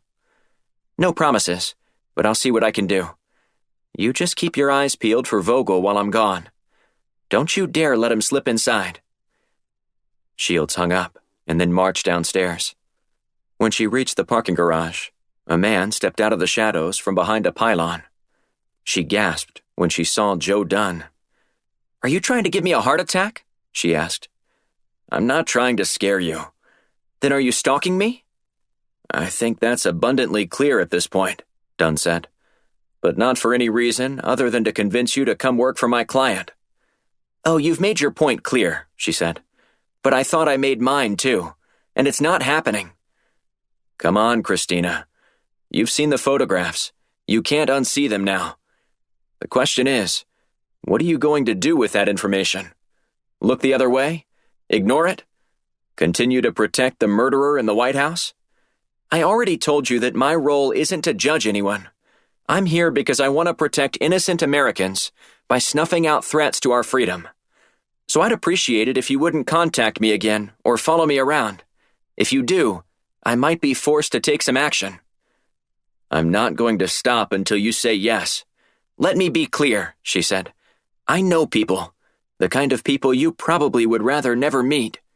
I'm going to them, not the authorities, if you contact me again. Understand? Dunn nodded.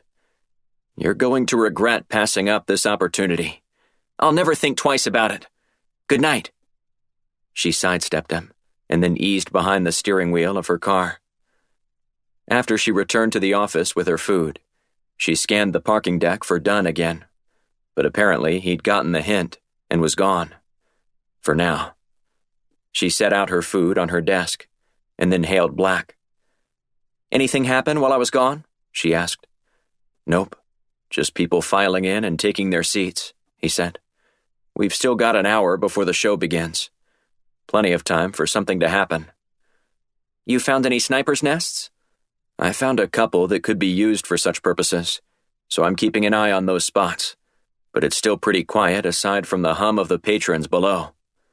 She ripped off a piece of sourdough bread from the roll she bought and dipped it into the oil and roasted garlic in a styrofoam container. The crunch was loud enough for Black to hear. Is that what I think it is? He asked.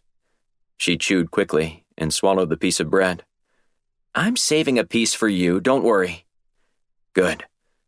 Now, I'm going to scan the area one more time. I'll contact you if I need something. I'll leave the channel open, but I'm going dark otherwise.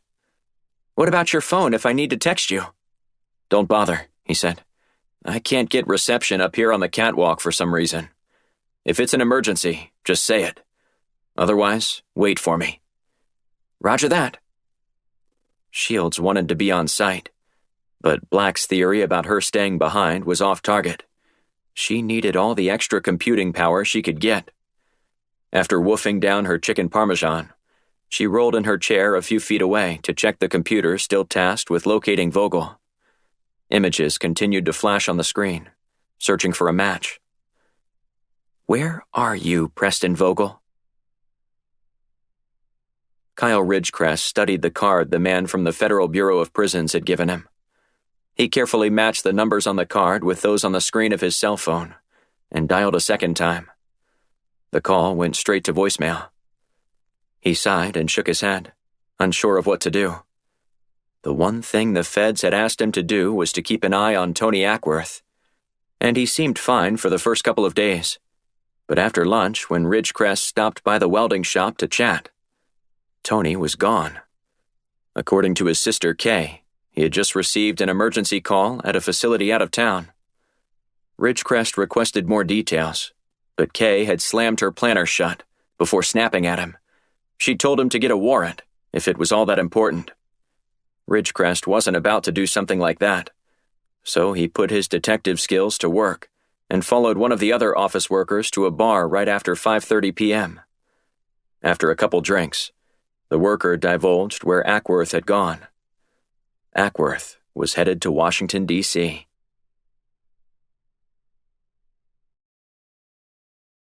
Chapter 27. Gary Newton paced in a room beneath the main stage at the Kennedy Center and wondered if Blunt's and Besserman's warning was legitimate. Ever since reporting Wellington and getting his program shut down, Newton sensed the man was out to get him. As a senator, Wellington used his power to make life difficult on Newton wherever he was serving. But murdering him, that seemed like a stretch to Newton. Given that President Michaels was on hand, security was extra tight. Secret Service personnel were stationed at various checkpoints throughout the building and scanned access badges as facility personnel moved from one section to another. As a result, the green room for all other guests was tucked in the bowels of the building. A handful of Hollywood actors were present, some of whom had portrayed FBI agents in the past. Newton, who preferred books over movies as a form of entertainment, only recognized one of the actors and was told by a member of the catering team who the others were. Newton shook a few hands of others who recognized him, and even posed for some pictures. One of the waitresses offered him a bottled water. Newton glanced around the room. "You're serving bottled water to Hollywood elites?" Newton asked with a wry grin. You're going to get hammered for such blatant disregard for the environment." The woman shrugged. "It's recyclable and bottled at the source of a pure river in Tibet." "In that case, I better drink 2 of these," he said. "Help yourself, sir." Newton took an extra bottle and set it on a nearby table. After some more polite conversations, he asked a guard at the door about the location of the restroom. "Just down the hall to your left, sir," the man said. Newton found the men's room, pushing open the door by putting his shoulder into it. The urinals were all vacant, and the stall doors were all unlocked. The only person inside was a man dressed in a maintenance suit. He wore a welder's hood and was working on an exposed pipe in the far corner of the room.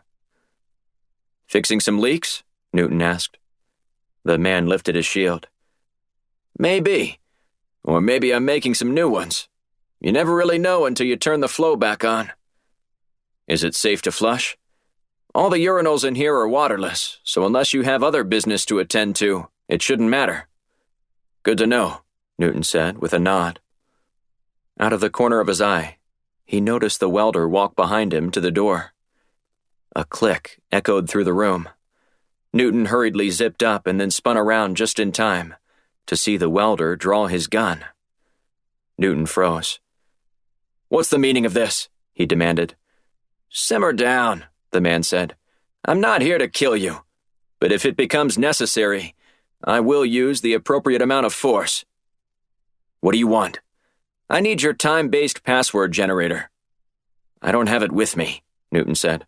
"Like hell you don't," the man replied. "You carry it around wherever you go in case you have to read an encrypted message on your phone. Now stop trying to play me for the fool and hand it over." Newton patted his pants pockets. "Sorry, not here.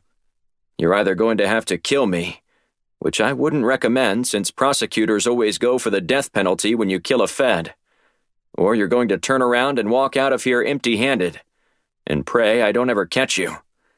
Not a lot of great options. I'm not buying your charade. Now give it to me, or else I won't hesitate to exercise option 1. Newton shook his head and fished the device out of a pocket inside his blazer. "You're going to regret this.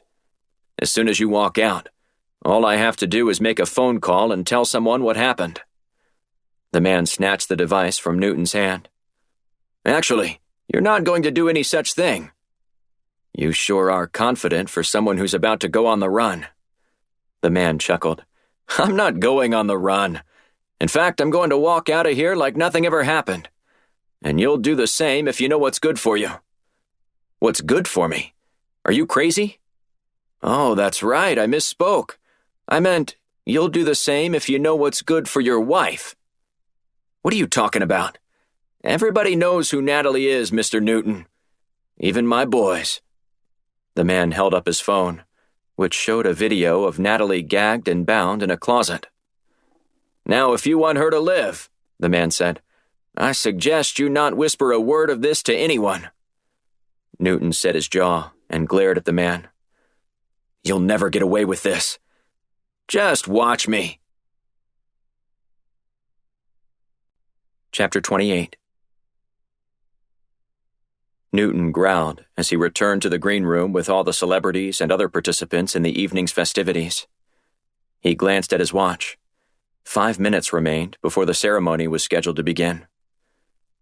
"Mr. Newton, if you'd please follow me," a woman wearing a headset said to him. He nodded in agreement, walking behind her out of the room. Once they reached a quiet part of the hallway, he stopped.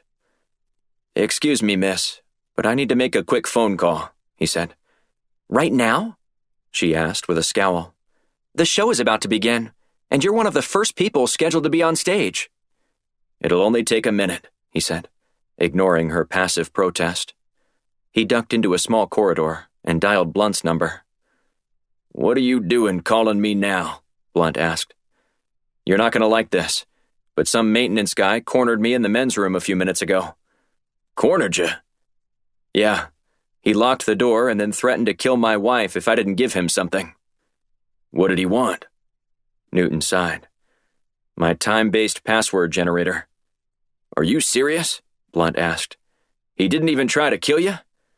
Didn't lay a hand on me, which I think is more terrifying, to be honest. The guy was like a psychopath. Was it Preston Vogel? It didn't look like him in the pictures that you sent me. This guy had a welder's mask on, but he lifted the shield to talk to me. Blunt cursed. You know who he is? Unfortunately, I do. He's a prisoner who was recently released. We've been keeping an eye on him. Well, it wasn't a very close eye because that guy can now get access to all of the FBI's personnel records and anything else he wants. I'll call your director and get him. No, don't do that. They have Natalie. Who has Natalie? Whoever is behind this, Newton said. They kidnapped her and are holding her somewhere in what appears to be a closet. Okay. So we've got a lot of moving parts here with this one. But don't worry. We're going to find Natalie and get her to safety. Please, Newton begged. I don't care about anything else. I just want her home. The guy warned me if I told the authorities that he'd kill her. JD, I don't know what I'd do without her. The woman with the headset eased near Newton and tapped her watch. She gestured for him to go, but he held up his index finger and mouthed, "Wait 1 more minute." Good thing we're not the authorities, Blunt said with a faint chuckle. Just do whatever it takes. We always do, Blunt said. And good luck tonight. No man is more deserving of the Medal of Honor tonight than you are. You're too kind, JD. I'll be in touch, Blunt said before he hung up the phone. Newton resumed his march with the woman toward the main stage. He felt helpless and lost. He wanted to rip his tie off and dart out a side door in pursuit of the welder guy. But he'd thought through his plan and was clearly 2 or 3 steps ahead of Newton. Newton said a silent prayer. Please, God, just don't let them hurt her. It had been a while since he joined Natalie at Mass, but he was making all kinds of promises about what he would do if she returned home unharmed. Newton stopped behind the woman in the stage wings and waited for the person on stage to finish introducing the evening's program. He wanted to run. He wanted to help. He wanted to do anything other than what he was doing at the moment. Yet, he had no say in the matter. Alex Duncan was scrolling through files on Wilson Wellington when Blunt entered her office with wild eyes. What is it? She asked. We've got a big problem, Blunt said, and his name is Tony Ackworth. Ackworth? But Black got a report from the deputy in Bedford Springs right after lunch that Ackworth was working at the family business today. Apparently that's not the case anymore. Newton just ran into him in the men's room at the Kennedy Center, and Ackworth stole Newton's password device. Is he okay? Yeah, he's fine. Then have the DEA shut it off, she suggested. It's not that simple, Blunt said.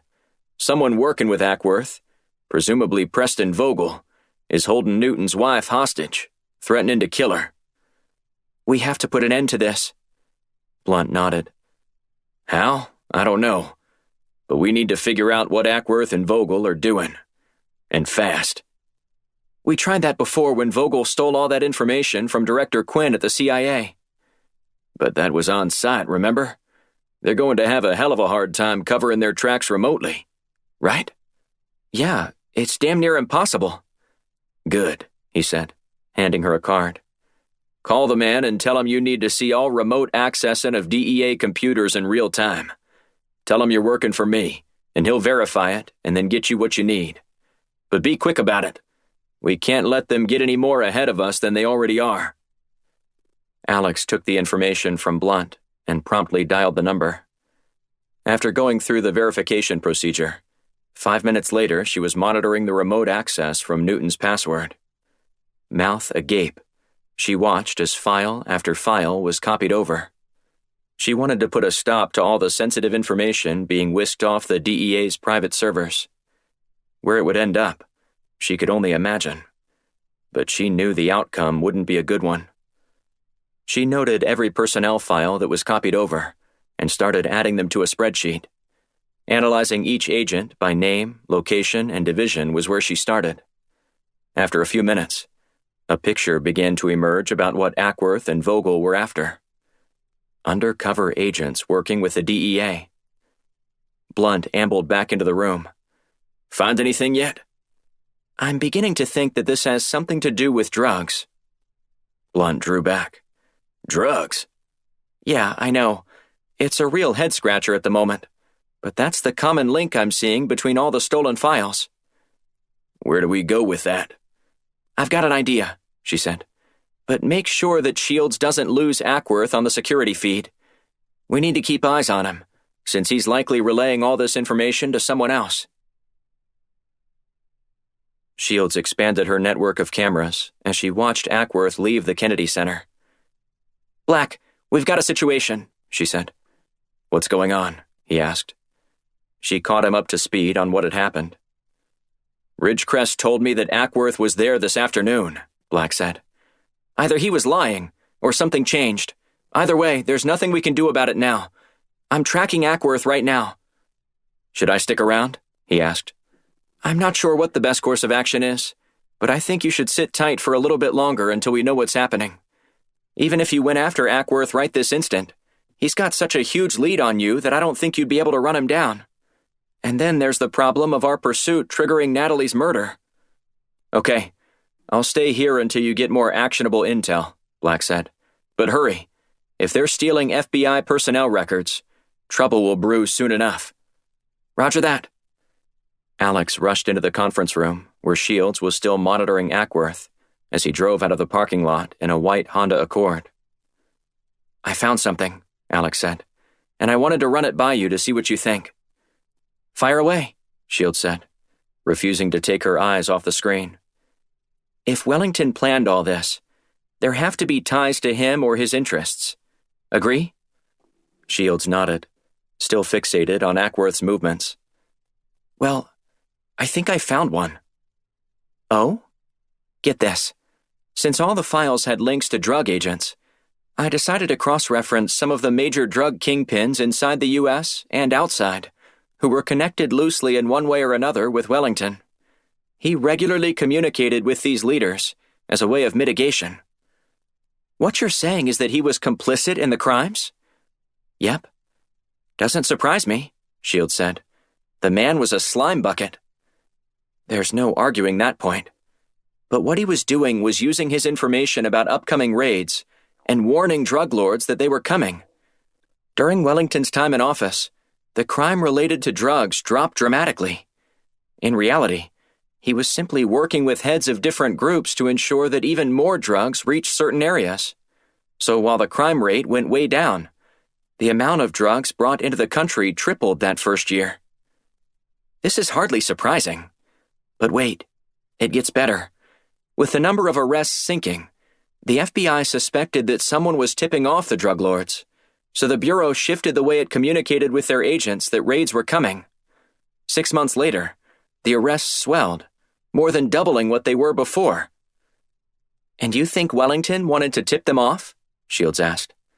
Not just tip off the drug lords, but kill the agents working with these vermin. Once the agents are outed, their undercover status is burned forever, allowing the drugs to flow more freely. And good luck recruiting the necessary agents to stem the tide when a handful of them have just been murdered. So this move could open up our borders for not only drugs, but anything. That's one potential outcome, Alex said. Anything else? I think I know who Ackworth and Vogel plan to give this information to. And who's that? A Saudi prince, Alex said.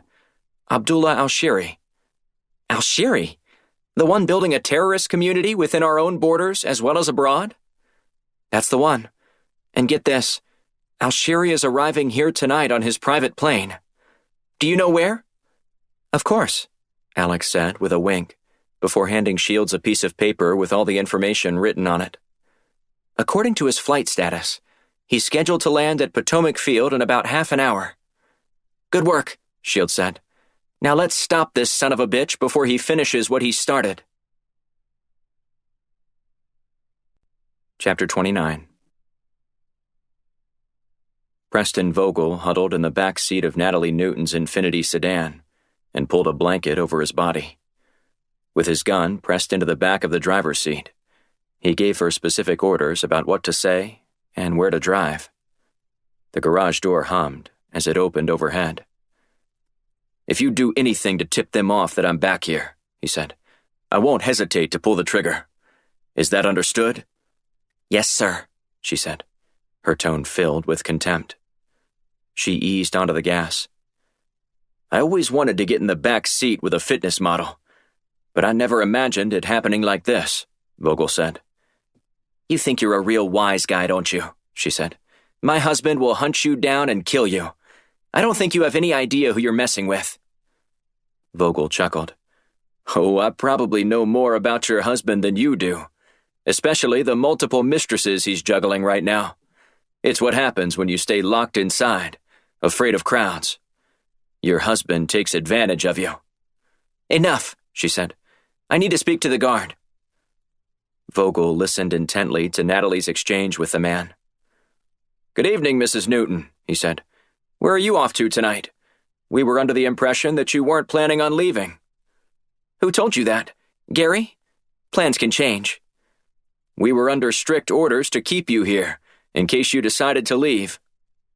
Natalie sighed. "Look, Dax, I just want to surprise him at an after-party. What about your anoclophobia? Won't that party be filled with people too?" No, it's a small gathering. I can handle it. I'm bringing my medication too." "I think there are other factors involved as to why he wanted you to stay here." "To keep me safe? To keep me from having another embarrassing breakdown? I've got to live my life, and tonight, I'd like to surprise Gary." "Okay, fine," he said. "In that case, we're going to escort you to the Kennedy Center by following you in one of our cars." "I'm not going to the Kennedy Center," she said. "It's an after-party, and it's not on site." "Whatever. We're still following you." She chuckled. "Well, see if you can keep up." With that, she stomped on the gas, tearing out of the driveway. "That was smart," Vogel said. "Just make sure they don't catch you." "Not a problem," she said, before turning hard to the right and slamming Vogel against the door. "Watch it," he said.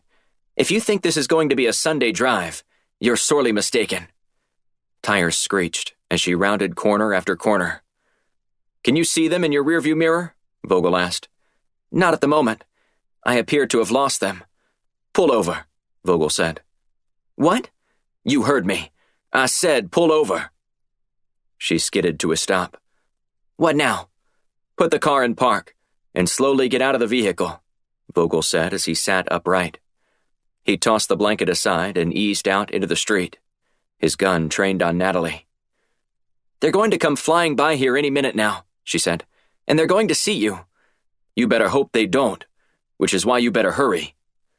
Vogel ushered her into the back seat and used a couple of zip ties to secure Natalie's wrists to the interior door handle.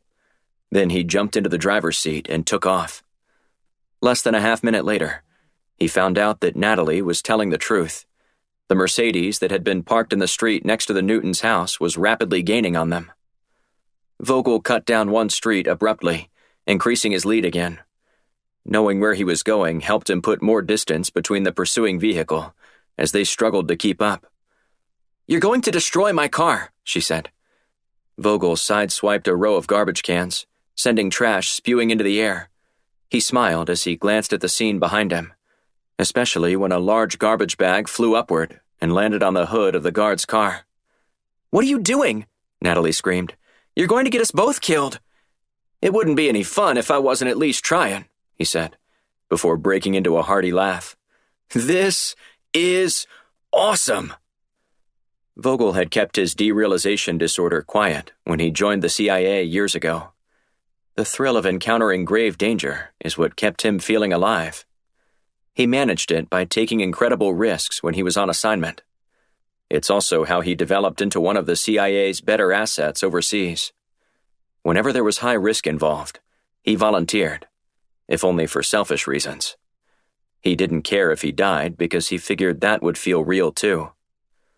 And when Vogel met Wilson Wellington overseas, everything changed. Wellington helped Vogel get his disorder under control through other measures, some by medical means, others through mental exercises. Over the years, Wellington had mentored Vogel in other ways. Wellington had become like a father, and Vogel would do anything asked of him, even if it meant risking everything to do it. In fact, Vogel preferred it that way. "Hold on!" Vogel shouted as he approached a busy intersection. Instead of slowing for the red light, he sped up, threading cross-traffic by the slimmest of margins. He watched the guard hit the brakes at the light before skidding too far into the other lane. A pickup truck slammed into the nose of his car, spinning at 2 full rotations before stopping by colliding with a nearby parked vehicle. "That takes care of that," Vogel said. "Oh my God," Natalie shouted. "You're truly mad." He chuckled and shook his head. "No, not at all. This is the most fun I've had in years." He turned down another side street before navigating to the interstate. Upon heading south, he dialed a cell number and waited for Tony Ackworth to answer. Tony, Vogel said. "How the hell are you, pal? Did you make it out without any problems?" "None that I'm aware of. I'm heading to the rendezvous point right now. Did you get everything you needed?" "Yeah, man, thanks so much. It was like a dream. It was so easy. It would have been more fun if we invited the FBI to at least attempt to catch us. You know how I love a good challenge." "But you would have failed without a doubt." I know. But a man can dream, right?" "Whatever, man," Ackworth said. "So, all we have left to do is get the information to the prince?" "That's right. Once he receives it and verifies it, all that we'll have to do is watch our bank accounts explode." "Good," Ackworth said. "I want to get back to the kind of jobs I like, instead of the ones where I'm welding things together and struggling to breathe in that ridiculous helmet. It's always good to have a trade to fall back on. I'm not sure what I'd do." "You'd be a stunt driver," Natalie piped up from the back. "The kind with a death wish." "Whose voice was that?" Ackworth asked. "Oh, it's just my favorite fitness model, Natalie Newton. I thought you were going to tie her up and leave her at the house." "I was," Vogel said, "but bringing her along makes this operation that much more fun." "Look, I know you have a disorder, but this decision of yours better not cost us this mission. I'm counting on this succeeding so I don't have to weld anymore." "Relax," Vogel said. "I've got everything under control. The prince is scheduled to land in a half hour, and I plan to be there when he does." "Okay, don't screw this up," Ackworth said. "I'll see you in a minute." Vogel hung up and turned his focus back on the road. He regretted not seeing any law enforcement vehicles in pursuit. "You'd be proud of me, Wilson." Chapter 30. Black roared south on Maryland State Highway 210. The navigational app on his phone said he was only 5 minutes away from the Potomac airfield. He gripped the steering wheel tighter and set his jaw. He'd never worked with the DEA, but he could only imagine the untold damage that would be done to the country's federal law enforcement agency if Vogel transferred that information to Prince Al-Shiri. While Black was driving out of the city, Blunt explained about Wellington's connection to Al-Shiri. "While stationed in Afghanistan, Wellington's network of illegal drugs extended into surrounding countries in the Middle East," Blunt explained. "One of the worst-kept secrets in the region was Saudi Arabia's thirst for heroin, along with any other illegal substances. Apparently, Wellington connected with Al-Shiri years ago when he was a party addict. Al-Shiri had been seen in public completely high on something and embarrassed his father. After the third incident, Al-Shiri's father banned his son from the family's fortune, ostracizing him from the rest of Saudi Arabia's high society. The result was a well-connected young man with ambition and the motivation to establish his own empire without his father's help.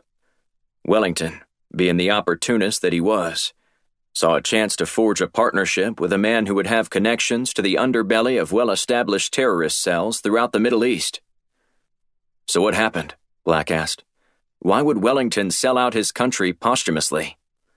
"That's a question I wish I could have asked him had I known this at the time we saw him last," Blunt continued. "But I suspect it had something to do with a rash of seized shipments from Al-Shiri's boats. Some of his ships were confiscated, while billions of dollars worth of product were destroyed, costing Al-Shiri dearly." "I can see why Al-Shiri would be so upset," Black said. But Wellington? After this pattern of arrests continued, Wellington's reputation suffered to the point that he had to leave the region. Alshiri claimed he was selling him out and threatened to assassinate Wellington's entire family.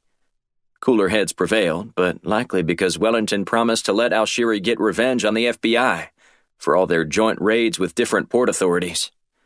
At least, that's the theory I'm working on now. The agency was bracing for an all-out assault by Alshiri's guys on Wellington, but that never materialized. Now, Wellington was a smart man, Black said, but it seems to me that there would be far more efficient ways to handle this situation than how it was. And therein lies Wellington's genius, Blunt said. He liked to handle situations with precision, refusing to waste a second of his own time or those he was commanding. That's one of the things his men loved about him. Wellington's no-nonsense approach was his trademark, whether he was in the U.S. Senate, the Air Force, or moonlighting for the CIA. So you're saying he applied that approach to this situation as well? Absolutely, Blunt said. He held grudges against half this city, so for him to get revenge from the grave, he would have needed to do it in a way that engaged his most trusted friends. That would have needed convincing that the mission was worth all the risk they were going to take. Or they'd just have to find someone who loved to take risks. And that's where Preston Vogel comes in. Have we figured out their connection yet, other than being stationed in the same country during the same number of years? That's still a mystery we haven't solved yet. But it's obvious they're connected, and deeply so. Why else would Vogel show up at Wellington's mountain home? Vogel seems to be fiercely loyal. He's dangerous, Blunt said. Just be careful. Black followed the instructions on his GPS app and pulled onto the road leading up to the airfield. He cut his lights as he drew closer. Once he parked, he got out and surveyed the area. The last rays of sunlight had vanished, as the only thing illuminating the tarmac were landing lights, along with a series of security lights on the building structures nearby. At the far end of the runway, Black noticed a car parked with its door open and interior lights still on. Just beyond it was an executive jet. Black struggled to make out how many men were there, but he was certain he could see the silhouettes of at least 5 men. As he drew closer to the small gathering, he noticed another car. "Got a quick question for you, Shields," Black said over his comms. "Fire away," Shields said. "Didn't you say that Ackworth was driving a white Honda Accord?" "Yep. Is he there?" "I haven't been able to positively identify anyone yet because it's so dark out here, but I can see a white Honda Accord along with 2 other vehicles just off the runway." "Can you read the license plate number?" "No, but this has to be him." "It's too strong a coincidence for it not to be," she said. "I lost him on the satellites after they dropped on me, while he was headed south toward the airfield, but I couldn't find him after that." "Looks like I did. And you were right about him." "Well, 5-on-1 doesn't sound all that fair of a fight to me," she said. "Should I send backup?" "I don't want to do anything that would jeopardize Natalie Newton's life. We don't know where she is, or what they plan to do with her. If we do anything to make them think we're coming after them, I'm not sure how they'll—" Black didn't finish his thought, as he noticed movement in the back seat of another car. "What is it, Black?" "I think I see someone tied up in the back of one of the other vehicles. I need to go take a closer look, but if that's Natalie, I might have you call for help once I get her to safety. Just stand by." "Roger that," she said. "Be careful out there." Black crept closer to the car where he'd seen movement in the back seat. He stayed low to the ground as he worked his way along a series of buildings until he neared the open hangar near the end of the runway. The car was closed, so Black eased up to the driver's side back door and gave it a powerful tug. A woman groaned as he pulled, before stopping almost as quickly as he started. "What the hell, man?" a woman said. Black immediately recognized her from her television appearances. "Natalie, I'm here to take you home." "Who are you?" she said with a snarl. "I'm working with the CIA to rescue you and stop these men. I know what they did to you, and why they're doing this," Black said as he knelt along the side of the car. "Is my husband okay?" Black nodded as he whipped out his knife and cut her free. He was unharmed, but was unable to do anything for fear that you might be harmed. Natalie rubbed her wrists and winced. "This guy who took me is crazy." She slithered out of the car and crouched low next to Black. "I'm well aware of what kind of man he is." "He downloaded a bunch of information from my husband's computer onto a flash drive," she said. "Thank you for telling me that. It's very valuable information. Now, can you do something for me?" "Depends on what it is." "I'm going to need you to be very brave." "I don't like the sound of this." "It's okay," Black said. "I just want you to take my keys here and go to my car, and then drive like a bat out of hell back to your home. And if you can lay on the horn when you leave, even better." "This is your plan?" she asked, eyeing him closely. He glanced down at his weapon. "They won't get far if they try to pursue you, but they'll be preoccupied with me." "Fine," she said. "You better not let them catch me." "You have my word," Black said. "Now go, and don't forget to make a ruckus." Black leaned against the car and attempted to hear what was being said between the men standing in the group about 50 meters away on the dim tarmac. He couldn't make out much, but he kept an eye on them, glancing back only occasionally to monitor Natalie's progress. When she finally darted around the corner, Black eased into position and waited for her to signal that she was out of there. Seconds later, the horn went off, along with her screaming a slew of obscenities in the direction of the men. "Shields, send in the cavalry," Black said over his comms. "Natalie Newton is no longer in danger." "Roger that," Shields said. Panic swept across the faces of the men once it dawned on them what was happening. They darted toward the Infinity. Black, who was lying prone underneath the car, started picking them off. The first man to drop was Ackworth. Black hit the recently released prisoner in the leg and then in the head. One of the prince's bodyguards froze when he saw Ackworth go down. He wheeled his machine gun in the direction of the car, but it was too late, as Black peppered him with 2 bullets, one in the chest and the other in the head. The 3 remaining hostiles, Vogel and Alshiri among them, raced toward another vehicle for cover. Black took out one guard before hustling over to the other one to steal his abandoned weapon. Armed with a machine gun, Black returned to the Infinity and put it in neutral. He turned the vehicle's steering wheel, directing it straight toward the white Honda Accord.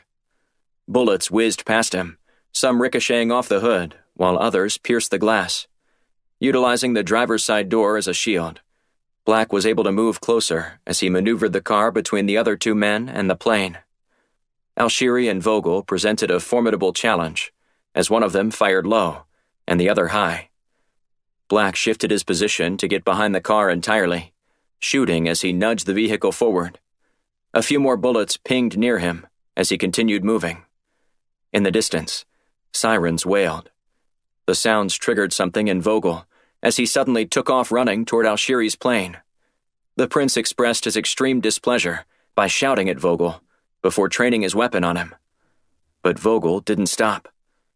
The fissure between the 2 assailants gave Black an opportunity to even the odds, and he seized it. One headshot was all he needed to put down Alshiri, who instantly fell face first. Vogel raced inside the jet and started the engines, leaving the door open. Black hustled over to Alshiri.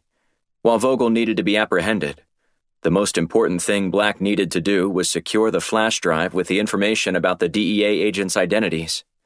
He checked Alshiri's body, searching through the pockets in his pants and blazer. Nothing. Black turned and looked toward the prince's plane. It had just started to roll down the runway, but the door remained open. Vogel stood in the opening and tried to secure the cabin, but Black fired a shot, sending Vogel scurrying back into the jet. The plane picked up speed, and so did Black. He raced toward the jet and reached it in time to climb aboard. Chapter 31. Washington, D.C. President Michaels basked in the warm applause he received from the crowd at the Kennedy Center as he strode out onto the stage an hour into the program.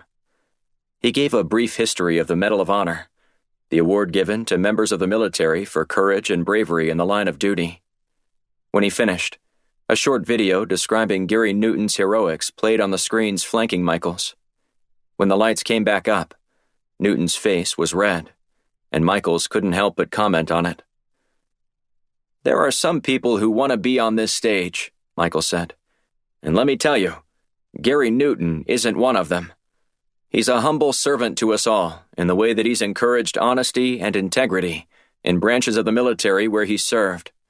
And I can tell by the color on his cheeks right now that he'd rather be anywhere but here." The crowd broke into laughter as Newton shifted his weight from one foot to the other.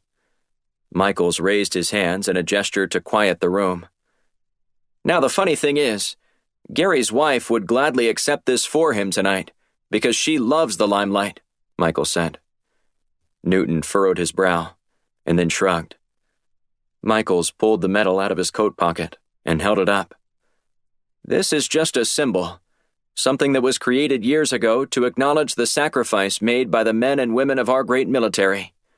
But the real thing we need to celebrate tonight is what's inside Gary Newton. He would never do anything to harm his country, putting everything else ahead of his own life. So after I hang this around his neck, I want you to cheer like you've never cheered before."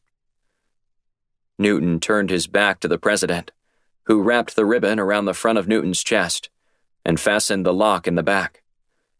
When Michaels was finished, Newton turned around and shook the president's hand before embracing him, all to the roaring approval of the audience.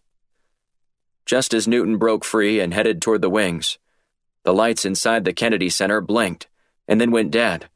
A handful of women shrieked as mild concern swept over the crowd. However, everyone settled down when another video started rolling behind Michaels. He whipped his head around and then glanced over at the program director standing just off stage. Michaels walked over to her and asked what was going on. "I don't remember you telling me this was going to happen," he said. "I feel like a fool." The woman shook her head and scowled. "I have no idea what this is all about." She spoke into the mic on her headset. "Ben, what the hell is going on back there? This wasn't in the program." The volume was up loud enough for Michaels to hear Ben's response. "I don't know what this is, but I sure as hell ain't playing that video."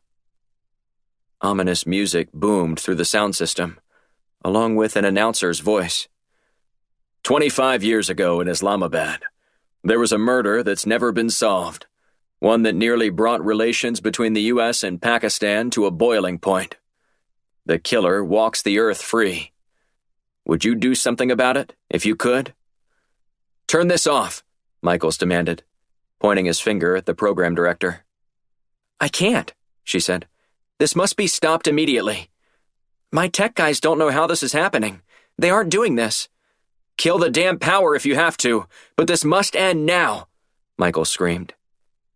Seconds later, the room went dark again. Chapter 32. The moment Black set foot inside the prince's jet, he looked toward the cockpit, as Vogel raised his gun and took aim. Black dove to the opposite side of the spacious cabin for cover behind one of the seats. Vogel swung the plane around at the end of the runway and turned in the opposite direction, preparing for takeoff. Black fired a couple shots at Vogel, hoping to draw him out. And he did what Black had hoped for. However, Vogel escalated the confrontation by charging Black and firing repeatedly. When Vogel reached the door, he slammed it shut and locked it. Black reloaded his weapon and took aim at the lock. The door repelled the bullets with ease. With Vogel still holding the flash drive, Black couldn't let the rogue agent get away with such a high crime. And with takeoff imminent, Black considered his options. He could ride in the plane and address the situation when Vogel landed. Or Black could stop the jet from ever getting off the ground. Weighing the two choices for a moment, Black decided on the latter. He scrambled around the cabin, looking for anything that he could use as leverage to get inside the cockpit. After a quick search, he couldn't find anything sharp enough or hard enough to spring it open. But with the door still open, he tried a different tack. Ripping open one of the parachutes he found, Black threaded some of the twine around the door handle until the line was snug. Then he unfurled the rest of the parachute onto the tarmac as the engines whined in preparation for takeoff. Black rushed over to a seat near the back of the plane so he could take cover if the door blew in his direction. He buckled up and gripped the armrests. The plane lurched forward as it began to pick up speed, rumbling as it rolled along the runway. Black glanced out the window and could see the parachute flapping beneath the glow of the taxi lights. As the plane hurtled toward the end, the parachute opened wide and, with a swift jolt, yanked the door off its hinges. The door followed the parachute outside, clanking against the tarmac. But before Black could unbuckle and stop liftoff, the jet's nose turned skyward. The wind tore through the cabin in an almost deafening roar. But Black could still hear the faint sound of Vogel barking over the intercom. As the plane leveled off, Black made his move. With his gun drawn, he rushed toward the cockpit in an attempt to overtake Vogel. But he was ready and fired a warning shot toward Black. Black rolled away from the side of the door, yet found himself in a lurch seconds later when Vogel banked the plane right. Black reached for a flapping seatbelt and wrapped it around his wrist and pulled himself to safety. After a few seconds, he made another attempt, this time driving both of his feet into the back of Vogel's head, before he could turn around and take another shot. Vogel's temple banged hard against the navigational control as he fell forward and pushed the stick down. The plane's nose followed suit. Black snatched Vogel's head back. "Where is the flash drive?" Black barked. Vogel struggled to look Black straight in the eyes. "Where is it?" Black asked again. Vogel reached for his weapon, but Black pistol-whipped the agent's hand, knocking the gun loose. "I'm not gonna ask again," Black said. Vogel leaned forward before exploding backward, headbutting Black's face. Stumbling backward in pain, he hit the wall as the plane rose. Vogel attempted to escape the cockpit, but Black regained his footing and delivered a throat punch. As Vogel gasped for air, Black trained his weapon on the agent. "Hand it over," Black said with a growl. Vogel held up the device and smiled. "You think this is the only copy I made? If there's one thing you need to learn about me, is that I'm always 2 steps ahead of you. If you kill me, everyone's name on this list will be public within an hour." Black shook his head. "I don't believe you. What makes you so sure? You only had one accomplice tonight, and he's dead. Your arrogance will be your downfall," Vogel said with a sneer. Without hesitating, he flung the flash drive out of the cockpit toward the back of the plane. "Go and get it, little soldier," Vogel said. The move caught Black off guard for just enough time so Vogel could yank the stick back and put the plane's nose almost straight up. Black stumbled before he slid down to the back of the plane and past the open door. By the time he regained his balance, Vogel slammed the nose down, sending Black flying toward the cockpit. Vogel then yanked the stick back again as the jet lurched skyward. Only this time, he left the cockpit with Black and grabbed onto the chair closest to the door. "When she stalls, you're done for," Vogel shouted. Then he climbed up near the opening and jumped out into the night air without a parachute on his back. Black spotted the flash drive but left it. He needed to scramble up to the cockpit to keep the plane from stalling. Once it couldn't climb any higher, getting back to the controls while in free fall would be next to impossible. He stretched to reach one of the overhead bins and flipped it open. The other parachute had slid nearer to him. He pulled it out and decided what to do next. An out-of-control plane over a city as populated as Washington spelled disaster if the jet hit the ground. It could kill a handful or many, depending on where it struck. Black couldn't take any chances. He unfurled the parachute and used it like he would a rock-climbing rope.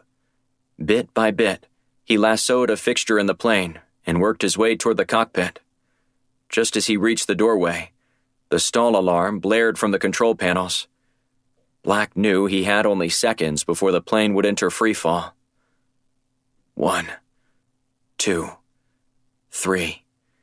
Black pulled against the door jamb with all his might, fighting gravity with all the strength he had left. he managed to lock his hands inside and reach the cockpit. The moment he climbed into the captain's seat, the plane started to drift downward. Black fought the controls for what felt like an hour, but in reality, only a few harrowing seconds.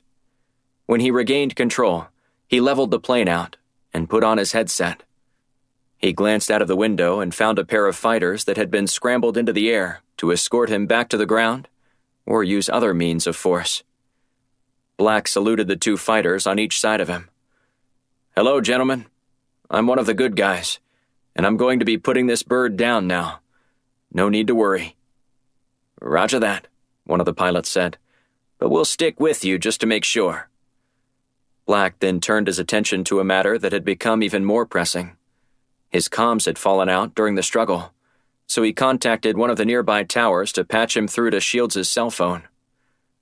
"I'm sorry, sir, we don't provide that service," the air traffic controller said. "Thousands of lives are at stake," Black said. "If you don't patch me through, I'm going to make sure that you're held accountable for their deaths. Now call the number I gave you, damn it." "Fine, whatever," the man said. Seconds later, Black was speaking with Shields. "I was following as best as I could from the satellites, but I couldn't tell what was going on," she said.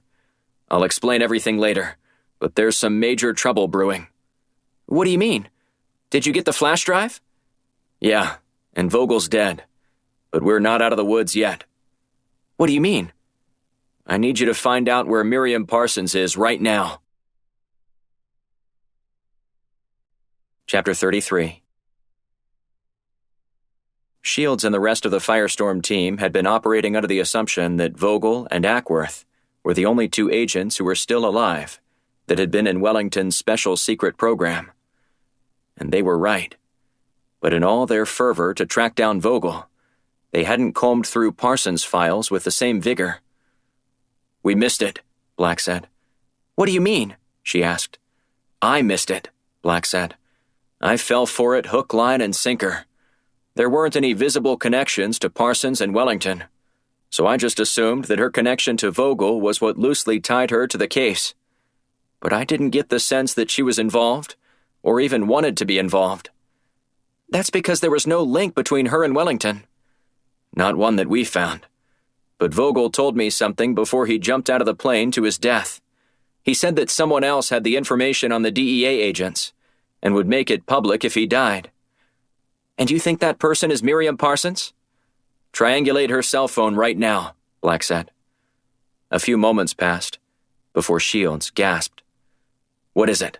Black asked. "I've got to go," Shields said. "She's at the Kennedy Center." Grabbing Alex, Shields hustled toward her car. They tore off toward the Kennedy Center and arrived to total chaos.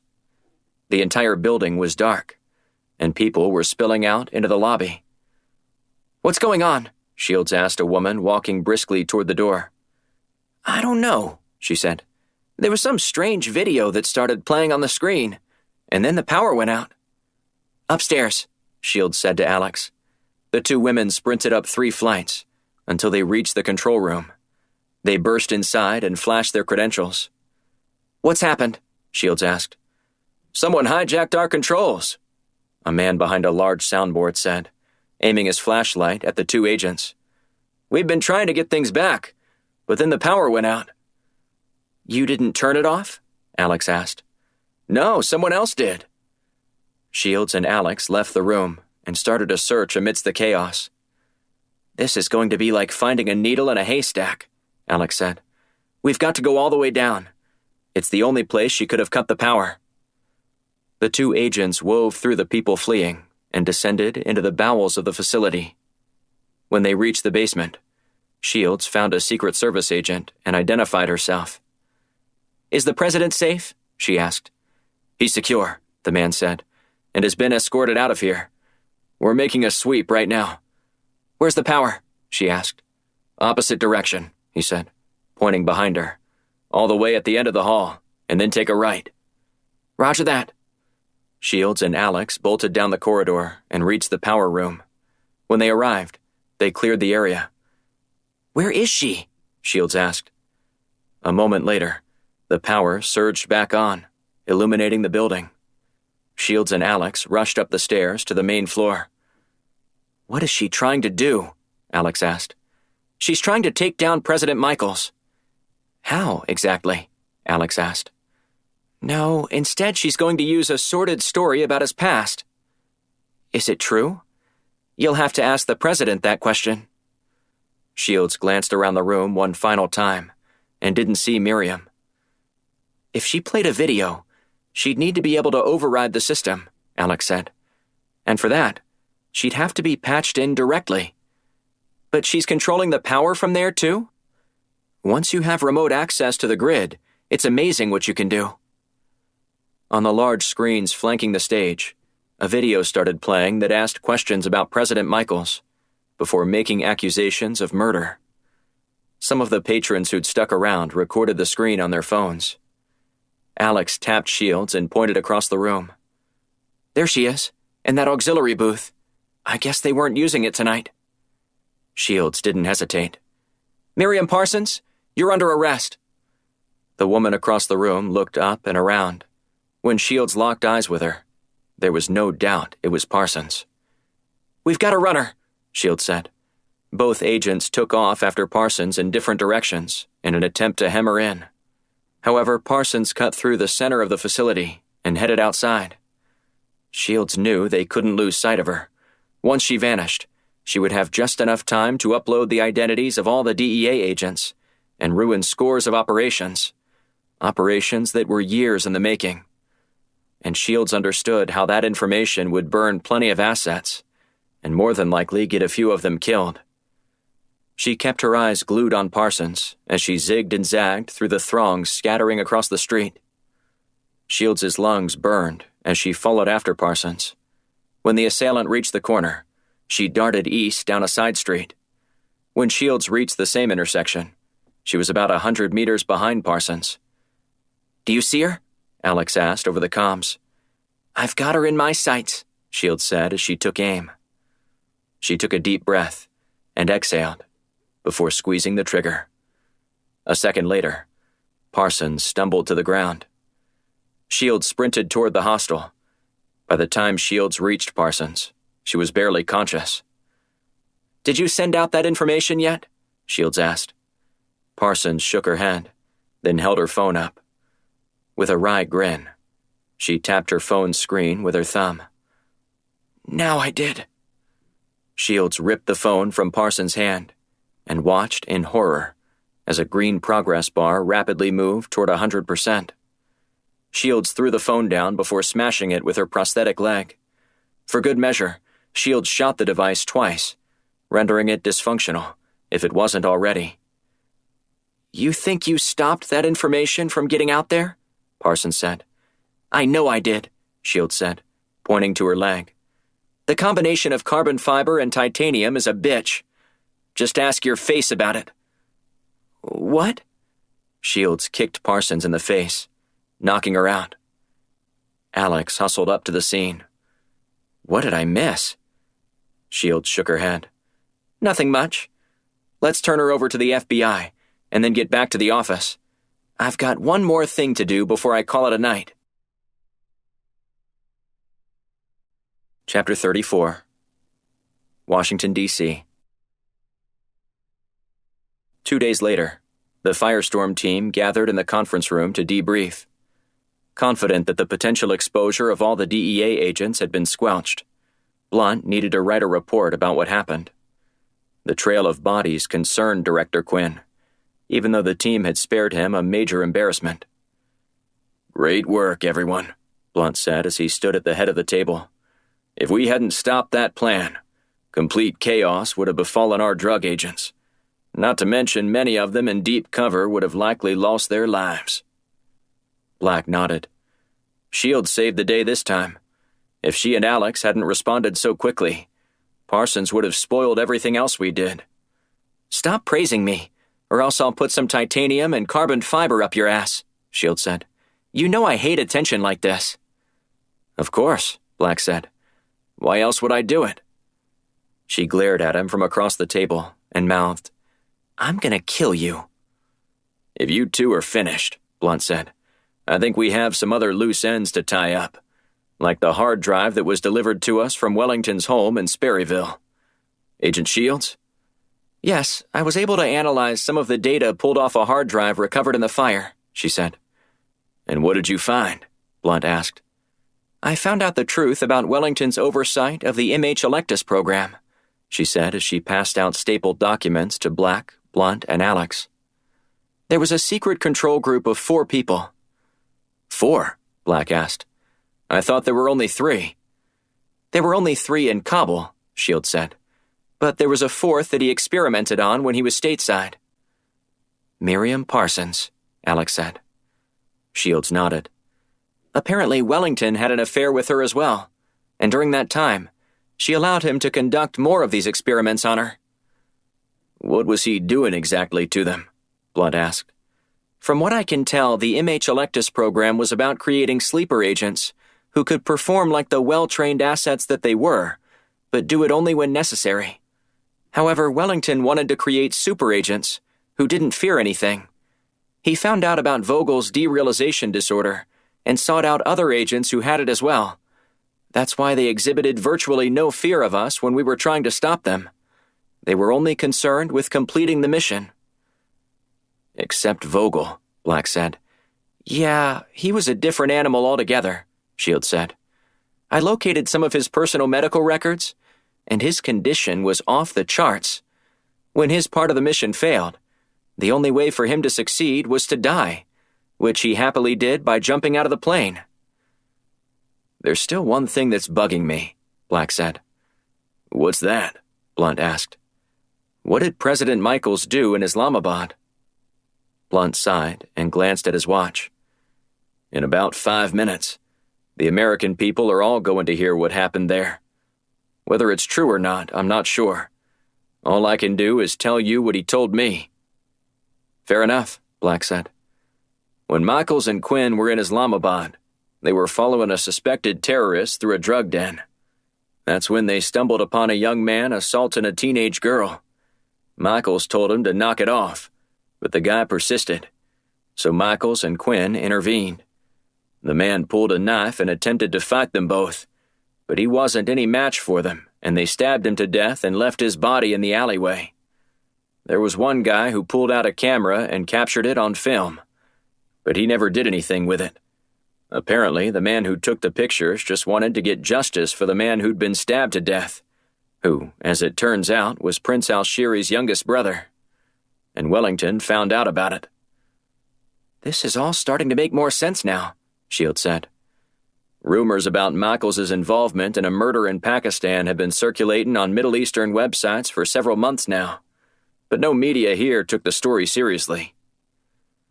A knock at the door interrupted their meeting. Blunt's assistant poked her head inside. Sir, the press conference is on, she said. Blunt turned on the television, and the team watched as President Michaels delivered a statement about what happened. I'm here to set the record straight about what happened years ago while in Pakistan. Just know I'm not here to ask for forgiveness or say I'm sorry, because I'm not. What I learned a long time ago is that leadership sometimes requires unsavory acts. This one was of those, but a necessary one. Michaels recounted the incident, just as Blunt had. Wow, Black said. Just stunning. Before the team continued to discuss the revelation, the anchor at the news desk announced that they had more breaking news. Turn it up, Shields said. Blunt obliged, as the anchor looked directly at the camera and spoke. Consider it the presidential campaign that never really was, the newscaster said. In a stunning turn of events, just one day after Chicago business mogul John Kingman announced his intention to run for president, he has ended his campaign after new allegations of fraud surfaced against him. According to a report in the Chicago Tribune, Kingman was connected to a fraudulent real estate deal under an alias, absconding with more than $5 million from elderly investors in a planned retirement community 20 years ago. District Attorney Martha Gallagher said her office is investigating the claims. During Kingman's announcement that he was withdrawing from the race, he also promised to repay in full those who invested, with reparations. Blunt shook his head and turned off the television. That might be a record for the shortest campaign ever. How did that information stay buried for so long and just now come to light? Black asked, before he winked at Shields. She shrugged and broke into a wry smile. You got me. Blunt slid a package to Black. This came in the mail for you this morning. What is it? Black asked with a furrowed brow. Open it up and find out, Shields said. Black ripped open the padded envelope and dug his hand inside. He pulled out a DVD and held it up. Natalie Newton, Buff and Tough, Shields read, before breaking into a laugh. She signed it, Black said, and here's a thank you note from her. Gary also sent his thanks, Blunt said. He sent a bottle of scotch for you. How about a glass now? Black asked. Blunt shook his head and collected all the documents in front of him. You know that I prefer bourbon every day of the week over that nasty stuff. Now, I do have one more order of business, which I think you'll find particularly interesting, Agent Black. I'm all ears, Black said. I got a letter from President Michaels about you specifically. He said he wants to bury the hatchet with you once and for all. Shields nodded. The president finally came to his senses. And, Blunt continued, he also says that he has a special assignment for us in light of recent events. Pertaining to what? Black asked. He didn't say. Just told us to be ready. Black smiled. I'm always ready. This concludes Line of Fire, Book 4 of the Titus Black series, written by R.J. Patterson, performed by Kyle Tait. The executive producer is Eric West. Copyright 2020 by R.J. Patterson. Production copyright 2021 by R.J. Patterson. Be sure to look for Book 5 in the Titus Black series, Blowback. Thanks for listening.